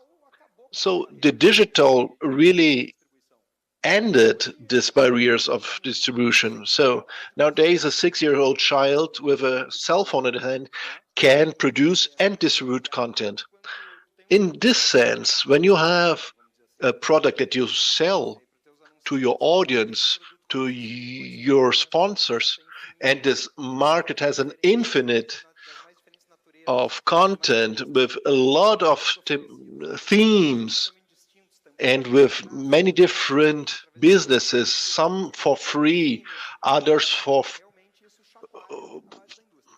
so this really changed the basis of the industry, and you need to find what you really do well, where you are unique, so that creates value for your audience that consumes what you have to offer. And the center of our value proposal is credibility. We have the responsibility as a professional company to get the most possible news close to the truth. It's obviously, I have my opinion how my team has played or how my preferred artist performed. When we are talking about professional journalism, we need to hear all the voices, all the points of view about a topic in order to allow the audience to choose or form their own opinion. So this is a differentiation we have. And is this still important for society? Do people value that? Are they still wanting to pay for that?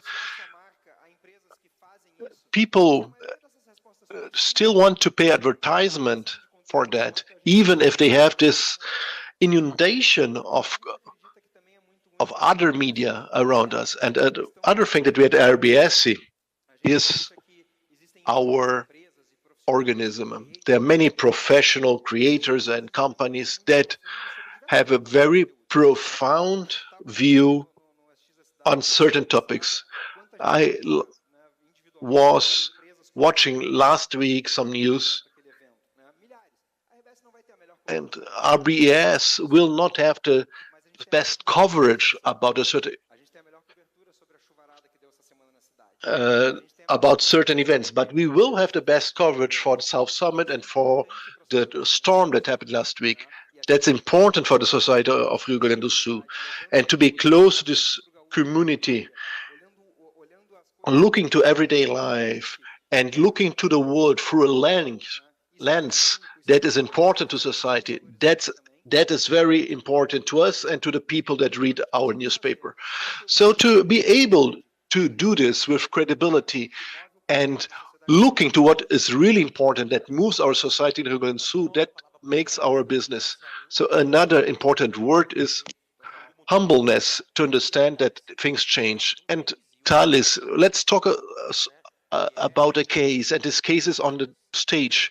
What you have done when Lady called you. So we have to change something. We need someone from outside to look at this. So what can you tell us about the case of looking to a RBS? And I know some things cannot be told, but what can we tell to the people that are watching us? First of all, the backstory of this whole story is that I opened a consultancy company. I was a professor at Harvard, and I opened my consultancy firm without knowing a lot about that. So, do you know something about the media industry? No, well, I know only the basics. Do you know something about the automobile industry? No. So I knew so much as a normal consumer. So what I knew is I knew the innovation pressure, understand the consumers and how they are changing and how to shift organizations. And what I was doing, I were offering workshops for executives. They were my students, and we did some workshops, and we had an executive teaching. So how people and companies worldwide are changing and attacking these problems. So how to create an organization that is different as established company that will look at the opportunity and will try to get a part of the market. And an unestablished company will lose market. Established companies, you don't need to be IBM or Ford. It can be a restaurant at a corner. It's established company, and maybe we'll lose some clients if we buy food over internet. We did this workshop, and you see, our RBS watched, was present at the workshops, and began to see his business differently. So we don't know nothing about media, but we brought many examples of established companies that were attacked by startups, by technology, and they changed their business model, and the CEO began to see new possibilities. So it's not only a journalism company that's selling newspapers. I need to transform it something bigger. So he expanded his mindset and showed it to Leite, and we began to discover what is happening in this industry, what are the opportunities for the final consumers. They want content, they want information. But as Leite said, it was an imbalance. A lot of content, a lot of people offer content, and a lot of people use content. And we all are creating content at the same time. So, and we all use a lot of content, consume a lot of content. And how was it for you to watch from outside in? It was very complex. We work in our industry for many years, and we try to be up to date about what is happening in what the competitors are doing. And it's great to see. We were talking about humbleness. I think that's a key point. We need external help to help us to see things that we weren't seeing anymore, that will not help to put our head under the water. So, and that's the biggest element. We invited Thales and also the Meta, that is a technology company here from Rio Grande do Sul, that helped us in our project to understand where are our opportunities. And it was really rich. We had a huge, wide open ideas, many ideas that were very conventional, very close to what we know, and other ideas that were more far away, and both are very valuable. In this sense, we began this journey. We are working in the digital world for 25 years now. You know our newspapers. The whole population of Rio Grande do Sul reads our newspaper, digital newspaper. We have over 115,000 subscribers, paying subscribers of our newspaper. So we have a lot of space to grow, and we want that the digital becomes the center of our business, not just something else. So we need to have a logic where the consumer has a particular own journey, and it's omni-channel. So it's a convergence store. Nobody chooses. So we don't stand up in the morning and, oh, what will I consume? It depends what I'm doing in the moment I'm in, or what I'm living. So sometimes I just want to watch TV. That's the best media for me. But sometimes I just want to read a tweet or something else. So they don't choose. When we look the history of humanity, when the radio started, people thought that the theater will end, and then when the cinema began, they said radio will end, and then when the TV began, they said that cinema will end, and so on and so forth. So we have more consumption as a whole. We never consumed so much media, so much content as today. So demand is there. What we need to do is to accelerate our presence in this digital arena that's important to the audiences today. Nobody today does not consume digital content. A 3-year-old child to 80-year-old person. So we began with 11 initiatives that will continue the work at RBS and bring us to another level of digital participation. And we want to get to a high level of income through the digital market. So based off the center of digital media, we will be able to be what we believe in, that is to offer many contact points to the client in their journey. A guy that is a fan of Grêmio or Inter, they need different content. So the different channels, some channels are good for one thing and not so good for others. So it's important to offer a wide range of possibilities, and the consumer can choose what they want. Thalys, and this will really be interesting for people that are here. We have a lot of entrepreneurs in our audience, people that want and have this anguish to be right. So a pharmacy that we were talking at lunch, how a pharmacy that you have just one store in the small town on the countryside, what must this pharmacy do, the store do? Where is the digital disruption? How can a small company handle this? So first of all, so the big picture is that there is a worldwide competition between established companies and startups, and that's going to all the frontiers. If you have a small business, a restaurant or pharmacy, you have opportunities and you have risks, obviously. You have threats. And in a small town, the threat for a pharmacy in a small town is what happens if there's internet, e-commerce. And what happens if 80% of the people in your town begins to buy in the internet? So, and because people are ordering their food on the internet, and they can order their medication on the internet. So that's a huge risk. And we had 2 students of pharmacy that created an online pharmacy. It's not only to sell medication. What they discovered, the process of the consumption of medication is to go to the pharmacy and buy it. But if you need many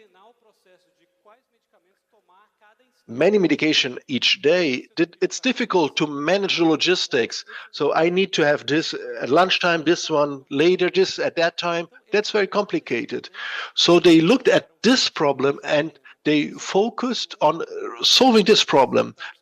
So that's point number 1 in startups that are successful. They find a problem that really exists, it's not only in their hand, and they solve this problem. And how do they do this? So to deliver many medications, many remedies at the same time to person. So They developed a physical product with a box with little bags in it, and you can read on it when you have to take this, the day, the hour, and when you take this one out, the next one comes automatically. So you just need to worry about the next bag that you have to open, get your medicine, and take it. So you ordered everything on internet. And this was really a huge disruption because people stopped going to the pharmacy and solved a big problem. And these guys, after some years, sold the startup to Amazon to over $1 billion. So the small pharmacy became something really big, $1 billion. And what have they done with that? Did they buy an island in the Caribbean? So do you know some people that earned more than 1 billion? Say, yes, it's different. So if I earn 1 billion, I stop listening to people. So normally they don't change their style. They still use the same clothes. If you didn't like cars before, you will not like cars after the first billion. So they don't change their consumption style, actually. There are some startup billionaires where I live, and you don't see any difference on the street. They don't have safety guards or something like that. So what will I do now? How can I motivate my children to be an entrepreneur without investing money in them? I cannot invest money for motivation. So they don't want to spend $50 million in investment for their children. So how is that? I don't know. When I get there, I will call you. So consumers, client, is he more the boss than before? Is he not? Is he showing his face or not? So yes, the client is the boss of everything, RBS and all industries. The client determines how to operate the company. Obviously, we have some particularities in our case. First of all, the communication industry is a society network. It's a connector between audience and companies that want to talk to this audience. So first of all, we have our audience, and we need to have a good content for this audience so that they consume it and they engage to it. And then this consolidated audience creates the interest of the brands to buy advertisement time. So, and the client changed a lot in this process. Nowadays, the client is much more powerful than in the past because the options are almost infinite. Some years ago, a person to choose a certain content, he had 3-4 TV channels or 3 or 4 radio channels. Nowadays, they have all the opportunities and all the possibilities available for him. So this rebalance of this force of choosing makes that the relationship between the client and the company changes, and the focus is still to find what are you good in, what is unique in your company, so you still have the interest of this client and that he pays. And we believe in differentiated content, content that brings value to the person's life. And to make professional journalism is expensive, and we still need to have a product that is interesting for the brands, because okay, they have a good content. I want my brand to be correlated, to be part of this community. So sometimes through a vehicle or a communicator like you have your community, you have your audience that is added to the audience of the vehicles, of the channels. We are trying to position ourselves inside this spectrum. because we understand that we need to sum up all these layers of communication. But the consumer says what he wants to consume the same way as the brands. Engagement, relationship of the brands also bring their own contents, and it's legitimate for them to create. If you have some L'Oreal, for example, has property to talk about hair or beauty products. Obviously, they have a bias. They will talk about their own products. And some in the past, only the vehicles would talk directly to the client. So also this client that are the companies have more power. So you have obviously a limit of the audience that you can reach, and you need more different channels to reach more people. So this logic changed totally. Great. Where's the consumer? Who is the consumer? Is the consumer boss or not? So I wrote a book visiting many startups and understanding the digital disruption they create, and then understanding the digital transformation. And my book is called Discovering the Value Chain of the Client. And chapter 2 says, is the consumer that is disrupting the company. It's not a startup. In some cases, yes. There's some disruption that caused by companies like electrification of cars. But what I have seen is that the consumer is changing their desires and needs, and they change their behavior. And this is the disruptor for many markets. So when we get to the airport and I see a line to get an Uber, and I see this for many days and multiplied by 1 million of people, this changed the environment of taxis, and you have a new way of living. So who's disrupting the market is the consumer. Who's disrupting the market is our change in behavior. And the startup, sometimes, not always, is more connected to what the consumer is unsatisfied with, and trying to find a product to offer a solution. It's the startup is someone with a beer on the tablet. So startups are more agile, offering a solution that established companies are not able to offer. And the established companies take a little bit more time to adapt themselves. And that's exactly RBS had done. They were very quick in changing their behavior, and they go to the consumer, asking them what they want. They are not waiting for technology startup to understand a new need, a necessity of the client. And that's what RBS is doing and other established companies are doing. Literally. So 1 minute for each of you. Let's talk only about the person, CPF. How does a CPF understand the world? CPF needs, that's the competition between companies is a global one. So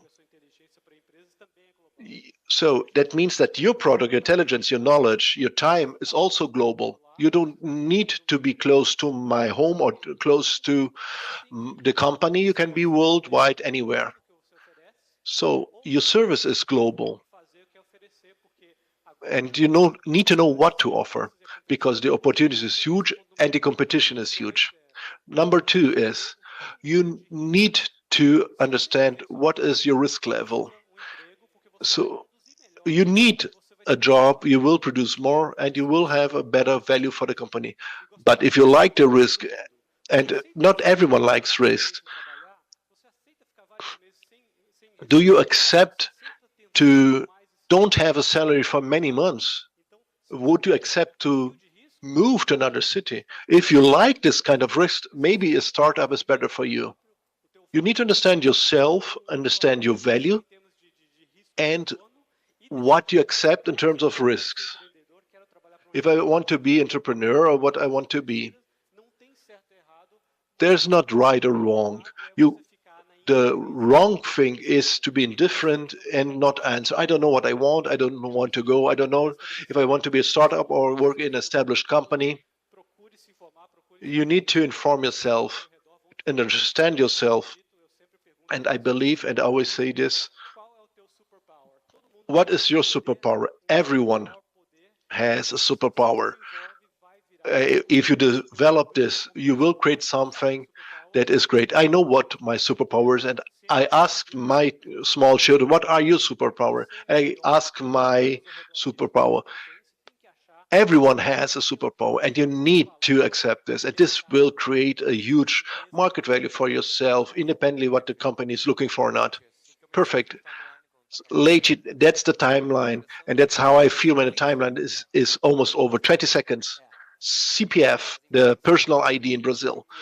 So the companies are a conglomerate of CPF, of personal IDs.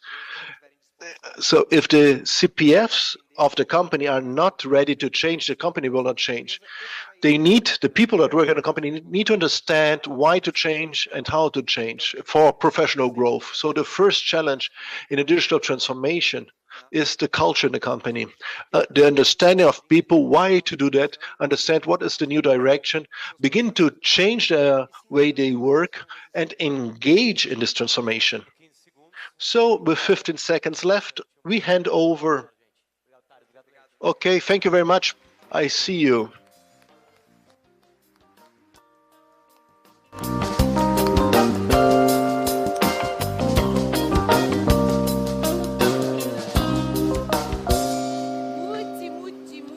Muito obrigada. Perdón, I had this off. Guys, that was incredible. It's amazing to see the transformation within the media industry you've seen earlier and the opportunity around AI and generative AI and, of course, personalization in the context of content and how we consume and look and explore media. Going from media to a completely different industry, but one that is of critical importance, is the area of energy transition. Could there be a more important industry to be looking at, innovating in, and investing in right now? We've touched on areas of sustainability right through the 3 days at South Summit Brazil 2024, particularly in this context of decoding complexity.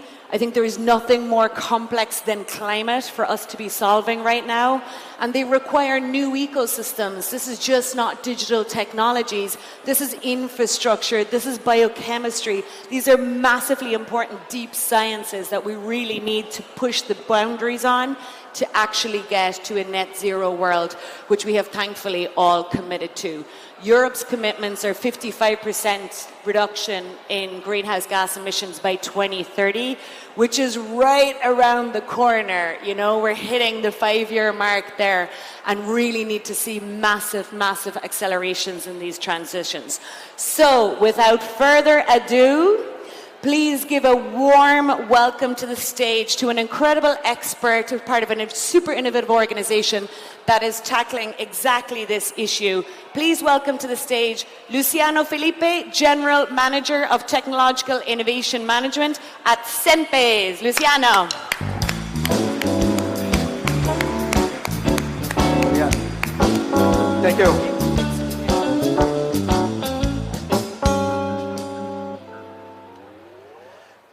Boa tarde. Boa Good tarde. afternoon. Good afternoon, everyone. I'm Luciano Felipe. Luciano from my father, then Luciano, and Felipe from my mother. Well, I came from Rio de Janeiro today to talk to. Rio de Janeiro was raining, and then I came to Porto Alegre. It's sunny and very warm, so I'm feeling home. In Rio de Janeiro, we have an expression or a verb that we use in a time like this, especially in the afternoon. which is sextar, which literally means this is Friday. So people don't really know what is the time for you to turn into Friday. So it depends on the percentage on you thinking about the weekend or the next weekend or the last weekend. So I think that we are like 60 to 40% nearly to the next weekend. So this afternoon, I'm going to tell you a story. And has to do about the name, the changing the name.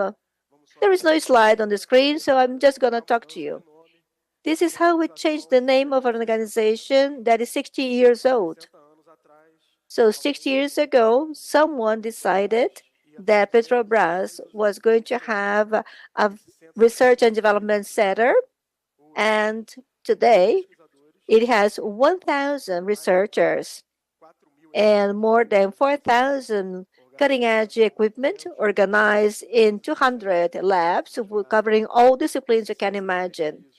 And this research center is the largest in the southern hemisphere.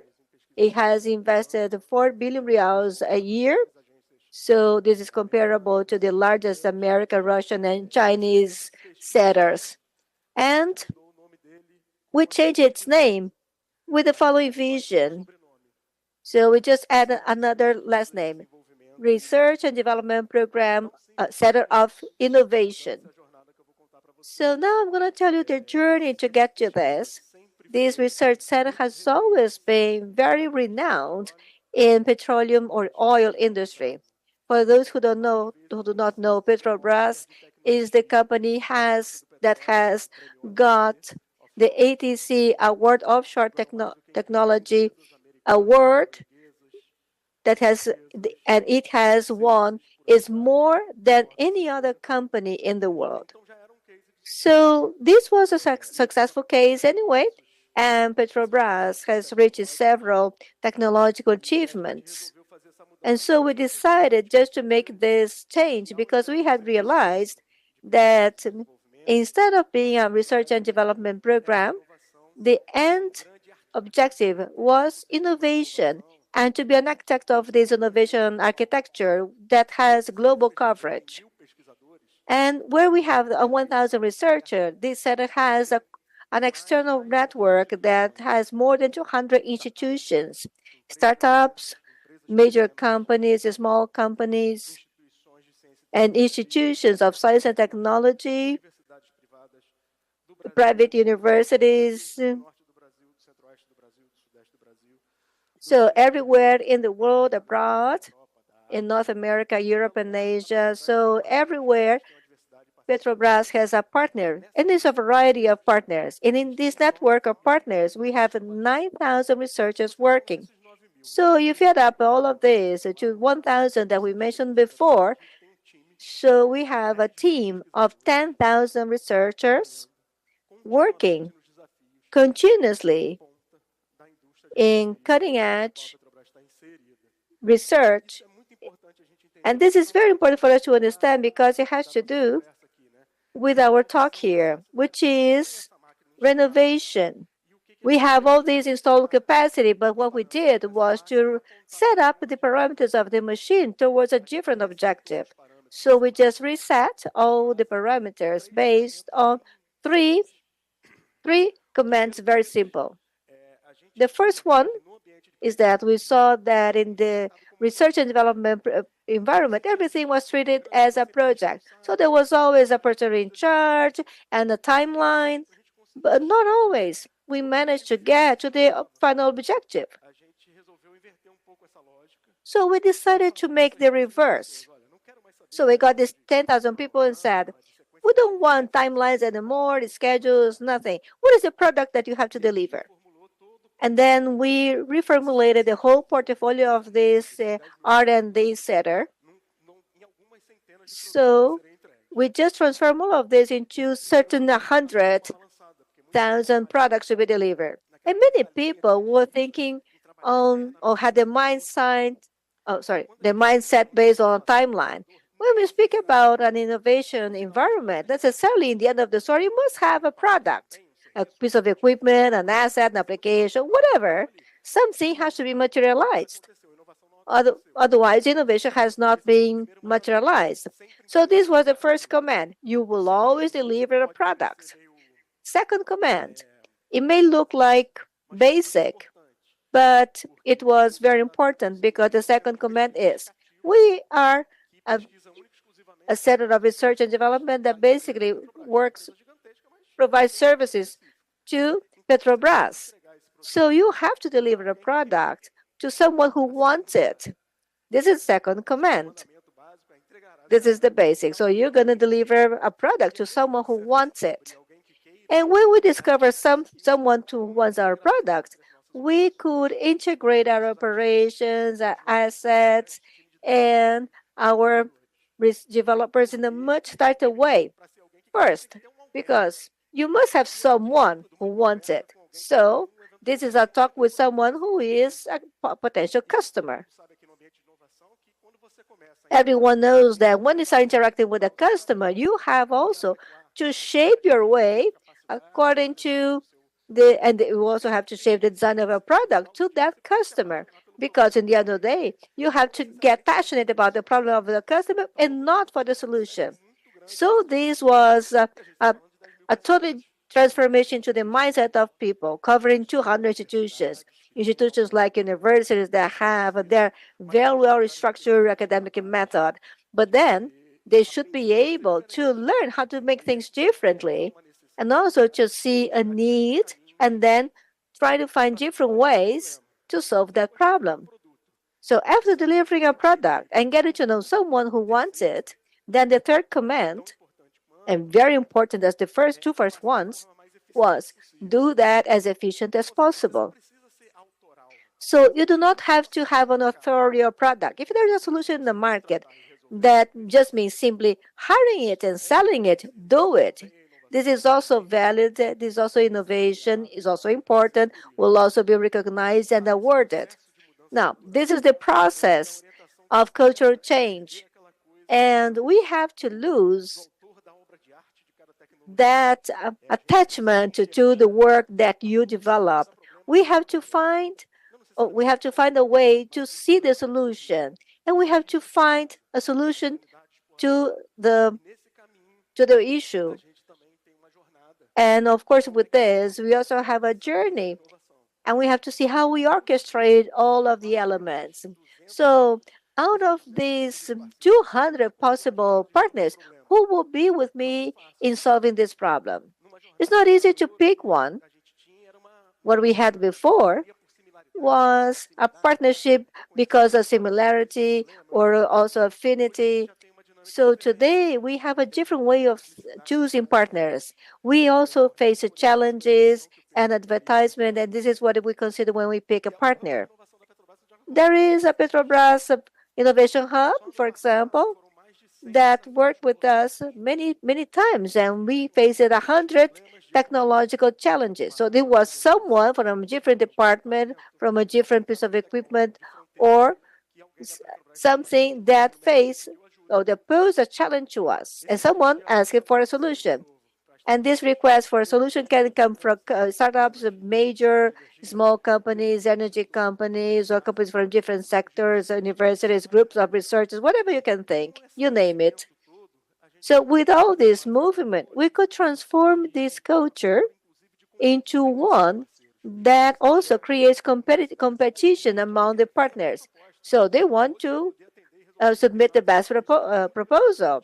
And to us, this is very rewarding because you have a system of 10,000 people, which is target oriented, is not really easy. You have this process that takes like 3 years, but this is also very rewarding. And we also have the fourth hidden command, which means it doesn't work that you do all of this and nobody gets to know it. It is important that people know it. So this product has to have visibility. And we also been working on this, and we also been recognized for it. And of course, this also assures us that we are in the right path. And this is the third way in a row in which Petrobras has broken the record of patents in Brazil. In 2021, nobody had filed more patents than Petrobras. In 2022, we broke the record, and again in 2023. An important characteristic of this is that, for example, the other day I was reading a magazine, I think it was First Time something, and they were comparing the patents of Google and Apple to see which one has more open innovation characteristic. And there was one that had 2.4 inventors per patent, and the other one had 3.6 or something. And then they were argumenting to see which was more open to innovation, which one operated more than the other. And then I thought, how much should we have? 2.5. And then we came to five inventors per patent or patent. So I think that we have a DNA that is very well established with open innovation. We have a team that is very cohesive, and they work to solve problems of Petrobras every day. And this has been continuously recognized, not only Brazil. Petrobras, once again, will receive an award in May, another Oscar of the oil industry, because of the set of technologies that was applied in a certain field. And all the industry looks at Petrobras as a very innovative company. We just have to be able to convey the level of innovation that is associated to all of this to the rest of the audience that is not in the oil industry. So this is why I invite you to visit our website and visit our technology portal to see what is the type of thing that we develop. We face all kinds of challenges that are addressed to all kinds of actors, and I can assure you that these challenges involve technology of high level. So this is the end of my talk. Thank you very much for the invitation to be here. And thank you very much for attending this session on a Friday, very sunny outside. And of course, I must say that it's Friday. Thank God it's Friday, so enjoy your weekend. Thank you very much.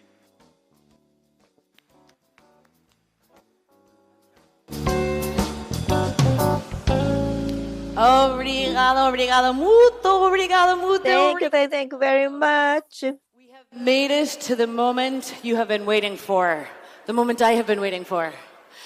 Many big moments on the way. I love this. Nobody is moving out of their seats, Jeff, so we can just rock straight on.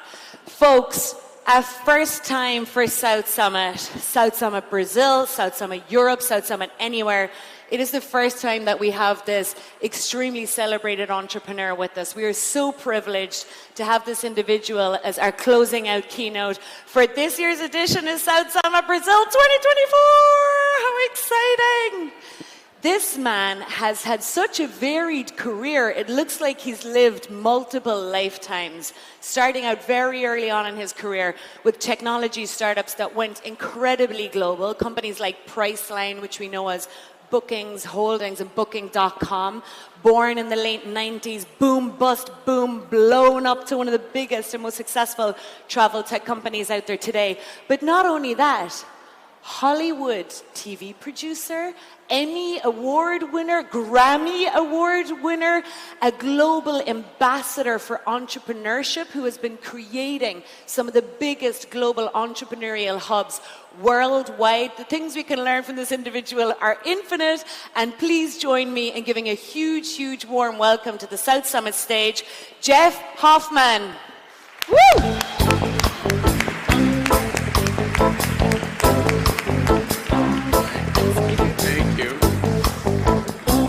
All right, well, I'm thrilled to be here. It's my first time not only in Porto Alegre, but at South Summit. We're going to explore this question today. Many years ago, I started looking at some of my most successful friends and the most innovative and successful people in the world. And I had this question: what are they doing that everybody else isn't? What can I learn from watching the world's most innovative people and emulate them? Because they must be doing something different or they wouldn't be there where they were and I was where I was. So that's what I'm going to share with you today. Some of what I've learned by studying the habits. And I'm going to give you some things you can literally do when you get home tomorrow. The habits of the world's most successful people. A lot of my friends, I started realizing there must be these similar traits and habits about them. If you look at this picture here, Jack created Oculus, the MetaQuest glasses that you use. My friend Nolan invented a little thing called video games. His company was called Atari. In the upper right, Steve created this thing called YouTube. Down below, my other friend Steve, along with Steve Jobs, they created Apple. And the one in the bottom there, Mike, created Instagram. So I'm thinking to myself, what are they doing that I need to be doing? Is there something to learn from the way the most creative, innovative people in the world think? And the answer is yes. They are doing something differently than everyone else. And that's what I want to share with you today. The first lesson learned is that innovation does not come from looking inward. Let me explain what that means. Most people, when they say they want to innovate, you know what they do? They go look at their business to see what they could improve. If I gave you the example, for example, of a restaurant like a McDonald's, and someone said, we need to innovate, we need to improve, you would go look at the French fry machine, and you would say, well, we can't make French fries any faster because if you heat up the oil too much, it burns them. And you would look at the Coca-Cola machine, and you would say, we can't improve how fast we look at Coca-Cola, we make Coca-Cola because it will splash. So they would say, we can't think of any innovation. But what I noticed about the world's most innovative people is they're not looking inward, they are looking outward. They are looking to see what cool ideas the rest of the world and industries outside of theirs have that they could steal and bring back to their industry. So let me give you some examples of that. I'm going to tell you a story of one of the first things I noticed about the way the world's innovators think. So if you don't know what this device is, this is called a 5-year-old. Okay? Everybody here has either had one of these or been one of these. Why a 5-year-old? And the reason why is 5 is the age of why. You say to your 5-year-old, get in the car. Why? Because we have to go to the store. Why? Because we need food. Why? Because we need to eat. Why? Because we'll die if we don't eat. Why?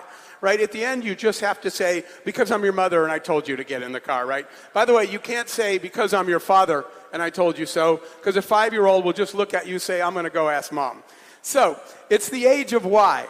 And so this day, I am going to watch a 5-year-old for the day. I volunteered to stay home from work and keep an eye on the 5-year-old. But I realized at the beginning of the day that I had left something at the office. So I say to the 5-year-old, get up, we got to go to the office. And she gets up and she's walking slowly. And she's doing this on the carpet, walking along. And I said, come on, let's go already. And she turned and she looked at me and she said, how do they make carpet? And I said, who cares? Get in the car. And she said, well, how do they make carpet? And I said, why do you care how they make carpet? And she said, do you not know? I said, my company does not make carpet. Never in my life will I make carpet. I don't care. Just get in the car. And she looked at me like I was stupid. And I said, what? And she said, well, you're an adult. I said, they don't teach you how to make carpet just when you're an adult. And she shook her head, this is the bad part, in disgust at my stupidity, right? That I don't know how to make carpet. So we're walking along, and I'm pushing her forward, and we get outside to the garage. And I say to the 5-year-old, get in the car. And she's just standing there. I said, come on, we got to go. Get in the car already. And the 5-year-old taps on the window, and she says, how do they make glass? And I said, you got to be kidding me. Who cares how they make glass? Get in the car. And she's like, well, I'm just wondering how glass is made. And I said, well, I don't. I wonder why you're not getting in the car. And she said, well, how do you think glass is made? And I said, I don't know. I will never need to know how glass is made, and my company doesn't make glass. I don't care. And she said, I thought you went to college. I said, I didn't take glass in college. And I said, just get in the car already. Well, an interesting thing. You see the like black strip between the front and the back window? Instead of getting in the car, she's tapping on that strip in the window. And she goes, what is this called? I said, oh my God, it does not have a name. It's just the thing between the window. Get in the car already. And she said, well, what do they call the thing between the window? I said, it does not have a name. And then the 5-year-old put her little hands on her hips, looked up at me, by the way, in disgust, and said, in fact, in the United States, there was a show called Are You Smarter Than a Fifth Grader? And I was losing to a 5-year-old, right? And she looked at that little thing that I told her, it doesn't have a name, and she put her little hands on her hips, and she turned around and she said to me, if it doesn't have a name, how do they order more of those on the assembly line? Well, guys, it turns out I gave this speech in Detroit, and every person in the audience knew what that part's called. In case you're ever wondering what the thing between the windows called, it's called a B-pole. It has a SKU number, and they order more of those on the line. She was right. So we get in the car, and we go to the office, and while we're driving, I'm annoyed because she's disappointed in me. I don't know how to make carpet, I don't know how to make glass, and I don't know what that thing is called. And I'm thinking, I'm in the travel industry. I care about travel. That's what I focus on. I don't need to know how to make glass. Now, this is an important plot point because this is the difference between the world's most innovative people and everybody else. I'm just studying travel, but you know what they're doing? They're wondering how the rest of the world works so they can bring good ideas, I'm going to show you examples, back to their industry that nobody else ever saw. That's where the mistake is. By the way, we get to the office, and this was interesting because we walk in the office, and the 5-year-old, in our lobby, there's a table with these 2 machines. And she goes, what are those, and why do you have 2 of them? And I was like, oh my God, stop asking me questions, right? But she goes into the conference room. I finally shut her up with a bag of potato chips. She accepted that deal. If I give you these chips, which I stole out of someone's lunch, will you stop asking me things? So she's sitting in there, and I call my office manager. And she said, Mr. Hoffman, what can I help you with? And I said, what are those 2 machines in our lobby? What do they do? And she looked and she said, I have no idea. They've been here since I started here. And I said, wait, you're the office manager and you don't know what these machines are? She said, you're the owner and you don't know what these machines are. I said, go find out. So she walked around and she asked everybody, there's these 2 machines in our lobby. You all walk past them every day. And she said, what are they? She came back, said, nobody knows. And I was like, get my CFO in here. So I call my CFO and I say, I have an assignment. Actually, what I said was, I have an assignment for you. And he said, why are we whispering? And I said, because I don't want the 5-year-old to know that the CEO doesn't know. And I said, can you find out what these machines are? I've never even looked at them or wondered. And he went away and he came back later and he said, all right, boss, I got good news and bad news. And I said, what's the good news? And he said, we found out what those machines are. I said, what are they? And he said, some of you might remember this. He said, in the days before PowerPoint, all of us used to print our presentations and then we would use these spiral boundings. Anybody remember that? These little spiral things you would twirl through to hold your printed presentation. These are from before PowerPoint. They're spiral binders. And I said, okay, what's the bad news? And my CFO leaned over and he goes, yeah, we're leasing those.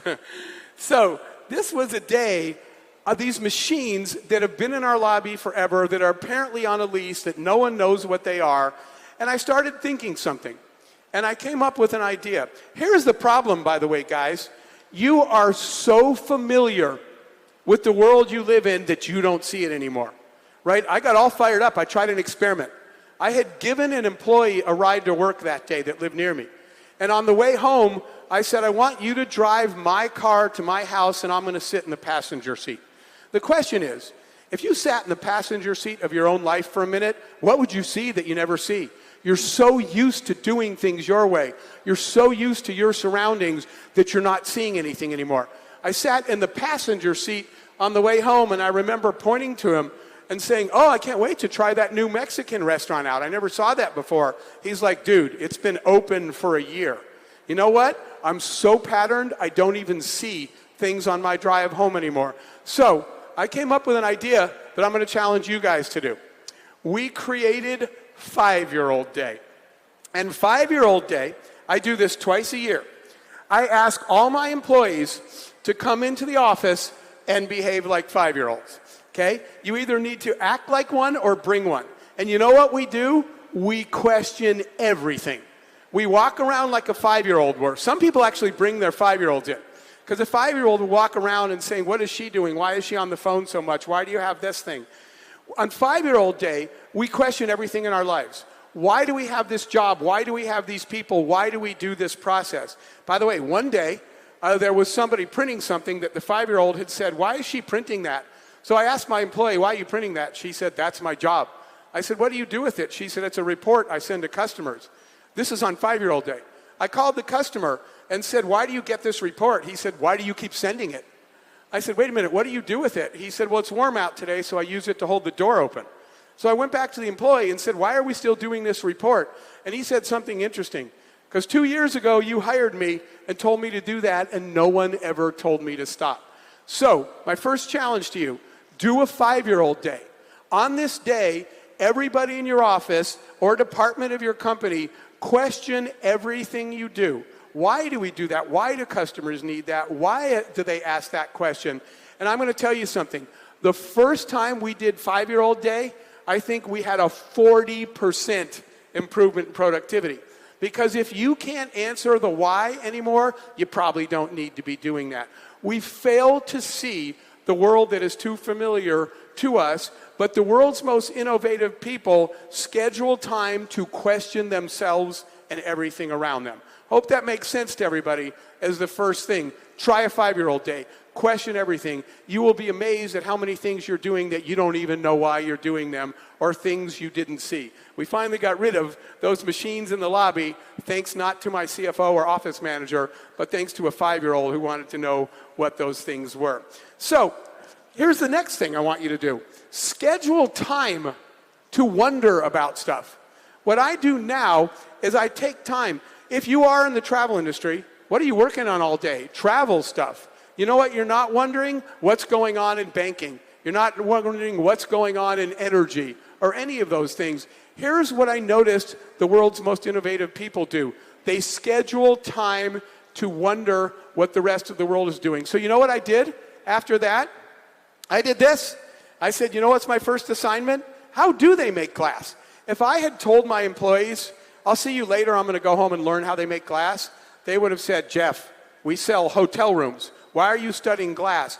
I'm studying glass to see if I can find ideas that the rest of the world has created that I can be the first person to bring to my industry. And I'm going to repeat that again. So I was like, how do I find out how they make glass? Well, you know what I did? I have a glass coffee pot and some glass coffee cups. I picked them up and looked on the bottom. In the United States, they said Corning Glass Company. So I was like, okay, this is probably not going to be very interesting. I am going to call the company that makes my glass coffee cup, and I'm going to tell them to teach me how to make glass. So I called Corning, and they said, Mr. Hoffman, why don't you come visit us, and we'll show you what we do. I will show you a picture now. This is not what I thought the lobby of my coffee cup company looked like, but that's their actual lobby. I said, whoa, wait a minute, I thought you just made coffee cups. And they're like, no, we are creating the future of glass. I would never know this if I did not ask how they make glass. You know what they showed me? This is a live demo. This is smart glass. You will see it soon. The company's not just making coffee cups anymore. They're making smart glass. Let me tell you what's going on in this picture. These two women are window shopping. They walk up to the window. The one woman sees a white coat. They do not go in the store. In the back, on a mannequin, she points at the white coat by touching the window. It's the same technology as your cell phone knows what you're touching when you touch it. The window takes a 3D model of the coat and it floats up and it floats to the window. The woman can take her finger and spin it around. You want to know what else is cool? Guess what's on the end of your finger? Your fingerprint. So you know what else the smart glass is doing? It went on her social media and it found all of her friends who bought that coat, and it told her that her friends love this coat. Then it went into the database. This is the window, not the salesperson. And the window said, oh, I see you already bought gloves here that match. So the window said, you know, you like the white coat, you already have the gloves, you should buy this thing. This is the window talking with AI and smart glass. You know what else the window did? It said, tell you what, if you buy the coat now, I can give you a matching hat at a discount. This woman presses yes, keeps on walking, and the window sold her a hat and a coat, which is now being shipped to her house. How did I learn about smart glass? Guess what? We're now working with 2 smart glass companies because I wondered how they make glass. Take time to wonder about some things that are not your industry and see what you can learn and be the first to bring to your industry. Every night, people always tell me, I always tell people, I'll sleep when I get older. And I keep getting older and I never sleep. You know what's one of my problems with sleeping? Is that I'm afraid as soon as I go to sleep, someone's doing something cool and I missed it. When I wake up, I'm like, what happened? What happened? Something happened somewhere. I need to be the person that finds it and brings it to my industry. That's my challenge to you. Every night while you sleep, something amazing happened.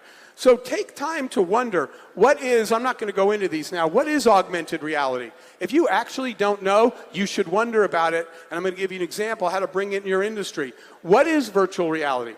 Could you use it in your industry? All these technologies, everybody's talking about AI now. What is it and how could you really use it? Wonder about it and go research it. And I'm going to give you in a minute. So in my wondering what the world was doing, I came across this, the word holography. And I was actually backstage with the CEO of Microsoft at Microsoft, and I'm not promoting any companies, I'm just telling you what happened. At their big, giant conference, they'd asked me to speak, and I was back there. I said, what are you working on? And he goes, check this out. We're working on holograms. And I was like, what does that mean? The only thing I could think of was in the original Star Wars movie, where Obi-Wan said, help me, Obi-Wan Kenobi, you're my only hope. The little hologram comes out of R2-D2. I was like, what does that mean? Well, check this out. One day, you're shopping for a motorcycle, and the motorcycle appears on your desk in full 3D, like that. You can change the colors, you can spin it around, you can rev the engine. You talk about an enhanced shopping experience. I tried it with travel. I pulled up Peru, and Machu Picchu appeared in the room.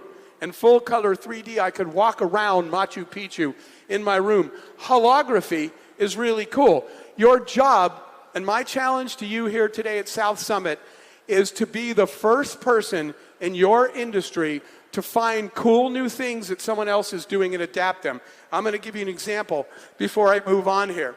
This is Tupac Shakur, the singer, only not really. Some friends of mine in the music industry took a look. I was saying holograms are cool. You know what they did? They looked at holography and they held a concert with Tupac Shakur even though he's dead. That's the actual concert. He came back in hologram and sang a song. Then they did it again with Elvis. This is Elvis. They adopted somebody else's idea to their industry. You want to know the coolest part of what they're doing? This is a pop star in Korea and Japan. She sells out 10,000 seats a night, every concert sold out. You know what's cool about her? She's not real. This is real, people. She is a holographic pop star that sells 10,000 tickets a night when she performs.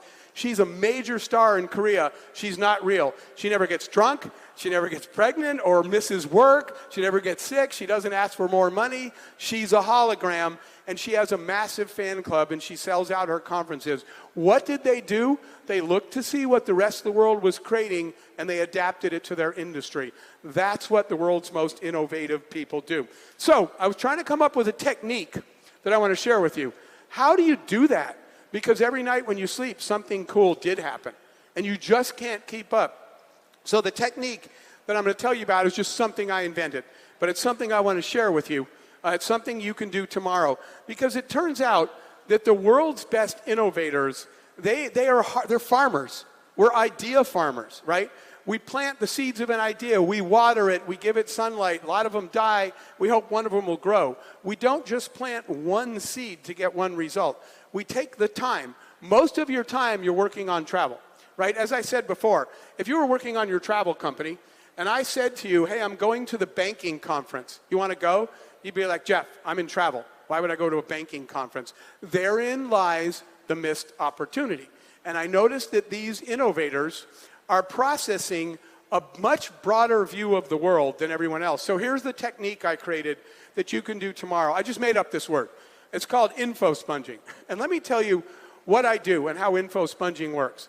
I challenge myself to learn one new thing every day. But here's what's important.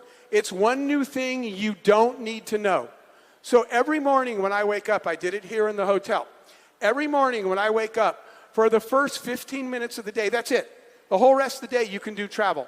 I want you to take 15 or 20 minutes every day, every other day, once a week, whatever you can do. I do it daily. And what I want you to do is go learn something that you don't need to know, that you don't even know why you're learning it. And here is why. Every new piece of knowledge that you acquire, think of it as a puzzle piece. So if I gave her a piece of a puzzle and said, what is this? She'd be like, Jeff, you gave me a blue puzzle piece. I have no idea. If I gave you 2 or 3 pieces, you would say, I still don't know what this is. But what if every single day I gave her a new piece out of the box of that puzzle, and every day she moved the pieces around the table? What would happen? One day she would call me and say, Jeff, I see it now. I see what's forming here. This puzzle will be a castle in the Irish countryside.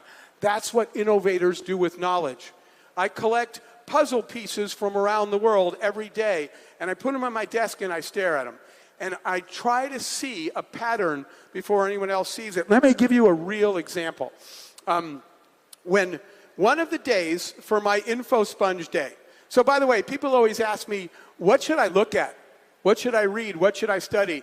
And I'm going to tell you something. Don't overthink that. What I want you to do is trust your instinct. And the reason why is I think that your gut instinct needs to hire a new marketing manager. And the reason is, when you tell people you made a decision just based on your gut, they look at you like you're irresponsible. But the truth is, your gut instinct should be renamed your fast intelligence. Because your gut instinct is the sum total of every bad decision you've ever made and every good decision you've ever made. When your gut is pointing at something, listen to it. So what do? I just follow my curiosity. When I am online, like this morning in the hotel, I just surf around the internet until something catches my attention. And then I say, that's the shiny object I'm picking up today. So I'm going to give you an example. By the way, you guys will get a kick out of this. One day I was getting on a plane with no Wi-Fi, but I had to do my info sponging. So I went into the store in the airport to buy 2 magazines that I would never buy. Remember, for 15 minutes, you don't work for your company and you don't work for your industry. You're going to learn something new. So I picked up 2 magazines. One was called African Business, but the other one you guys will get a kick out of. It was called Latina Magazine, the magazine of Latin American women. So I go up to the register and I put the magazines down. And the girl working there, who was a young Latina, said, oh, sir, you picked up the wrong magazine. I said, no, I didn't. And she said, this magazine is for Latino women. And I said, I understand that. And she said, well, you don't want to buy it. And I said, do they pay you to psychoanalyze people or just to ring stuff up? And she said, well, I don't think you should buy this. And I said, okay, I wasn't asking permission. And then she's like, you want to buy this? I was like, yes, I want to buy the magazine. And she was like backing away from me, like something was wrong. I got on the plane. I opened Latina Magazine. I have no idea why. It caught my curiosity. You know what? The feature article was how to sell and how to speak to Latino families. And I read the article, and as soon as I landed, I called my team and I said, we're doing it all wrong. The answer to how to speak to Latino women to sell them our product was not the way we were doing it. Would I have ever learned that doing it my way? No, I learned it because I bought Latina Magazine randomly one day. When you info sponge, learn something new every day that you don't need to know. So the quick example, one day I was reading a story about distressed inventory. I don't even know what that is. I thought that distressed inventory was a pair of socks where one's longer than the other so you get it cheap. It turns out distressed inventory is anything that your salespeople can't sell that's left over. If I sell these and we have 100 and I only sell 90 of them, the 10 left over are distressed inventory. But what the article said, I have no idea why I'm reading this, right? I'm collecting puzzle pieces of knowledge. The article said that in order to sell distressed inventory, you need a shielded pricing channel. At the end of every info sponge, I write down one sentence each morning of what I learned that day. One sentence, that's it, a summary. So I wrote down, distressed inventory requires shielded pricing. What does that actually mean? By the way, it means if I sell these for $30 and I sell 90 of them, and she's a platinum customer and she paid full amount, but I have 10 left over and I give it to him for $10 each, I'm killing my pricing in the market, so I have to hide the price. That's all I wrote down. Don't even know what that means. But you know what was one of the other puzzle pieces I info-sponged one day? One day I info-sponged that every day in the United States, 600,000 airplane seats fly around empty. And when I got in bed that night, what's swirling in your head? Right? What's swirling in my head is shielded pricing for unsold inventory, empty airplane seats. And I'm laying in bed and I hear like a click in my head because 2 puzzle pieces just fit. Not sure where it's going. By the way, when there's something I can't stop thinking about, I write them on yellow sticky notes and I put them on the wall. And every day I just stand there and stare at these ideas because something is coming. Another day I read a story about perishable commodities. And I'll tell you guys what it actually said. It was how to sell bananas. Okay, I am not actually planning to sell bananas. If you see me out there selling bananas, something went wrong, please help me. Okay? But I read the story because it caught my interest. And the story said to sell a perishable commodity, you have to have urgent placement and reducing price, de-escalating price. I don't even know what that means, but I wrote it down. What it means is a banana has to be sold by the end of the week. So if you go to a grocery store, the black bananas are the easiest to reach, right? Then the brown ones, then the yellow ones, and the green ones, I don't really want you to buy those until Wednesday. So I make the green ones hard to reach, right? But the price descends. A black banana has to cost less than a green banana. So why am I studying that? To try to learn something new that no one in my industry has ever thought of. Wound up writing down about urgent placement and decreasing pricing, but guess what happened when I went to bed? I was sitting in bed thinking, what else is a perishable commodity? Guess what? An airplane seat. A banana lasts all week, but when you close the door of the airplane, all the empty seats are spoiled. They're more rotten than a banana the second you close the door. Guess what happened in my head? Another puzzle piece clicked. The more ideas I collected from around the world, the more things made sense to me. And I'll just kind of cut to the chase there. We wound up launching a company that was not a travel agent. It was a distressed inventory, perishable commodity, dynamically priced online sales system. We created ideas from all over the industry. When we launched Priceline, we were auctioning off empty airplane seats and empty hotel rooms, an idea no one had ever tried in the industry. This was a startup that today, I'm not here to talk to you about money, Booking.com and Priceline are the same company. This was a startup that we originally at the beginning was a small group of people on a table with a new idea that no one had ever thought of before that we did not get from the travel industry. We got from putting together different ideas from different people. In the end, that turned out, well, I'll tell you something for what it's worth. This company today that we started on a folding table is worth $120 billion today, and we didn't get the idea from our own industry.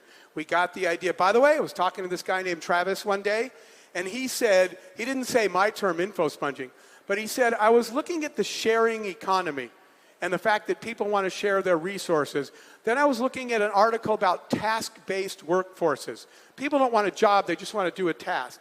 Then I was looking at an article about micropayments. You can just use your phone to pay for something. And at the end was the first time that he even looked at the transportation industry. Travis created a little something called Uber. What would you have done if you were in the taxi business and you were going to create the world's biggest taxi company, which is what he has? What's the first thing you would do? Buy a taxi, because that's looking inward. What Travis did was create the world's biggest transportation company without ever buying a car. You know why? Because he combined new ideas like the sharing economy, micropayments, task-based workforce into something that no one in his industry would have ever thought of. I challenge you to try info sponging.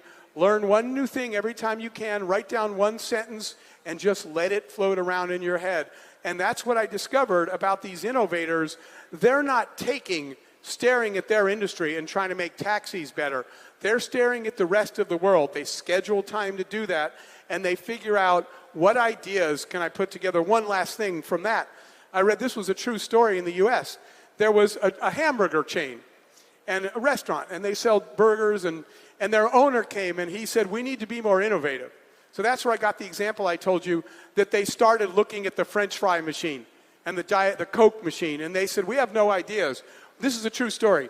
One of the guys in the hamburger restaurant went out and got in his car, and they said, where are you going? He said, I'm going to visit Banks. And they're like, Banks don't sell cheeseburgers.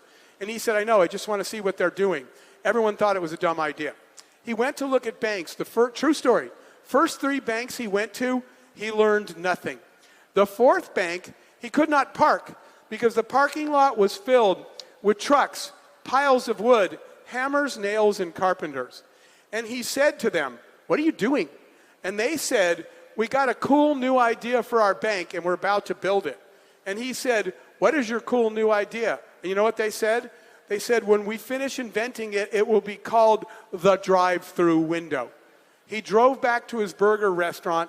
The first drive-through window in fast food history was not created by anybody in the food industry. A guy stole the idea from a bank. Once he created that, Ray Kroc, his company, he bought this entire company that had invented the drive-through window that they stole from a bank, and that's what rose up into becoming McDonald's. That's what innovators do.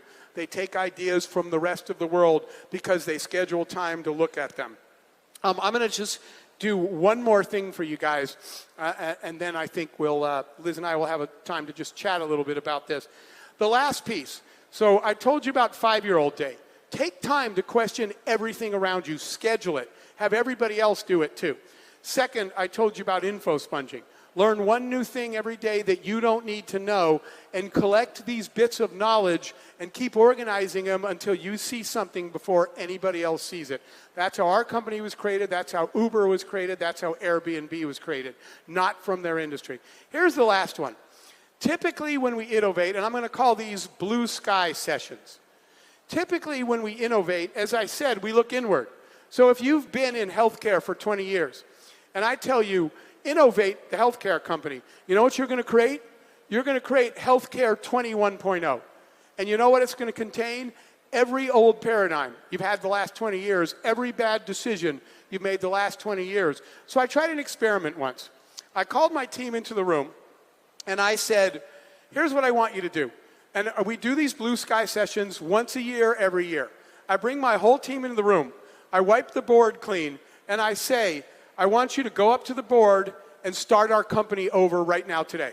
Pretend your company didn't exist and you were creating it today. But I have to tell you something. No rules, no gravity. What does that mean? First of all, you have to have a room with no judgment.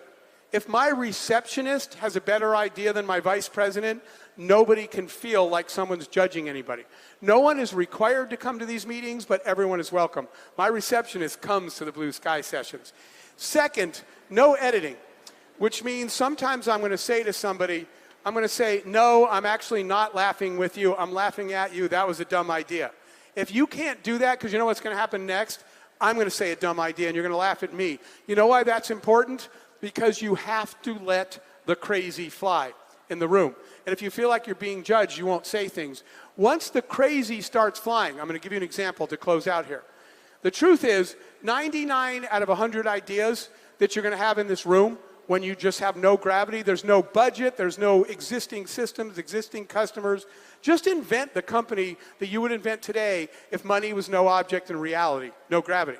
And so 99 out of those 100 ideas are bad ideas, but the 100th one is freaking brilliant.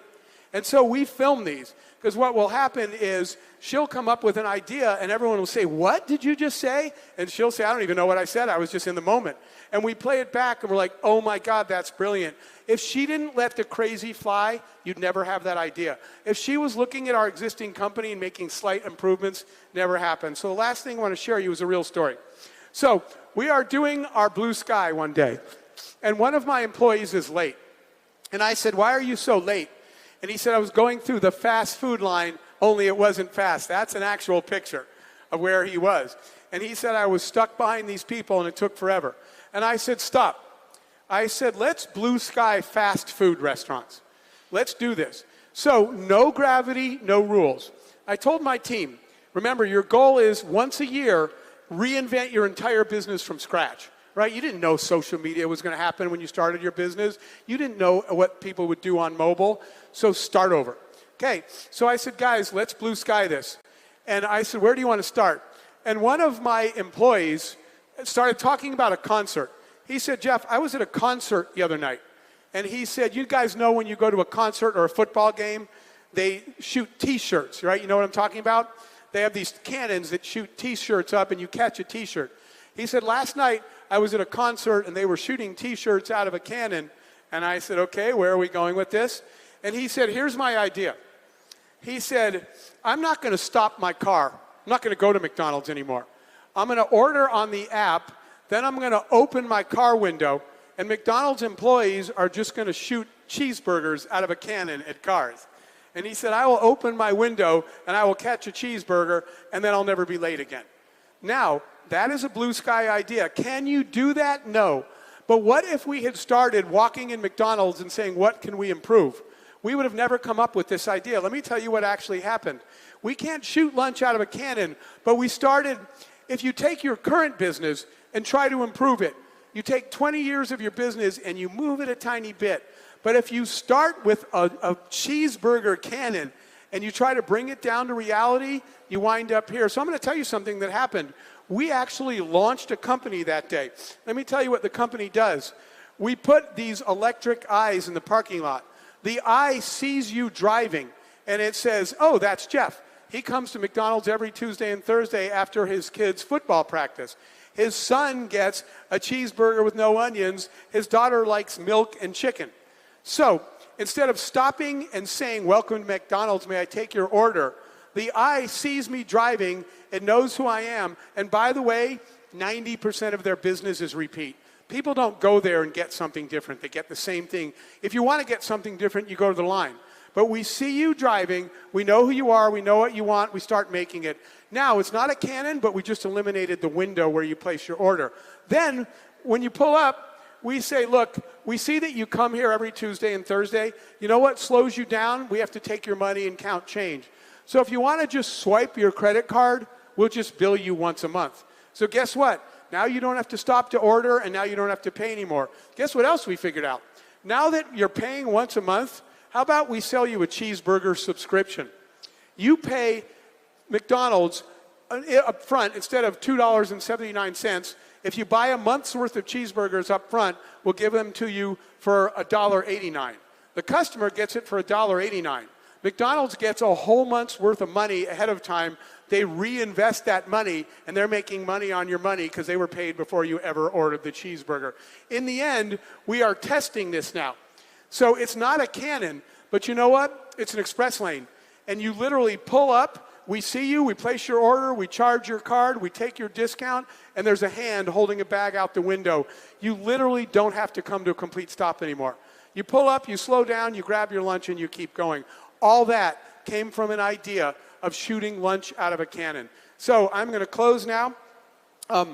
Reinvent your business. Try blue sky. I gave you 3 things to try today. I gave you the 5-year-old. Take time to wonder about everything. Schedule a 5-year-old day. I gave you info sponging. Learn something new every day, every week that the rest of the world is doing, and figure out how to bring it to your industry. And lastly, blue sky. Take time once a year to completely reinvent your business with no rules and let the crazy fly. Thank you guys so much for having me today.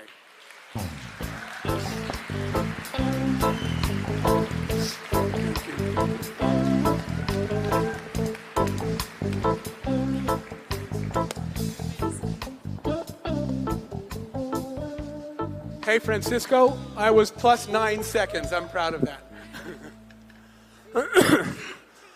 Thank you.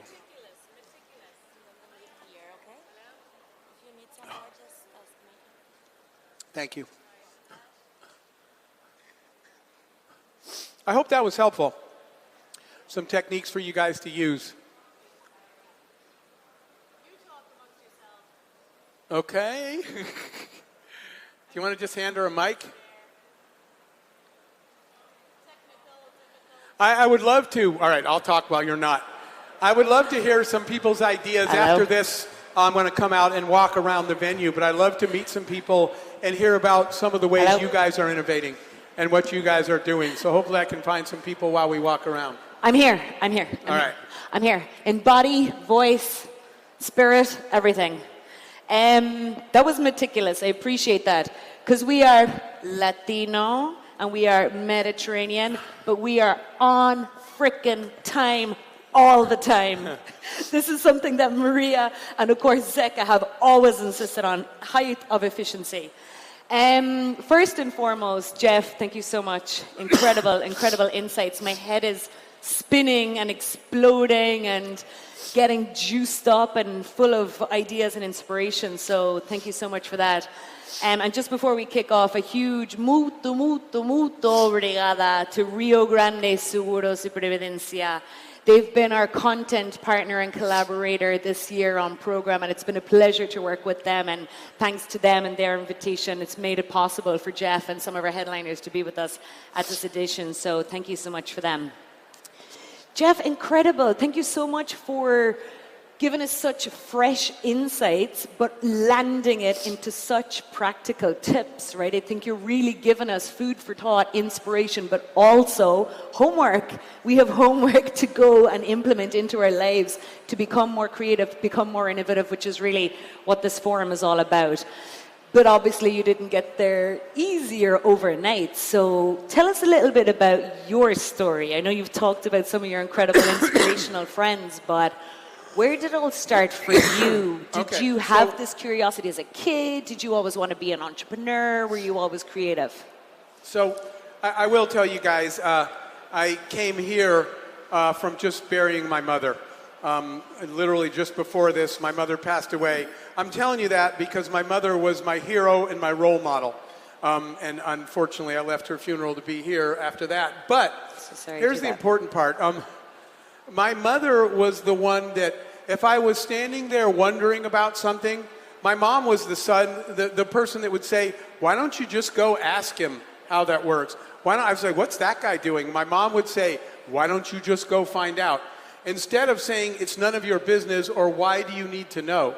My mother was the one that always said, just go find out, go figure it out. So she pushed curiosity. And I will tell you, for all of you that are parents, when your 5-year-old is annoying you by asking you all those questions, if you get irritated and tell them just get in the car, you might have just shut down the next genius. Don't do that. Give them space to explore, not all the time, but give them space. You could say, you know what, tonight when we get home, you can ask me anything you want. My mom made space for me to be curious, was a big thing. So just very quickly, I grew up in the desert in the middle of nowhere with a single mother who had 4 children and 3 jobs and never stopped working to try to give us a better life. And so all I ever heard my whole life was, go get a job. Actually, what I heard is, what's wrong with you? Why can't you be like everyone else? And my answer, the same as all of yours, is I actually don't want to be everyone else. I'm just trying to be me. And my mom supported that. And so, being honest, I did fold, though. I got a job at a corporate, and I didn't like it at all. And I walked out one day, and I quit. It was the management of the company. I was like, I can't do this the rest of my life. But my mother told me to be curious about the world. And when I would say, I wonder if I could do this, my mom would always say, why not you? So I'll tell you the moment that happened. I was 20-something years old. I was completely broke, unemployed. My mom has no money, I have no money, and now I have no job and no food. And all I've ever wanted to do was travel the world. You're less surprised now that I started travel companies. But I went to the airport, I bought a ticket to go see a mentor. By the way, this man did not know he was my mentor. I had to hunt him down and convince him. But I missed the flight. Back then you had to check in with people, and it took so long to get a boarding card that the flight was gone. And I stood there, and I thought, instead of complaining, what does my mom always say? Why don't you stop complaining like everyone else and go fix it? So I went home that Friday and started my first startup. For you guys, when you go to the airport and you use a check-in kiosk to get your boarding pass, that was my first invention. And I could hear my mom saying, quit complaining, go fix it. So I went home, invented these kiosks, and we were blessed. We sold them literally in every airport in the world. And that's Liz, when I got the idea, maybe I should just create my own jobs and create my own companies and do things I'd be happy doing, not things that I have to do. All that came from that. That's incredible. And I'm truly touched by that as a woman, as a mom, and I know that majority of people in the audience can, we can all connect with that. And I love how you positioned whether you have a 5-year-old or whether we've all either have one or been one, so I think everybody in the room and globally can connect with that. Thank you for saying that, because it's so important, I think, to have everyday heroes. South Summit is very much about diversity and inclusion. As you know, our founder, Maria Benjumea, is not your stereotypical tech startup founder, right? In South Summit in Spain, we're about 80% women, which we're going the other way. We need to get more guys involved. And For All is the same here, our partners here. And even you see it from the governor, from the City Hall of Porto Alegre. There's huge diversity here, and they really have a focus on inclusion. So I really appreciate you saying that. And the other thing is, I love the whole concept of, bringing your child to work or acting like that, because we're all trying to combine professional and personal lives. Sure. And I think for recent or previous generations, there's been a huge separation in those lines. And now we have it more mixed. And I think they're so fruitful to feed into one another. You're showing a direct example of how that works. Yeah, it works both ways, right? Because I benefited from listening to children's questions that I didn't know the answer to, and children find out that actually wondering about things is a really good path. Yeah. So everybody wins. Incredible, incredible. I appreciate that insight. It's so refreshing. So listen, let's kick off some of the earlier days at Priceline, right? This is incredible. It's just an amazing story. And I guess you see often these graphs from people talking about entrepreneurship where it's not a direct line, it's a big squiggly line, and it's up and down and all around and shooting off. And that looks really like the story of Booking.com.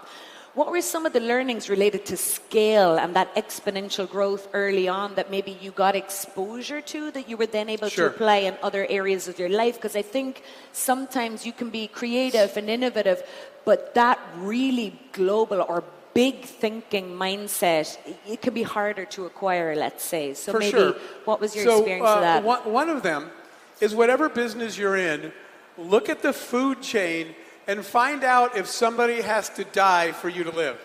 And what I mean by that is if somebody in this supply chain, I'm going to give you an example, is going to lose their business, that's a tough sell. So what we were doing at the beginning is we were auctioning off empty hotel rooms for a discount. Guess what? Everybody in our ecosystem wins. A hotel has rooms they can't sell. So we went to them and we said, you can't sell these empty rooms. We'll get you, by the way, an empty room's not $0. An empty room is negative $34 because it pays rent, it pays heat, it pays cleaning. So we went to them and said, we're going to turn your negative $34 empty inventory into positive money. We'll get you $60. It's a $230 room, but you can't sell it. Then we went to the consumer and we said, can you afford a $230 room? They said no. And we said, what could you afford? And they said, I'll pay $80 for a $230 room. So guess what happens? The hotel could never sell this room at $230. We got somebody to pay $80 for it. The hotel was willing to take $60. We kept the $20 and never told anybody the difference, and everybody went home happy. Hotels love us because we sell the empty rooms. Consumers love us because they can afford hotels they can afford. And it turns out we love us because we kept all the money in the middle. That's a big learning for scaling. If you are improving an ecosystem, a supply chain, where everyone wins, your odds are much better than if you're expecting somebody to go out of business just because you want them to. Wow. Yeah, it's incredible. I mean, it's a real kind of win-win model, I guess. You're making the pie bigger for everyone. And there's so many trends there that you kind of hit the nail on the head. I guess without even realizing it around dynamic pricing and also sharing economy very, very early on. Related to that, are you seeing surplus inventory out there today that is undervalued potentially, or do you have any sensation about, existing assets, or, have we saturated the sharing economy opportunity, do you think? No, or is there existing assets? I think that the sharing economy opportunity is bigger and bigger. Obviously, when they started Airbnb, they called us and they said, wait, why isn't somebody's extra bedroom the same thing as a hotel? It's extra inventory that they could generate money on. So the model, it was interesting because you know what phone call I get all the time? I've invented the price line of pharmaceuticals. I've invented the price line of mortgages, whatever. So the idea of sharing your unused resources for a lower price or even for a full price is still very big, and many more industries will benefit. I think there's a lot of upward growth still. Amazing, amazing. And sticking with trends and kind of market opportunities today that we're seeing, you mentioned a whole bunch of technologies. That was so unexpected, particularly the glass factory, you know, that was so refreshing to kind of really see very tangible examples of, you know, by looking somewhere else, you might find the unexpected, you know. You mentioned some super innovative technologies. What are things that you're personally excited about today, or kind of clusters or market opportunities that you see growing around tech? Honestly, all of those, but the issue is the markets to apply them to, right? So there's three huge ones. And COVID revealed this to us. When everybody got sent home from work during COVID, most of the companies on the planet had never had remote workers. Most workers had never been able to do their job from home. What we all realized is there's an opportunity here. We can improve our life. Our company can have access to hiring an employee, even if I'm based in Florida. I can hire talent in Porto Alegre because they can be virtual. I couldn't do that in the old days where you had to come to the office. But the question is, how do we improve the life of a remote worker? And you know what CEOs ask me? Especially from big companies, how do I keep people engaged when they don't come to the office anymore? I have no idea, but boy, that's a huge opportunity. If one of you created tools to engage remote workers and make them feel more like part of a company, you're about to get very wealthy, because everybody's looking for that. So the whole industry of remote work needs all those tools to use it. Education. Many, many schools in the world, when they sent their students home, had no idea how to teach people. But guess what we learned when we were at home?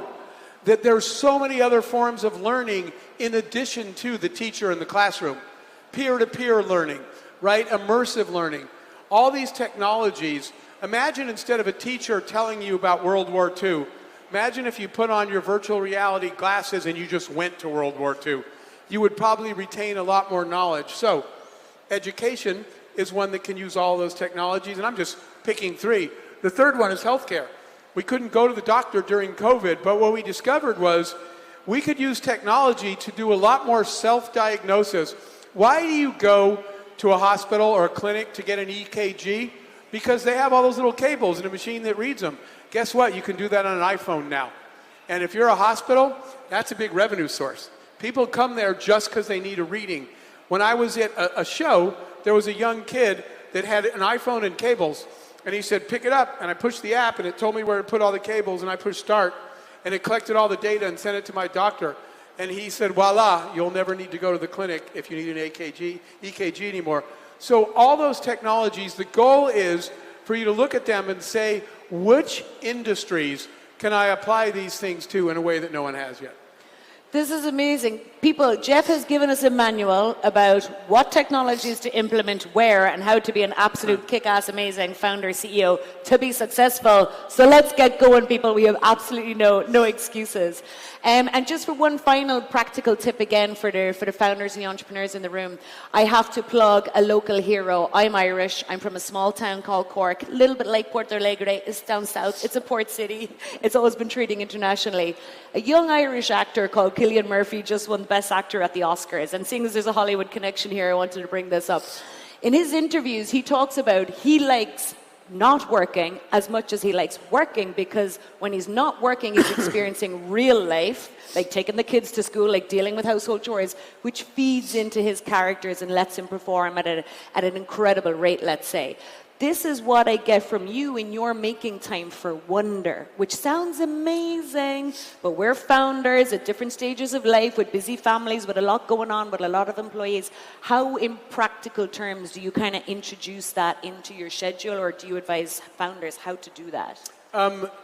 Well, here's the thing. The DNA of entrepreneurship, those people will figure it out, right? If you can't, I'm going to say something bad. If you can't figure that out, maybe you shouldn't be an entrepreneur. So, it's hard. But guess what else is hard? Winning is hard. right? When people say to me, everything you showed, Jeff, that's extra work, I'm already busy. Again, you might not like my answer, but the real answer is, if you don't want to do that, good luck coming out on top. Because the winners find a way to get it done. It is never easy. You have to make sacrifices, especially as an entrepreneur, and you just resort your schedule. One of mine, honestly, was some days like this morning, I set my alarm about 20 minutes earlier than I wanted to get up so I could do info sponging for 20 minutes. You find a way to make it work, but I'm glad you said something else, which is the human element of it all. All of this is great, but none of it matters if it doesn't work for people. So you need to also schedule time, right? A lot of times people ask me, why don't you just retire? Why are you out doing these talks? Because you don't learn anything sitting at home on the couch. Your home time's important, but so is your outside time. And why do I'm most excited about, I've been asking the organizers all day, can I please go walk around where everybody is? I don't want to be backstage, because the only way I know if any of my ideas are working is if I feel like I'm in the flow of people. How do you build a product in Brazil? How about spend time walking around talking to people all over Brazil? You'll probably have a better idea. So these are things you have to make time for. You have to make time to immerse yourself in people, and you have to make time for learning. And all of that, by the way, I'll just tell you what I do. I schedule my personal time on a blank calendar first, whether it's your family time, your friend time, whatever, and then I start to fill in my work calendar around that. Because I do fundamentally believe if you are not a balanced human being, you're not going to pull this off anyway. Focus on your priorities first.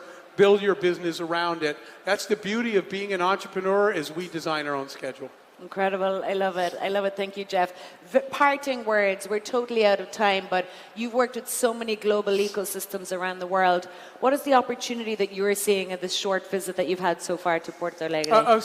So really quickly, the opportunity is, you mean here? Yeah. Oh, what's brilliant here, we did a leaders forum today with a lot of the local people from all over. What's brilliant here is that and I mean this from my heart, I do this all over the world, we're in 200 countries. You guys understand that the only way forward is together.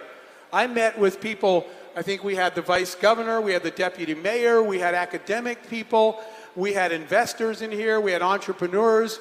It is an ecosystem. If everybody in Porto Alegre is pulling in the same direction, this will become one of the best places in the world for startups and entrepreneurs to thrive. So congratulations on the fact that right here in South Summit, it proves the point that you guys are all in this together.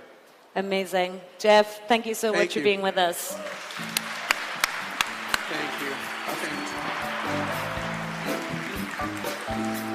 Folks, that is a wrap. That is the end of our official programming at South Summit Brazil 2024. Don't go anywhere, because we'll be back in 10 minutes with our closing and awards ceremony. We're going to see who our winning finalist startups are for this edition of South Summit Brazil. 10 minutes, we'll be right back.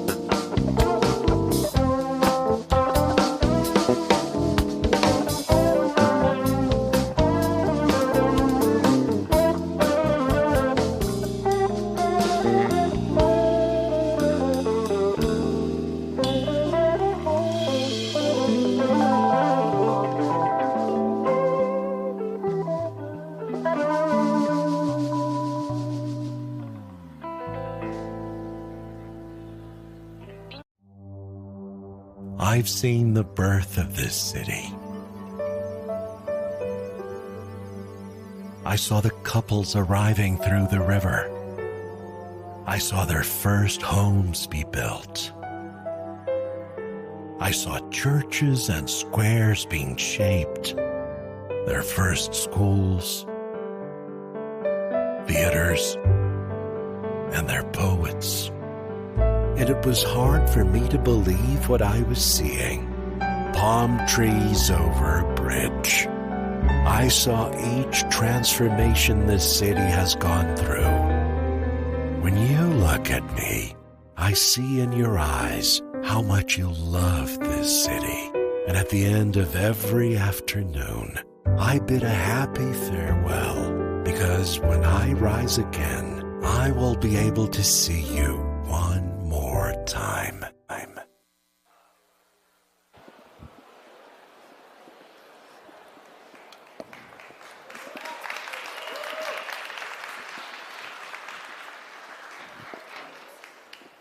Boa tarde a todos, bienvenidos al final of South Summit Brazil 2024. I'm Liz Fleming, Chief Ecosystem Officer at South Summit, and thrilled to be with you this evening for our closing and awards ceremony. None of this would have been possible without our amazing co-organizers and collaborators, IE University, the government of the state of Rio Grande do Sul, and co-organized by Spain Startup and our partners here for all. Thank you so much to the Prefeitura, Porto Alegre, our host city for this edition. And of course, to all of our collaborators and partners, in particular our global partners, Corsan, Agea, Gerdau, Petrobras, Rio Grande Seguros y Providencia, and Sebray X. And to every single one of you who have come through the doors over the last 3 days to South Summit Brazil 2024. To kick us off, please join me in welcoming to the stage President of South Summit Brazil, José Renato Hoff, nuestro Zeca.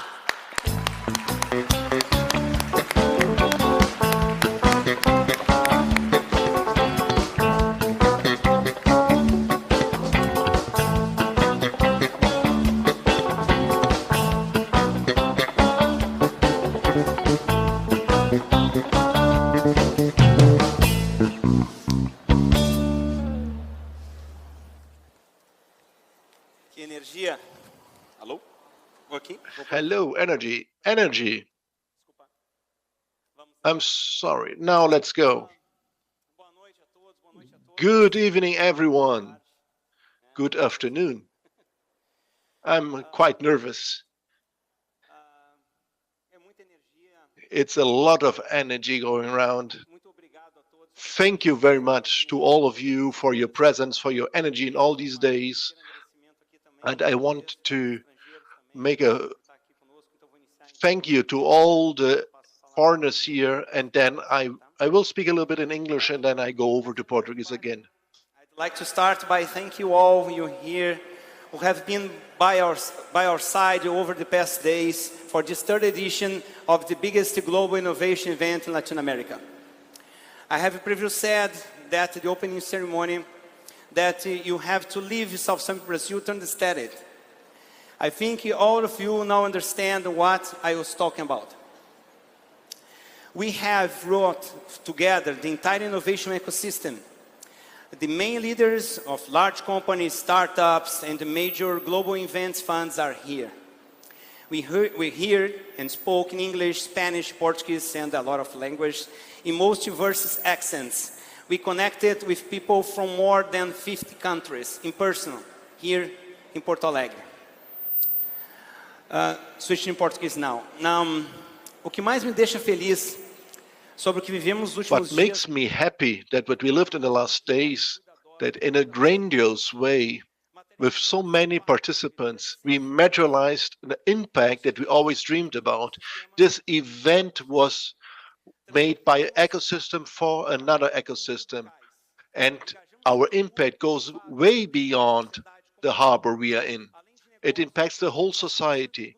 We created business and cultural business, gastronomic business, and we impacted much, much more than that, including entertainment. That makes us unique. So South Summit is just not an event. It's a catalyzer and a moment that will never be forgotten. There's so many key people that make up this event. But I want to thank you especially, and first Maria, my partner in this. So thank you to you and to our team that is multicultural, that works every day. Nacho, Doreia, Thiago, Wagner, Ana, and all the others, Manu, and all the other professionals that work directly or indirectly for this event. So I'm really crazy. I spoke Spanish, now Portuguese, and then English. The people that were to build this cleaning and security. Over 2,000 people worked for us to have this experience that we are living. So huge applause to all the workers that made it possible to have this event.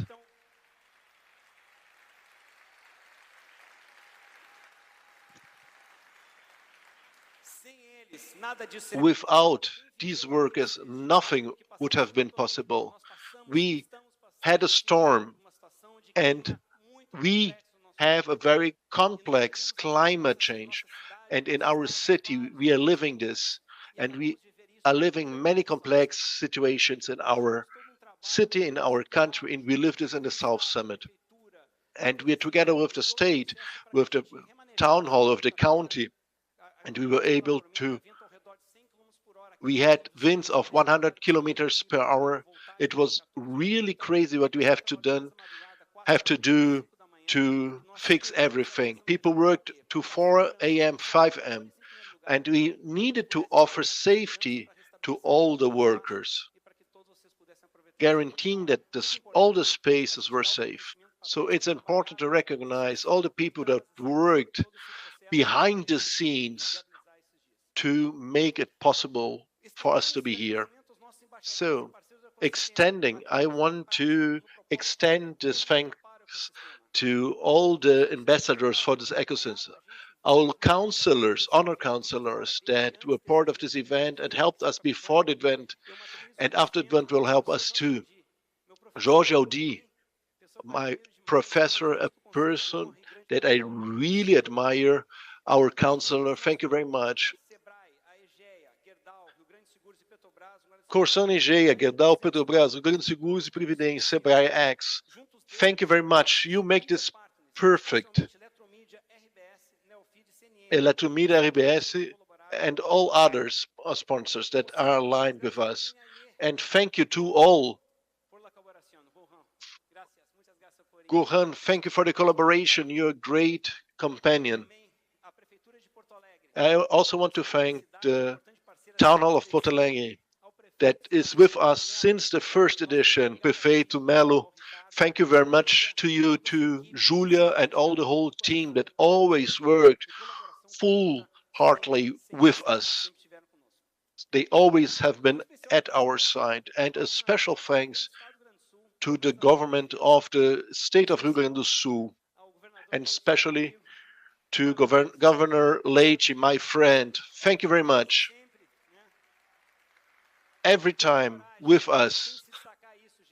And thank you for your courage. And I need to highlight this, the courage to bet on this ecosystem. And I know this is your dream, that together in this construction, thank you very much also for the partnership, Gabriel Simoni and all the other teams that work with you, shoulder by shoulder, after so many meetings at all possible times of day and night. Thank you very much.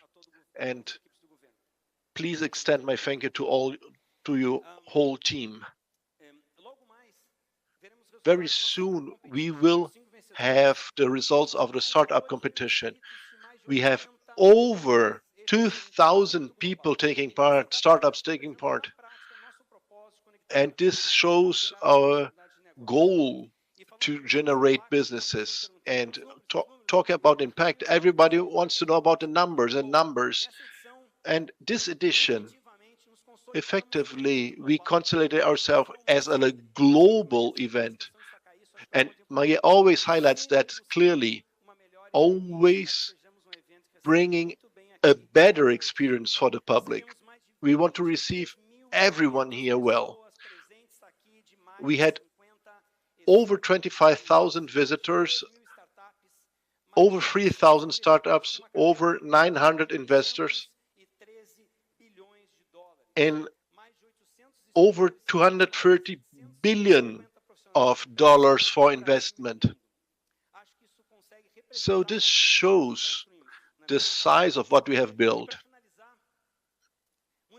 And to get to an end, many people ask me, what now? What makes us unique? You need to live it to understand it. Dr. Jorge Gerdau is the person, I need to tell you that. I admire him profoundly. And I was talking to him this week, and Maria said, so where's the magic? What happens that in this street that is alongside the river that could be theoretically a huge building? No, but in practice, it is not easier to have this 1 kilometer of extension, make people find each other. An investment fund find a startup find their professionals, find their public, and that makes it special that everyone can connect to each other here, creating this marvelous energy, and you need to live it to understand it. And beyond that, that's our secret. It's the passion, it's the dream, it's the soul that unifies us, that brings us together. And this soul has a name that is my dear Maria that is here, because she is the soul of our South Summit. So, and I hand over the floor to her. Thank you very much.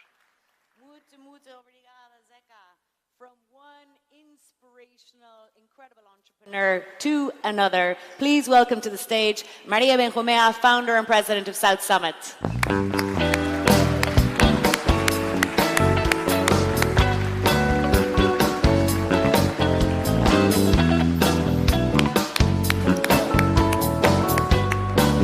Brava dancing! Woo! Woo! Woo! Woo!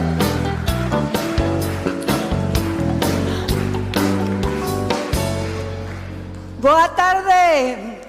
Boa tarde, Porto Alegre. Boa tarde a todo el ecosistema. Boa tarde a todas las personas que estáis aquí. Bueno, hoy es nuestro último día.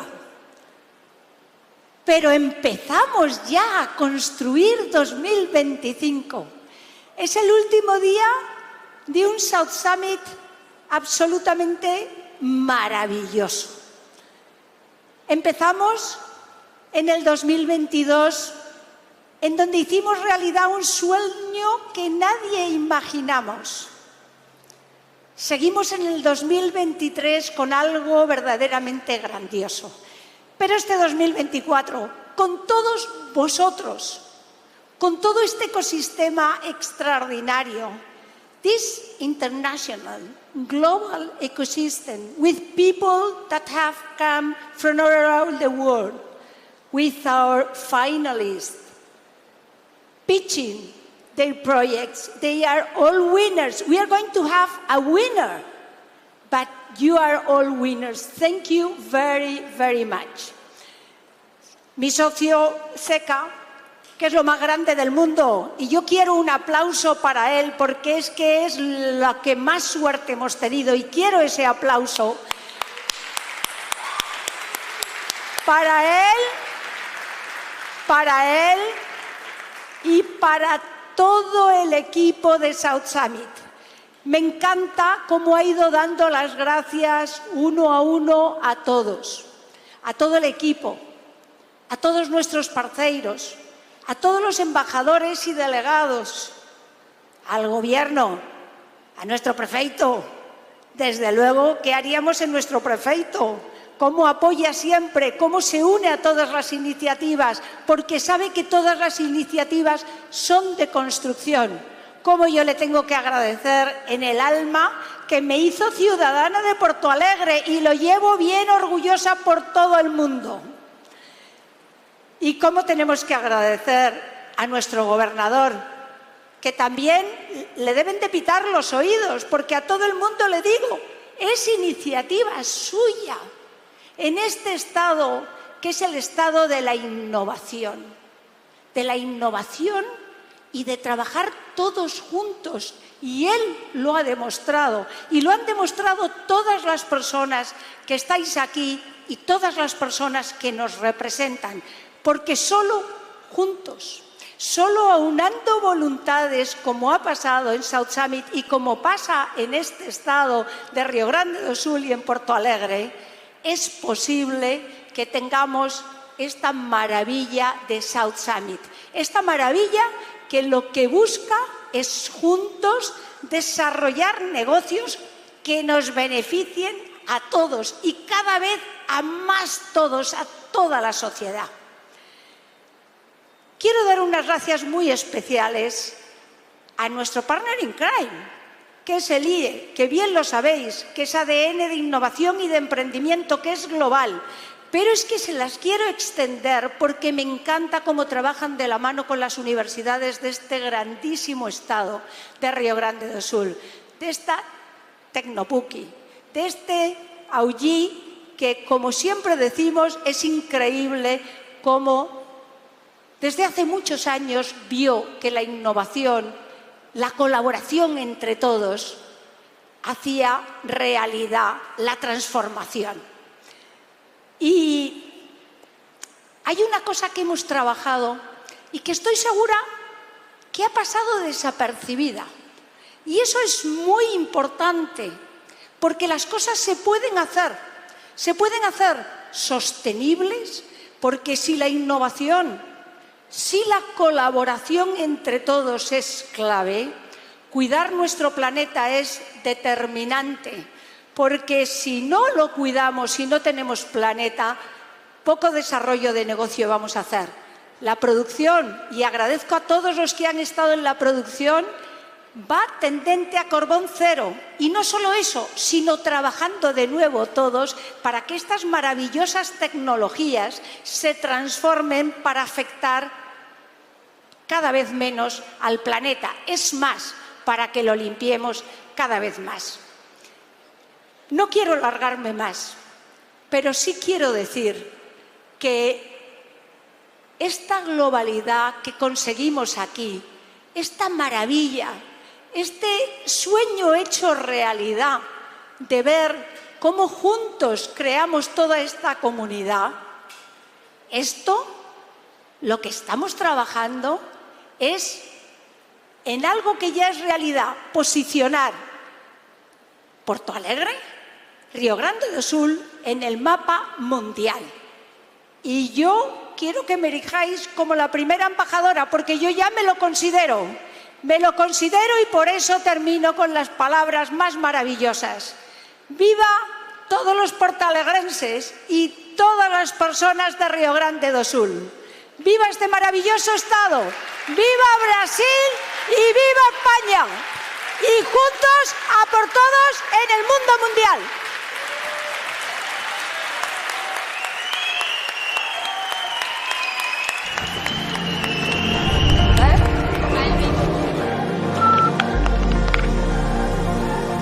Dar as boas-vindas à capital da inovação. Que estamos todos juntos, que solo a través de la innovación y de la colaboración entre todos, de verdad, transformamos el mundo.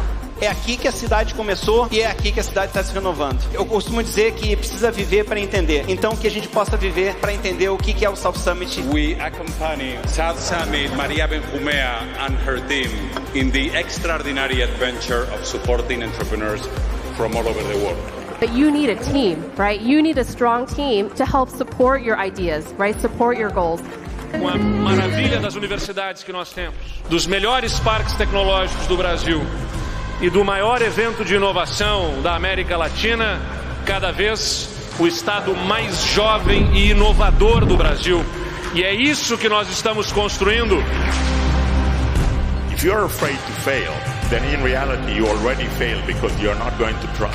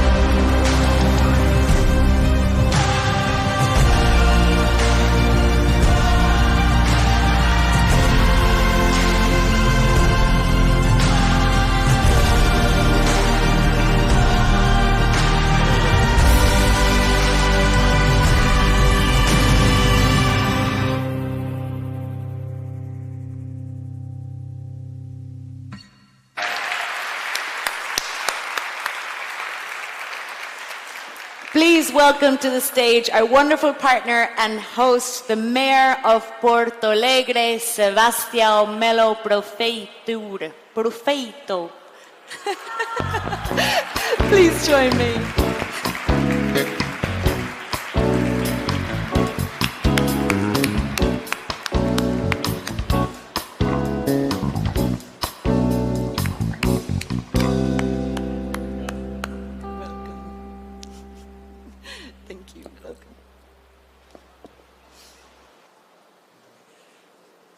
Boa tarde a todos. Good afternoon to all of you. So it's time to thank you all. To all of you that in these 3 editions worked tirelessly for this event to happen. And let me begin thanking our governor, Gabriel, because if we had one leader that moved the first stone, that was our governor, Eduardo Leite.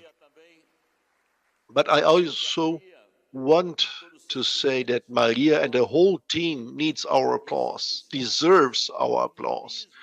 And this enthusiasm, this human touch that you have involves all of us. I also want to thank all the workers, all the public agents, firefighters, first responders.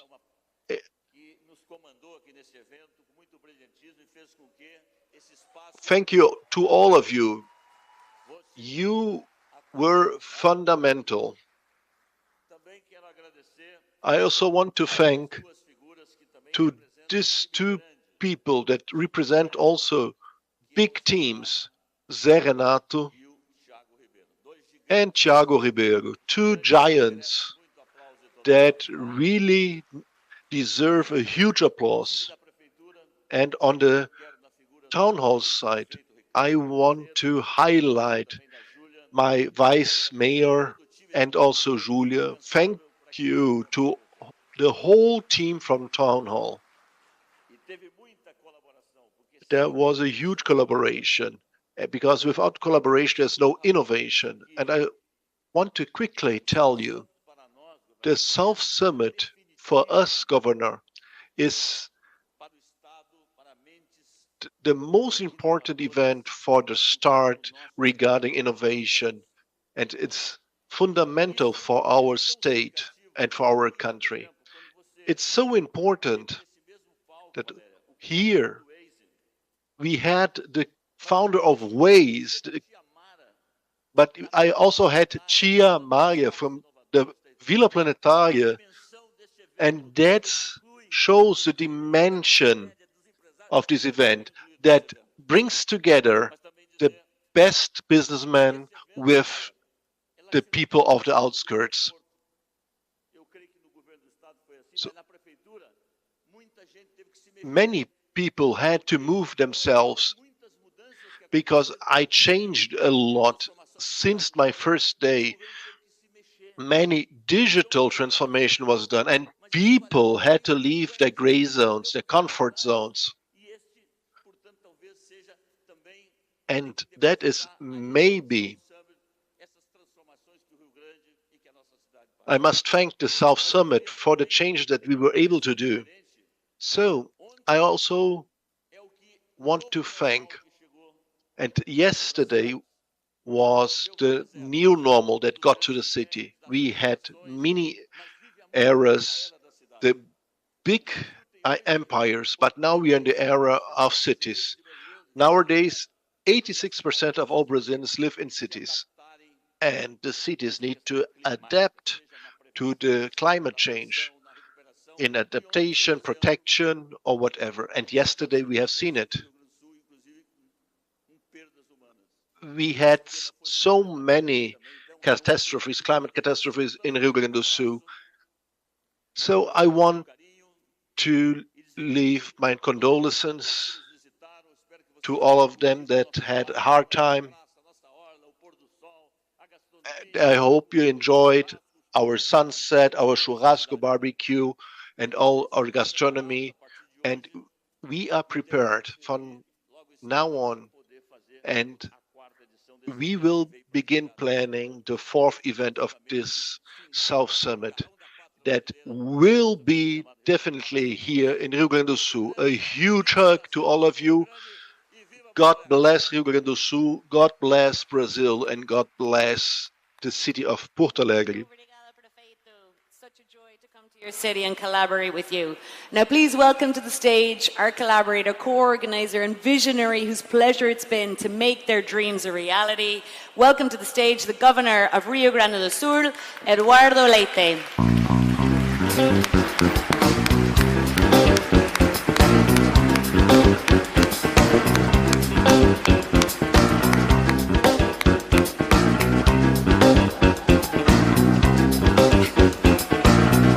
Nice hat.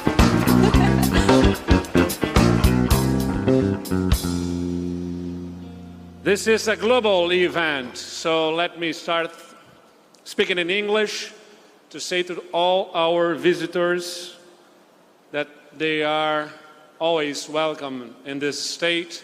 Thank you for being with us, for trusting in this event, in this state, in this city, and that we hope to see you not only in the next event next year, but as soon as possible in many other events and opportunities that we have in this land, in this territory of Rio Grande do Sul, in Porto Alegre. So thank you very much. Y después, me permiten hablar un poco en portuñol, porque tenemos grandes compañeros desde España y quiero agradecer muchísimo a todos ellos en la persona de María. María, tengo una envidia muy grande de usted por los colores que vistes. Los pantalones más rojos que encontré fueron estos aquí para estar más cerca de ti, de la alegría que emanas, que es el alma de nuestro South Summit. Muchas gracias, María, a todos los españoles que están aquí con nosotros para hacer este gran evento, porque Rio Grande do Sul es el punto de encuentro en esta América del Sur, entre una América del Sur que habla portugués, en Brasil que habla español, con nuestros vecinos aquí, el punto de encuentro más propicio para hacer la innovación, la creación de cosas nuevas, está aquí en nuestro estado. Y me permitam falar em português, claro, para agradecer. So let us talk in Portuguese to thank this partnership of so many, everything that has been done the last couple of years, and this consolidates in this third edition. I'd like to thank my Vice-Governor, Gabriel Souza, Secretary of Innovation, Science and Technology, Simone. Thank you very much in name of them, for the whole team that actually pushes forward things that so that this is possible. Thank you, Mr. Mayor Sebastián Melo, because from the very beginning you got into this idea. Actually, you made all the efforts from the city hall for this 100-year-old pier, these places that were needed in order to be organized, in order to host these events. That's so unique. Because it's not a faraway convention center, far away from the city, but it's in the very heart of the city, with a beautiful site that we've got of this Guaíba River, that's the nicest sunset of the world, and with all the joy from these people that actually pass through here. I'd like to thank as well the private sector, civil society, through Sergato, SECA, and Ciobo, South Summit, Thiago Ribeiro, Jorge G,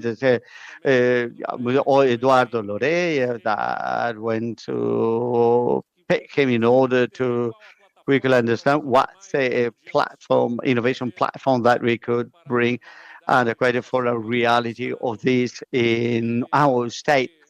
And the mayor said that the first piece was actually most by me, but in the end of the day, if I were able to do it, because I knew that I would find this collaboration spirit in the state that's represented in the people that actually are the officials of the state or the city hall, and the joint effort with civil society and the private sector.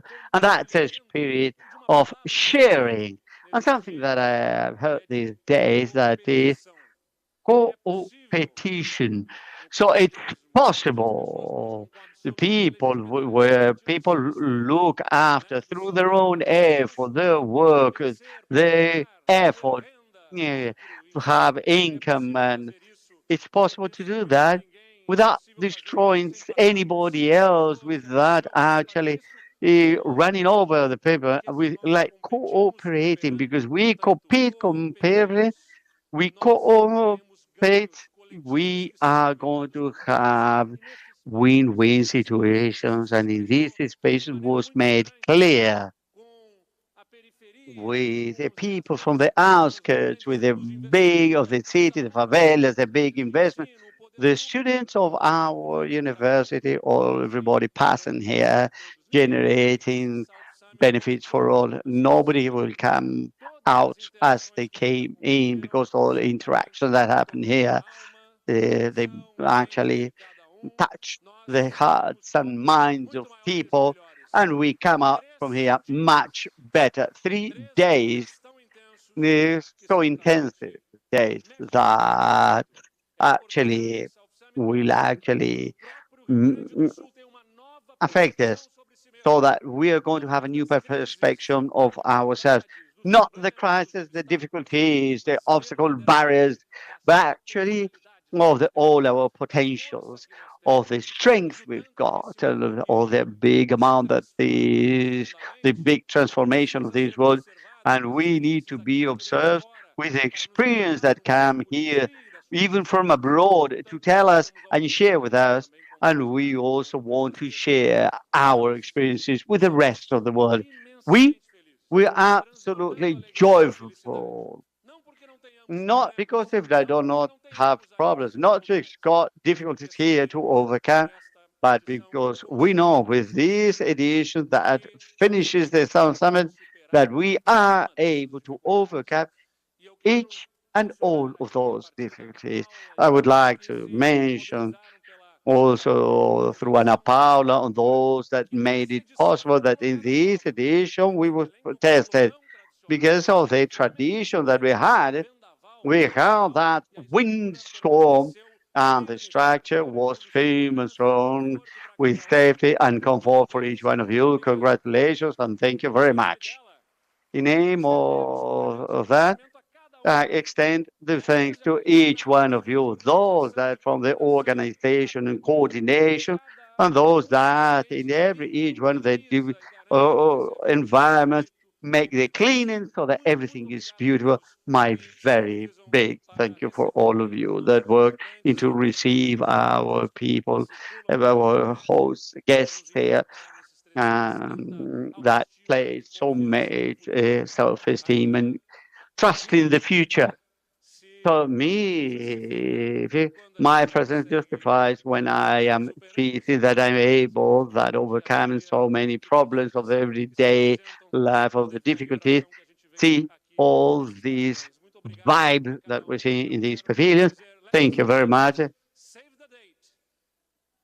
April the 9th until April the 11th.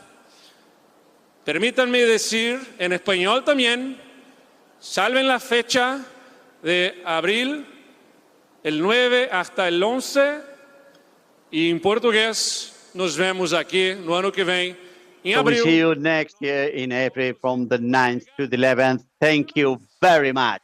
See you there.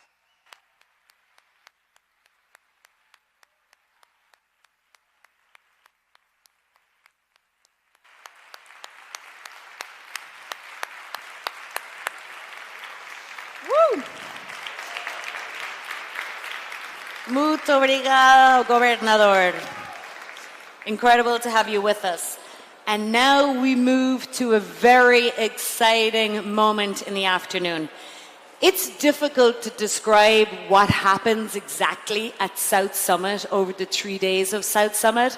As many already said, you really have to live South Summit to understand South Summit. But what we all know clearly right from the beginning is that at the heart of what is South Summit is the South Summit Startup Competition. It's wonderful to see all the finalists here in the front row. These really are the superstars of what happens here over 3 days. And it hasn't just taken 3 days. For months, these companies have competed out of 2,000 applications from over about 50 countries to be part of the final 50 that we have with us here today, and that have been fiercely competing in 5 different industry sectors to make it this far. So all of you guys are already winners, and congratulations for making it this far.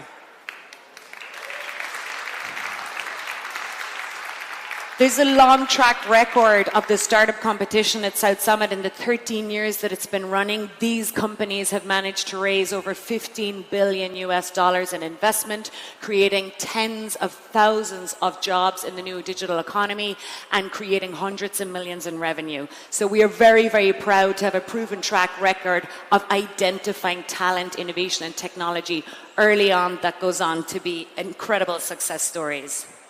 The 5 categories that we are going to award today are Most Disruptive Team, Most Disruptive Startup, Best Team, Most Sustainable Startup, Most Scalable Startup, and then the overall winner of South Summit Brazil 2024.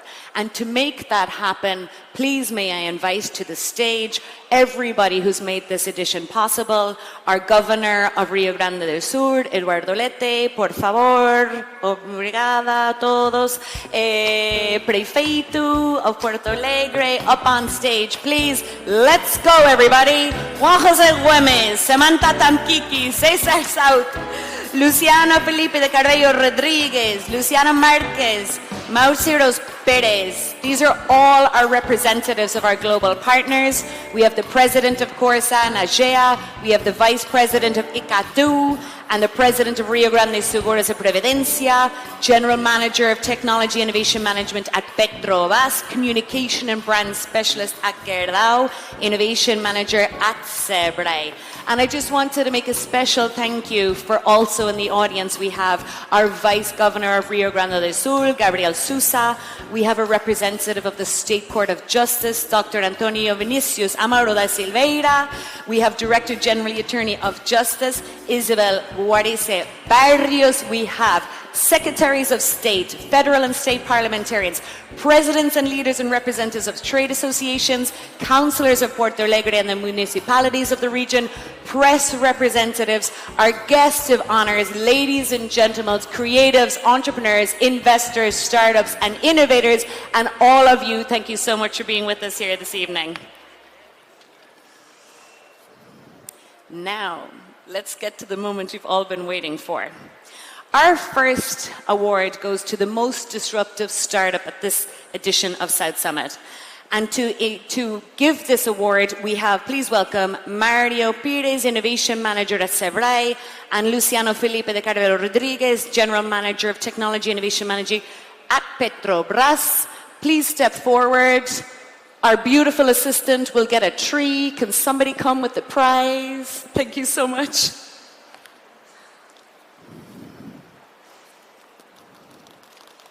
Nobody knows. Let's see. So, the winner of Most Disruptive Startup at South Summit Brazil 2024 is IBBX.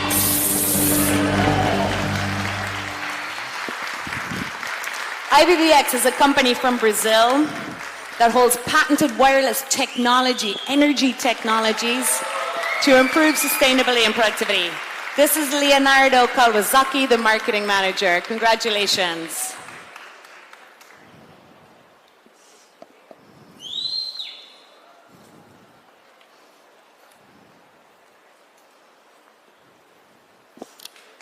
Congratulations, Leonardo and team. Our next award goes to Best Team. And presenting this award, we have Samantha Takimi, President at Corsan Agea, and Luciana Marquez, Communication and Brand Specialist at Gerdau. Right into the center, ladies. We have a beautiful tree to present to the winner. Oh, we have a lovely general. And the winner of Best Team at South Summit Brazil 2024 is Taiglab.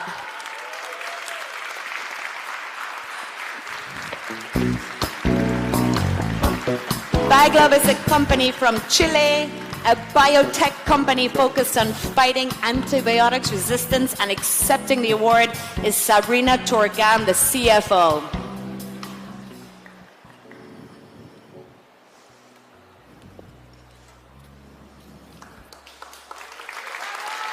Woo! Congratulations, Sabrina.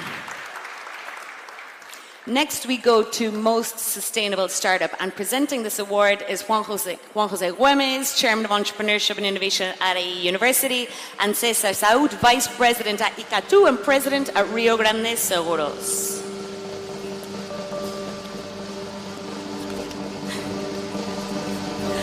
And the most sustainable startup is Before Waste.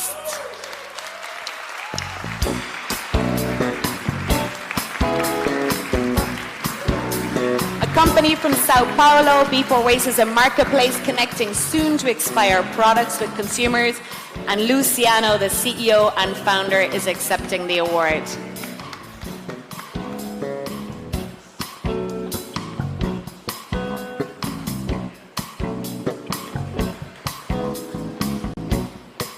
Parabéns, Luciano. Now we move on to Most Scalable Startup, and presenting this award is José Renato Hoff, President of South Summit Brazil, Maria Benjumea, Founder and President of South Summit, and our Mayor Sebastião Melo. All three of you, please, to present the award for Most Scalable Startup.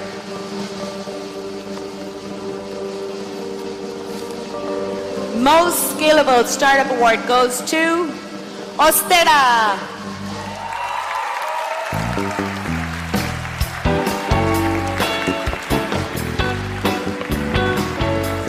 Ostera is a company from Brazil which provides solutions to increase vitro fertilization success rates. And accepting the award is Lucia Mireles, CEO.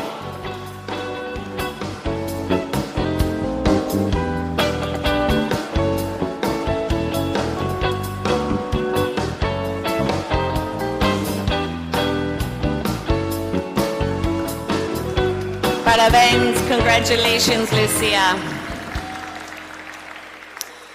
Maria Zeca, don't go anywhere, because next is our final overall winner for South Summit Brazil of 2024. And presenting this award is Maria Benjumea, José Renato Hoff, and our wonderful governor, Eduardo Leite, por favor. The overall winner of South Summit Brazil 2024 is...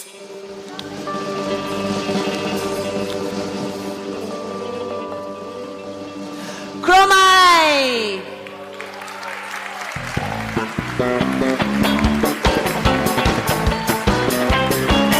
Cromai is a Brazilian company that takes aeronautic management to the next level of efficiency, reducing costs, increasing productivity using AI. Receiving the award is Guilherme Castro, CEO.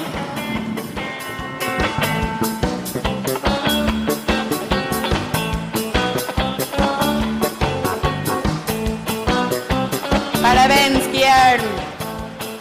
Parabéns.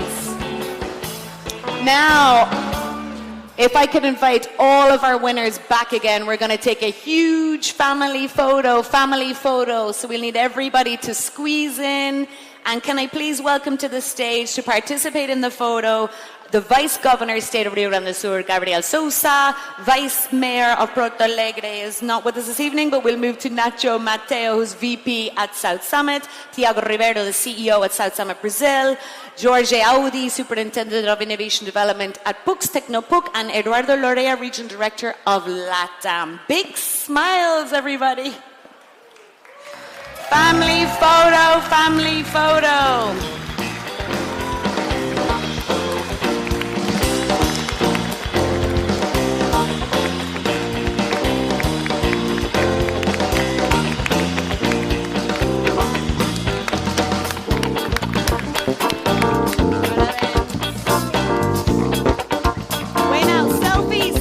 Don't go anywhere.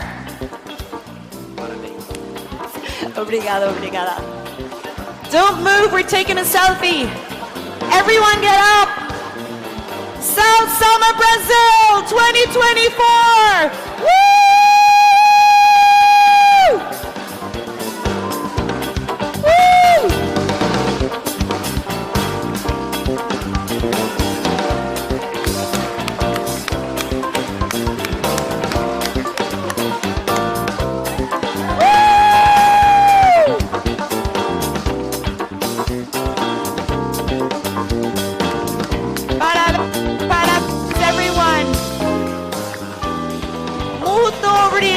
Muito obrigado. Folks, that is a wrap. Parabéns a todos for making this such a success. We'll see you in 2025, April 9 to 11. And we see you tonight for the after party. Caixa Embarcadero from 6 p.m. Woo!